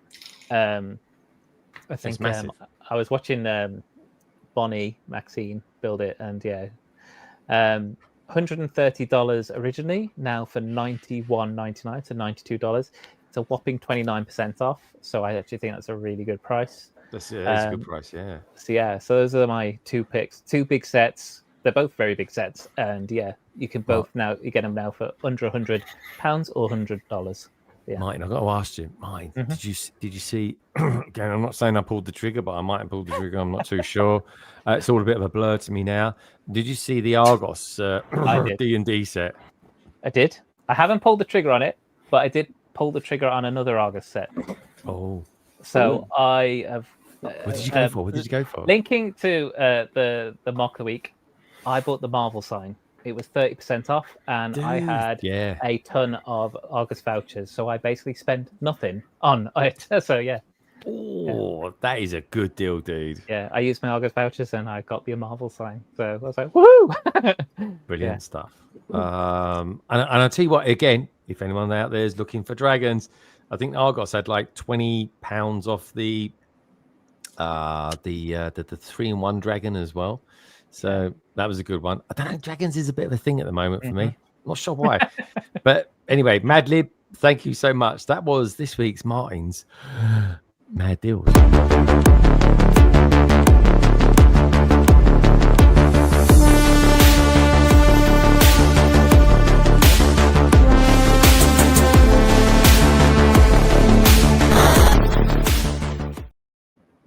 Alrighty, I think without further ado, because this is going to turn into a 10-hour stream otherwise, I should probably go into this week's Lego Pictures. So on that note, let's go into this week's Lego Pictures.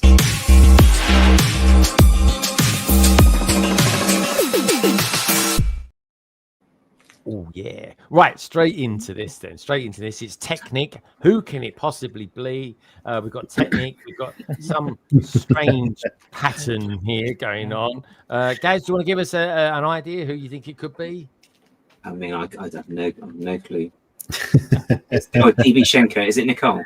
That's yeah. It's a diabolical looking build. It's got to be either... it's got to be Nicole. Or it could be. Echo Bricks. It is. We love that. I like that diabolical builds. That's good. That's got a new segment name, I think, folks. Diabolical builds. Oh my god! Do you remember this? Lego Team B. Look at this. Look. There we go here. So there's Jas. There's Chris. There's Nicole. I forgot that geezer's name. John Pandemonious Panda. Pandemonious Panda. That's it. You got it. Thank you so much. We've got Moto over here as well. We had breakfast with Moto. Can you believe that? We got the carry over here as well, and Ian's his beard looks well kept there. He's letting himself go and everything. Now we've got Fat Blondies as well. She's lovely. Yay. She's going to be back there. I've got some jelly babies. Can you believe it? And we've got this bloke out there. I think this bloke worked there, didn't he? Or is that Fab's other half? That would be Fab's husband. I thought he kept giving me a funny look when I said to him, "Do you want a tip?" Can I have a milkshake, please? It's like, what are you talking about, man? Something like that. Anyway, so anyway, that was good. Oh my god! All I can remember is Carrie ate probably around 20 pancakes that morning. I don't think it was quite 20, but there was a lot of pancakes. Yeah. I had to give up in the end.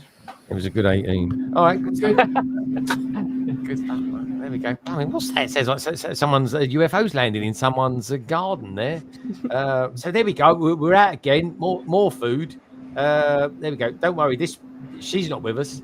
But these guys were. There we go. We got the wonderful Moto. I said Mozo then.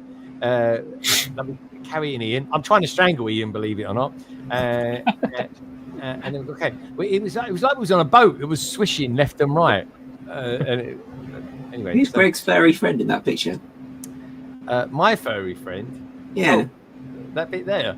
Yeah, is it like a mouse? Is it, or is it a shaving brush? Maybe it's my mate. I call him Mike. That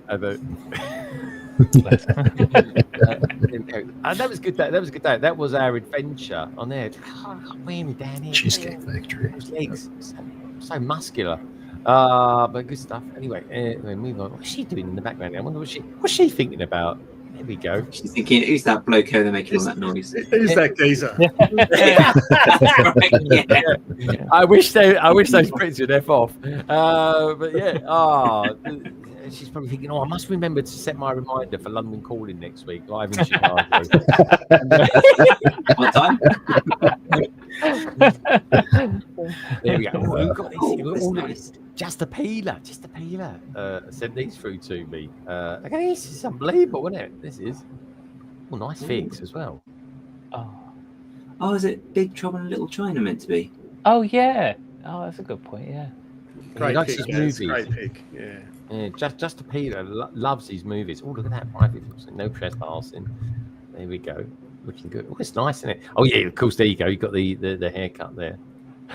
Nice. There we go. I think we're still on the big rubber. Mm-hmm. Oh, that's cool. Oh, I like this fig. That's different. Like that. There we go. Same angle. I like the finish on the roof, Gaz. That's nice. Yeah. Jump plates. There we go. Jump plates and loaf pieces. Look at that, me. I should work at New Elementary. Okay. Yeah, I like that. It's nice. Nice truck as well. Mm-hmm. Really nice design. Yeah.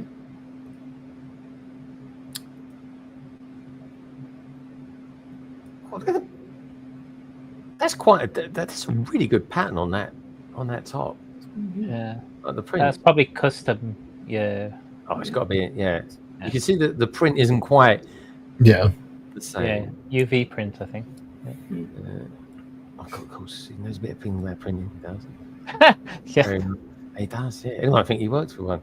Well, this is a bit of a close up. This one is, as we said in from Crypto. It's a giant S. It must have something to do with it. Jules, we're going to meet. Well, I'm going to meet Jules next week. Nicole, we're going to meet Kevin Crypto Bricks next week, which is going to be jolly exciting. I don't know why I put that one in there. I just copy and pasted to put it in there. I liked it. Yeah, this is nice. Hype. Anyway, enough of that. What are we looking at here? Who sent this? It was Kevin again. Another movie. Really cool. What's the movie, Martin? Dark Knight Rises, isn't it? Yeah. Is that the right one? Yeah. One way of putting it. Yeah, I heard. Yeah, he swapped out all the pieces in the play sets for all the tan and dark tan, light tan, so he could create Bane's version of the tumbler.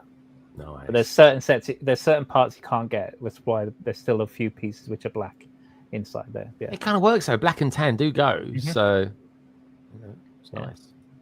There we go. Oh, this is nice. The Martian Manhunter. Great name. Martian Manhunter. Wearing, I don't remember him wearing braces though, but there we go. Interpretations and all that. There we go. Oh, he's got. There we go. That's nice. I like it. Good color scheme on that as well. Looking at it, or Kevin, yeah. I said to Kev, do me a favor, send me in sneak peeks of your mock that you're taking to Brickworld Chicago, and he literally did. So I don't know what it is, folks. I'm presuming this is Walter. Looks absolutely beautiful. Can't wait to meet Kevin next week. We can geek out on superhero stuff. Is this my picture? Oh no, this is who sent me this? My picture. This is mine. I said, I'm looking now. I'm thinking, what's Gaz doing there? Bloody Gaz in the background. Gaz, was you in Birmingham over the weekend? Bloody Gaz. No, Gaz is probably in some graveyard somewhere. I don't know. What's he get up to? I don't know. There we go. That sounds really bad. I know it does. I know, right? Gaz, you're so naughty. Why? Can you, if you guys can see what I'm seeing here, why has Lego given this owl a black wig? What's going on there? Someone? In disguise. Yeah. Is that It's a head wig. Hey! Excellent. That is probably the best joke we've ever had on here. Well done, Ian. That's all I can say. Wow. Love it. Wow, we went there. There we go. Well, it's better than all those One Piece jokes that we've been getting all week. All the times I rolled my eyes at that lot, I tell you, they were loving to pieces. Yeah. There was a zoom in on something weird then. What's that all about? I don't know. Is this the sort of mid-30s pose these days? Everyone put their hands in their pockets or something. I like it. Anyway, well, thank you for calling me mid-30s. That's mid-30s. You are mid-30s, aren't you, mine? No, 41. 41. Mm-hmm. No, you're not. Be silly. Yeah. Look, we're all 20s. We've established this already. We're all in the 20s. Oh, yeah. Sorry. Yeah. We're all 20s. Love we're all it. 20s. We're all into One Piece. Yeah. Yeah. This is just us. The staff at this store are brilliant because they normally have like a clear table. That's normally where you do the make and takes and stuff. And yeah, the last few times we've been in with someone, whether it was Trevor or Chris, they've allowed us just to put our haul on the table, and they've like, can we get a photo? Like, yeah, no worries. So, yeah, like, yeah, it's for the gram. Thanks. Yeah, that's cool. It's very cool. Got some nice parts going on there. Oh, we've got going on. I mean, it's all dreams. I mean, this pirate, I haven't bought him yet. I've got to be honest. Love him. And wow, this figure there is just the color's lovely. Mm-hmm. Really is. Yeah, these are the new 7 builder minifigs that came out. So yeah, we literally got them out the box. They were the girl in the store was literally bringing out the boxes and filling them into the builder minifig stand. And yeah, we saw her, we were like, oh, new torsos, quick, grab one. And then we were waiting for it to come out with the next part, which was the legs, and then the next part, which was the heads. And then she literally just started giving us the pieces, going, here you go, one for you, one for you. Like, thank you. She was absolutely wonderful. Yeah. And that was good. Yeah, shout out to the Leicester Square squad as well. They went around the back and just picked out the parts for me as well. To be fair, I just couldn't. I couldn't find any of the torso. She goes, "Oh yeah, I've got some around the back if you want them." Yeah. I said, "Yeah." I said, "Can you get us a load of those ray guns as well, please? Because they're pretty good. They're expensive as well on Brickmania, from what I remember." Quick, Greg, we want to give it a shout out of all places to Detroit. We went to their store. You know how the builders, the stations are tiered? They've got 2, 3, 4 tiers. They make a point of putting the latest series in the top tier, the second latest in the second tier, and it goes down. So as a new BAM release comes in, it goes in the top and pushes everything. Nice. It made it so easy to find everything you wanted because you knew it was going to be in that tier. Really, really clever. Yeah. Oh, it just makes sense, doesn't it? Yeah. It's great. That was after we spent 10 minutes fishing through the other one. We're ratting around down the bottom, and the lady said, if you want the new stuff, it's up the top. Oh, there you go. See. Great. Really, really good. Really good. Yeah, no, shout out to Detroit, Leicester Square, and Birmingham, was it mine? Yep, Birmingham store in the Bull Ring. Yep. We salute you. Good stuff. All right, I'm liking this. Yeah. Well, what's coming up next? There we go. Nice. So is this what you and Yes, that's what myself agree. I got the stuff on the left, so yeah, Krusty Burger for Carl with the GWP, and then I bought myself a few of those Brickheads. And then Chris got Harry Potter. Chris got Harry Potter. Yeah, I know. Did he say it was his? Did he say it's the best wave yet as well? He always says that. Oh yeah. It's the Lego's most successful, best ever wave in the world ever, times 10. Yeah, that's it. Yeah. I'll give him that. He's consistent. He is consistent. This tower. I mean, it's just one that I think I'm just going to have to do a Harry Potter month or something like that. Just building Harry Potter. Just build my sets that I'm accumulating. Which is jolly good. There's got Sherlock Holmes here as well. Yeah, this is really good. I do think Sherlock Holmes is the best one out of all three. But this is just looks like Diagon Alley. I mean, it is a bit Diagon Alley-ish, isn't it? Yeah, I love it.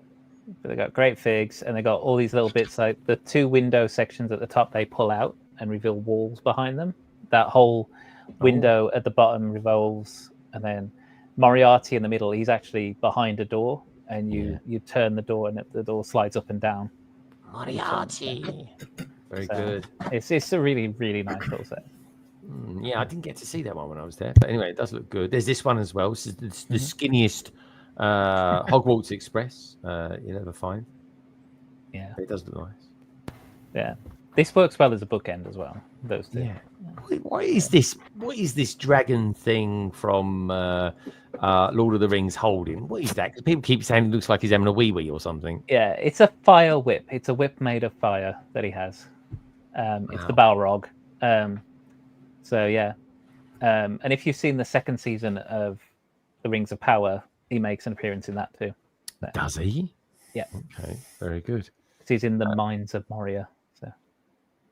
Okay, there we go. Fun fact, apparently, from Stalex. It says, fun fact, you can put the Aunt Marge minifigs into a blown up Aunt Marge if you disassemble the minifig. Oh, because it'll go inside the ball. Really? like the gumball pieces, wouldn't it? It'd be like the fig you put in the gumball machine. Oh, that's pretty cool. Broken up Marge into the fat Marge, blown up Marge, whatever. Blown up Marge. Yeah, we have to figure out a term for that. Very nice, very nice. There it is again. We've got the Baker Street one closed up as well. Yeah, they made these little books out of Lego and put it either side. Like, it's a nice little bit of effort. I like that. From the store. Parts usage. This is Meredith, aka Brickworld. Wow, that's cool. There we go. That's good. This is a little look at what she's going to be taking to Brickworld Chicago next week. We'll see the finished thing. It's lovely, those isn't it? garage door pieces on the roof. I think they're right. It's always a good. Yeah, I've seen that. The first time I saw that used was in the Bounty from the Ninjago movie version of it. Yeah, beautiful. Look at that though. Yeah. Wow. Yeah, you're seeing that for real next week. Yeah, that's nice. That's a nice shot. Nice colours as well on the dress. Like it's a really nice blue. I agree, guys. It just really pops, doesn't it? It's nice. What's that in the hair as well? Look in the hair. That stonework as well. Oh god! I like the floor. I mean, look at that. Yeah, it's nice. Very, very, very nice. Beautiful stuff. This is Moto. Hey. Hey, if you meet him, you never think you think, oh my god, it does suit him. He completely goes into character. He's wonderful like that. Is our Moto. He really is. The eyes are fantastic. Oh, sorry, Samuel. Oh, crazy. Oh, that's clever. It's bloody big as well. This thing's ginormous. And then look at that. Very, very cool indeed. Very big paws you have, Moto. Yeah. All the better to do something with. There you go. Here, goalie. Who sent me this in? So this is Scott Rayleigh sent this in. This was at World War Bricks. This is something Trevor might have gone to. Trevor, did you go to World War Brick? No, so World War Brick is actually going on right now at the Brickmania headquarters. They turned the convention center, or they turned the warehouse into a convention center for the weekend, exhibition hall for the weekend. and it's a military themed Lego show. A lot of Lego builders, military Lego builders show up, not just Brickmania ones. Same thing with vendors, not just Brickmania. They invite other military vendors, Lego vendors as well there. And I actually see one of my lug members in the background there in the picture to the left, all the way over to the left. Yeah. Very talented. He's a very talented builder. His name is Marty. He actually has his own Instagram as well, where he posts on some of his military stuff. I don't know who this builder is though, but it's very cool. Very cool. I mean, I like it. Look at that effect, guys. Oh, that's really cool. The seawall type bit as well is really great. Nice. That's what we like to see in it. Good stuff. Very, very cool indeed. That flag is actually a Brickmania flag that Brickmania produces right there. Is it? Oh, I might have to get a couple of those. Yep. Very nice. Yep. We also have matching torsos as well. So really? Yeah. Well, there we go. And if you got a special offer over the course of the weekend, haven't you? Where or next week at some point? Yeah. Whereby if you spend over $50, you get the commemorative 9th anniversary brick. Yeah. So the 9th anniversary brick, I don't have a copy of it, but to give you an idea, it's gonna look similar to this, and it's gonna say Brickmania Chicago 9th anniversary. I'll put it back up there. So it'll look similar to that, but it'll say Brickmania Chicago 9th anniversary. It's gonna be a 1x8. You could click it into your brick badge if you like. Yeah, and yeah. And then very cool. Yeah. Loving that. Okay, good stuff. Slam knows this is our Slam could tell you more about what everything is there. Am I going to meet Slam next week? Is he going to be about? I believe he is. I believe he will be at Brickworld, and I believe he will be at the store on the Saturday for the 9th anniversary party. So nice. Good stuff. I can't wait to see him because he's always in the chat. So it'd be great to see him. Oh, I love all this sort of stuff. Look at this. All proper military motorbikes. I have to see if they do anything like Royal Engineers. My granddad was a Royal Engineer. I can't think of anything more scary to do. Diffusing bombs for a living. It was like it's the most chilled out man you'll ever meet, and you'd have to be. I tell you. I couldn't do it. That's for sure. There we go. Oh, Americans have a fault, don't they? They have a fault. There we go. Very nice. Oh, look at blimey! There's a lot going on here. This is excellent. This is. Ooh, let's take a look at that. There we go. Oh, this is beautiful. What's stuck in this? This is wonderful. Loving that. Oh, I like that one. It's beautiful. Love that one. It's a cool ship. Oh, Gaz, look, here's one for you. Oh, I like that. Look, that's really good. The effect of the cannonball. I like the smoke effect with the ice cream piece as well. Yeah. Cool. Yeah. Oh, yeah. Nice spot. But look at the way the water's done as well. That's nice. Ooh, that water is whipping up a welcome. Okay. Very cool. Oh, very nice. Oh, look at this. Look. There we go. Are these desert rats? Look, they've got the Montgomery style beret there. Oh, this is nice. Good stuff. Good stuff. Ooh, jet fighters. There we go. Okay, yeah, those actually have been on display at the Chicago store. That's Marty who built those. He is he actually won our showcase a couple of times with these builds. So very cool. Oh yeah, BKM Slam. He's confirmed that he will be there. Can't wait. Slam BKM. Be good to see, dude. These are lovely, Trevor. These are. Ooh, look at this. All right, there's a lot going on here. Let's go. Let's get in there. Let's get stuck in. Really cool.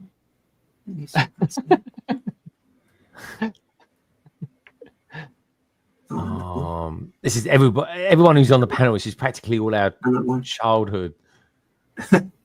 It's like I used to have that and that and that and that. Gosh. Oh, recognize that. That's a Brickmania set. Yep. Love it. Yeah, very good. Oh, that's good. Oh, guys, look. Oh, guys, did you see? There's a really funny guy on Instagram who did the alien thing going through the head coming out of the what do they call it? The upscaled minifigure baby, the astronaut version of it. And now he's done one of these as well. It looks really, really good. I've seen that one. I have to look out for it. Yeah, no, he's equally as funny as the other ones because then he's doing all sorts of funny stuff. But yeah, I got to be honest, it does look good. The Blacktron one he did was excellent. Blimey, this looks great as well. It's just like something like Morocco or somewhere like that. This is Egypt, maybe. Loving this. These great pictures. Scott, thank you so much for sending these in as well.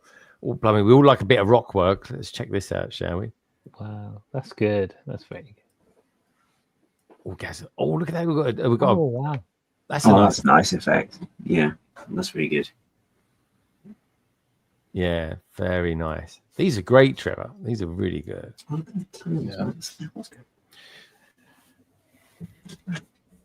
Who sent these in? This is a guy, someone called Scott Rayleigh.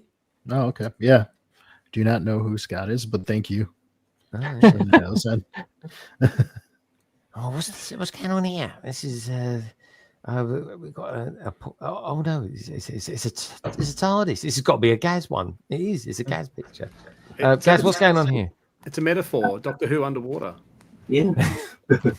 We're drowning in positivity. That's it sunk a long time ago. Oh, Slam. Okay. Okay. I mean, there is. That's his real name. These photos are from me, by the way. Oh, he did say it. I've only known him as Slam, so I never knew his real name. And I work at the same company. There you go. It's still been an epiphany. But yeah. Thank you, Slam. And Slam, I really am looking forward to meeting you. I'm kind of interested actually in the Spitfire. Actually, I've got to be honest. I do like the Spitfire. But we'll see. We'll see how things go next week. So, guys, what's going on here? I'm seeing lots of carrots. I'm seeing an octopus of some sort, and not carrots. It's coral. Coral carrots. Carrot coral? Yeah, coral carrot. No. Yes. Is this your mock, Carrie? Yeah. Yes, it is. I knew it straight away, Carrie. Yeah. Chris didn't believe me. I was like, oh, that's pretty. I was like, oh, that's ours. She didn't know. She's like, oh, we built something like that. I just think it's familiar.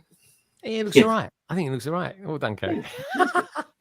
Carrie, it's lovely. It really is. I like the design of the octopus is really, really cool.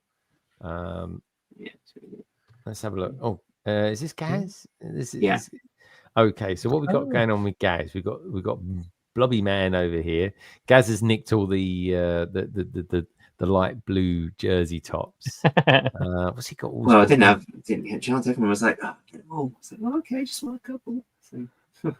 This is a good little sausage fingers bear, as I like to call them. It's very cool. GWP. So is that? Oh, okay. It was like £95, I think it was, which you would have got that quite easily getting these two sets. Gaz, have you built the Sherlock Holmes one yet? No, not yet. No, I haven't had time. Time this week. Yeah, I've been busy. Yeah, looks good though. But I do want to. But I think a few people have said as well. I think it's just good to have as a background for a city. Against the wall too. Which can go behind this lot. Yay! Guess it's got a bit of a city on the go here. It's free actually. It's free sets, isn't it? Yeah. They look really nice, guys. It's I've got then some road plates to go with it all. So maybe I've got to somehow raise them all. I'll probably have to peel them off and mills them or something. I don't know. Yeah, I'm going to mills plate mine as well. I've still got to do mine to it. So, guys, we could do that on a stream together if you like. How bad could that be? It'd be hideous, won't it? The stress will be real, I'm sure. Yeah, it would be. Oh my god, what's going on here? Gaz, who's so this is who I'm meeting tomorrow. So this is Katie Manning. So she played Jo Grant with John Pertwee. So she was the. Gaz, I might have had a crush on her when I was younger. You may have done. Yeah, that's her with John at the top. Yeah. A lot of the cast visited the set when it was Peter Capaldi. So. Which is the one I built as well this year, funny enough. But yeah, so there's a picture of him with him. Do you know what? I never watched many Peter Capaldi's Doctor Who's, and I really liked him, so I was surprised I never did. Was that a good era for Doctor Who? Would you say, Peter Capaldi? Some people say yes, some people say no. What does Gaz think? What does Gaz think? That's what I care about. I enjoyed it. I think his last series was probably more consistently strong. Yeah. But one of my favorite stories is in his second series. Is his second series. So I watched death because I love it. Loves it. I will watch that, Gaz. I will watch that. Might even download it off the old iPlayer. And yeah. Oh, what about Matt Smith? He was pretty good, wasn't he? Was he a good one? Yeah. Good actor, man. Really good actor. He's done very well for himself. There's a film kind of Austin Butler in it. He's in actually. I saw advertising the other day. It's like, this looks a bit bonkers. Yeah, I've seen something recently with the advertising with him in it. I think he's bald or something like that. I can't remember. Punk rocker. Yeah, that's it. Yeah, but it looked like it was a bit vicious, but quite funny at the same time. Yeah. Oh, interesting. Well, what a lovely picture of you and your friend, Gaz. I hope you have a wonderful weekend together. Everybody, thank you so much for sending in all your pictures. Moto, especially, it was lovely to see yours as well. It's going to be great to see you next week.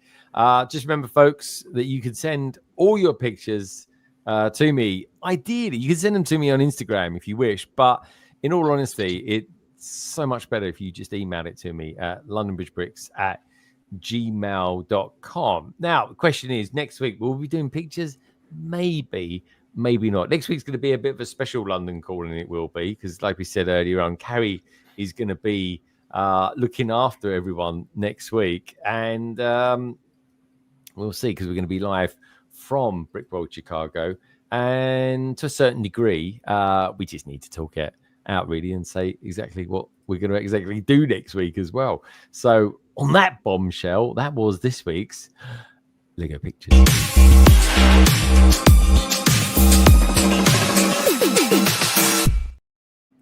Yeah, so I'll set up a group over the weekend so we get chatty on that character, if that's cool with you. I'm sorry, you cut out a little bit there, Greg. Oh, did I? Sorry. Yep. I was going to say, Nick, mate, over the weekend, I'll create a chat for us in regards to London Calling next week, so we can. Plus, also as well, our time zones. We were going to be working in different time zones, so yeah, that's going to be exciting. So let's go around again and find out what everyone's up to in these coming weeks. Check out the survey, folks. We have exactly 103 votes on that. Thank you so much. Get your votes in. The results will be called shortly. We've got Dave out there as well. Dave has appeared. Dave Cartledge. Good to see you, mate. Classic Space. Now we're talking. Good to see you, dude. Actually, I've just got this month's Lego Blocks magazine as well, and I'm looking forward to showing that off because I've now got some entertainment to take with me towards Chicago. Now, let's go around the panel, find out what everybody's up to. Madlib, what have you got coming up next week? Are we going to have any weekend madness, or are we going to see you back on the tubes or on Twitch on Monday? I'm actually not on this Monday. I'm out with family, so there's no Monday stream from me, unfortunately. So, yeah, sorry, guys. Yeah. Oh, well, do you know what? It's not necessarily a bad thing to have a little bit of time out, especially if you've got to see family or anything like that. That's always a nice thing to do as well. So I'll be with the family on Monday. So but I'll be back here obviously for Friday for Chicago Calling, and the Monday after, because this whole month I'm doing Dreams because it's all colourful and fun for Pride Month. I will be starting the Nocturne Castle. So Castle Nocturnia from Dreams, and it's a big build, so it's going to be more than one stream. You know it is because that's your month sorted straight away. That is, yeah, pretty much. Yeah, to that tower one day, that tower another day, that tower another day, done. June over. Yeah, so very cool. Wow. Yeah, so it's going to be fun. Yeah, so catch up on that. Isn't it crazy to think we're halfway through the year almost already? Yeah, it's terrible, isn't it? Really, when you think about it. But but obviously on Tuesday I'll be buying a bunch of Lego sets I'm not going to pay for months, but as well. So. Of course, Brickleap Designer Program, folks. Don't forget that. Good stuff, Martin. Looking forward to hearing what you've got as well, because you're only human after all. You're only human. Good stuff. Good to see you as well, as always. Lego Team B. My God, you guys, legends. You're next time I see you, we'll be in the Rennie. Have you got any plans? Anything that you're going to do between now and then? Not necessarily Lego stuff, but no. Soak up downtown for the next day or so. A bit of touristy stuff while we're here. Then we will head to the Rennie late Sunday, and then it'll be unpack the mock and see what state that's in, and rebuild the mock through to next. And then we've got Nicole on Tuesday. Yeah, and we start Tuesday, Monday. Monday. That's even sooner. That is, Which mock? To Gaz's question, it's the video themed mock that I did my recent video on. So Manchester. That's the call. Now that Gemma's there, it's a lock for Manchester. Apparently, that's it, man. You got to come to Manchester as well, dudes. Honestly, it's Southampton first. So we did a mock a few years back when video launched, and we're lucky enough to have that in the Lego house for a short period. So we've pimped that mock and we've brought it to Chicago to put on display for the first time. Also, go check out B's video on it because it's very, very good. Really guys, good. can you do me a favor? Can you put the link to their video in the chat for me, please? Because honestly, folks, I totally recommend it. It's really well done. It really is. That's all of him. It is. It's really good. Did you do the voiceover work as well on that? Not the American accent. No, that's the guy that did the. That's a good guy, Danny, who does all of the. Yeah, whether it was Soapbox-tastic or... It was the guy that did it before. I thought it was, No, and you want a deep American accent to call you out, Danny's your guy.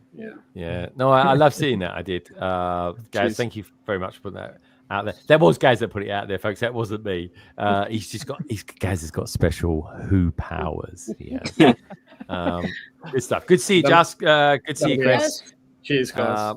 See you Tuesday.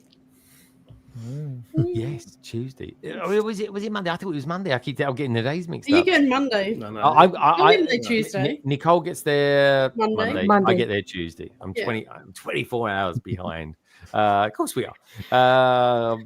And Trevor's already there. Trevor, we'll see you soon. Trevor loves it so much he lives there. Which is cool. Thank you. Nicole. So. When's your journey start to Chicago? Is that like tomorrow? Sunday. I start on Sunday. So I know you like little stopovers and stuff like that. Are you being more direct to Chicago this year? No, not really, because I first have to go to Frankfurt. And that takes me at least 5 hours, more or less. Okay, yeah. And then with Deutsche Bundesbahn, you never go. It never works out as you plan. What? The Doctor's Wunderswagen or something? Die Deutsche Bundesbahn. That's the train. Deutsche is it? Bundesbahn. That was a mouthful, isn't it? Jeez. It's the German railway company. The German railway company. Yeah, and in German, it says Deutsche Bundesbahn. Oh, okay. What does it mean in English then? It's German railway company. Oh, okay. Oh, they're marketing people there must have taken days to work that one out. Good stuff. Good on them. Yeah. That's why because it's 5 hours to go there, and you have to go and be there 3 hours before boarding, and with the security, it would be. Okay, good. Midnight start. Did you actually build something as well tonight? Yes, I did. Just randomly holding up something. Yeah, just a Very speed champion. Ooh, it's beautiful. Is that a Can you Lambo? guess the brand? Is it a Lambo? Yes, it's a Lamborghini. Oh, okay. Looks very nice. It I like came it. in a double pack, but I only built one. The other one would have been if I had built it. Oh yeah. Oh, what's that? That's a. Is that another Lamborghini? Yes. Oh, okay. Gaz, what was your favourite Lamborghini? Diablo's quite nice. Oh yeah. Do you know what my favourite one is, Gaz? I can only hazard a guess. I think it could be the. Oh, I love pulling that one out whenever I can. Honestly, it's very seldom, but I do like doing it. Good stuff, Nicole. Nicole, and happy travels as well. I hope it's okay for you. I know it is a challenge, is an adventure. But you did it last year. You'll do it this year. You'll smash it. I hope so. Yeah, you'll be fine. Trevor, you're going to meet a whole bunch of us next week. And Absolutely. You're going to be displaying for the very, very first time. What are you more scared about? Meeting us or displaying for the first time? Honestly, the most thing I'm worried about is just getting the store ready for the anniversary party. You got a lot going on, dude. Yeah, so I'm this coming week. That's pretty much this weekend through up until Tuesday. Is going to be prepping the store to get ready and going out and getting the supplies needed for the Saturday party. And then, Wednesday through Friday, I'll be at the convention, and then I'll be back on Sunday at the convention. Saturday, I'll be at the store all day, just making sure everything's in order for that 2-hour party that we're having. That's free for everybody to show up, free pizza. So if you're coming to Brickworld, just come to Brickmania, Chicago. We're only a 15-minute drive down the way, and you could get free pizza. You may have to fight somebody for a slice, but they're all probably ex-military as well, folks. So be careful who you pick on. That's for sure. But I know I'll be there, Trevor, like I was last year. So I'm looking forward to that. Yeah, it's jolly lucky timing. Will you be with your mandrake? Me? Nicole's bringing him, isn't he? Nicole? It really depends if Nicole brings it over. It depends on whether you want to, because I think I haven't had a photograph done with it. No. So I think you need to bring it over, Nicole. Trevor, it'll be the scariest thing about Brickworld. Trevor, it's hideous. No, it's not. It is, honestly. I've seen it. Oh, yeah. I think it looks quite accurate. So I do too. I'm not keen personally, but no, bring it over, Nicole. We'll get the money shot done. I'll let you display it at the store, Nicole. There you go. He's gonna damage their sales now. There we go. Yeah, bring it in. Yeah, you never know. Might be able to sell it off. Make a profit, Nicole. No, just sign it. Try and hide it. We could find the hideous mandrake. There we go. I think I'd rather build a Kobe set. There you go. I'm telling you, this year, Beyond the Brick, we are watching out for all the sets when your mandrake is hidden in. Do you know what? We should do that, actually. We should hide the mandrake in every video that they're doing. Can you imagine that? Hey, I'm Joshua here. I got this mandrake thing. It's the most hideous set ever created. But no, I'm joking. It's I wish I would be in any way close to Josh, because I wish he would spot it and then say, it reminds me of someone. It's Greg, London Calling, spot on. I see it, guys. Yeah. I've just put my cap over the top of it, I think. Perfect branding. No, good stuff. I do appreciate you making it. I really do. Lovely idea, questionable execution. Anyway, I'm joking. I'm really joking. Nicole, I promise you, we'll bring it, and I will have a lovely picture taken with it as well. And I'll steal it from you at the same time. Anyway, moving on swiftly. Brickbods, what are you guys up to? Are you going to be streaming on Sunday night? Tomorrow? Yeah, we will. Yeah, tomorrow. Oh God, it's 12:15. I haven't received any abusive messages, so I don't know if your messaging system's not working. Yes, we will be streaming on Sunday. I don't know what Okay. we're doing. We've got fed up of tidying up downstairs, so we might actually build some Lego. Yeah. But what will we build? You have to come and find out. Yes, tune in at 8:30 UK time. That is, of course, 3:30 Eastern American time as well. And God knows what it is in Australia. It doesn't matter. Don't care. Don't We're care. They don't here. care. Yeah. They care. Look at that. There you go. They come to America. They forget about it. I love it. I love it. I love it. And Guys, then on Thursday, Ian's back. Ian's back.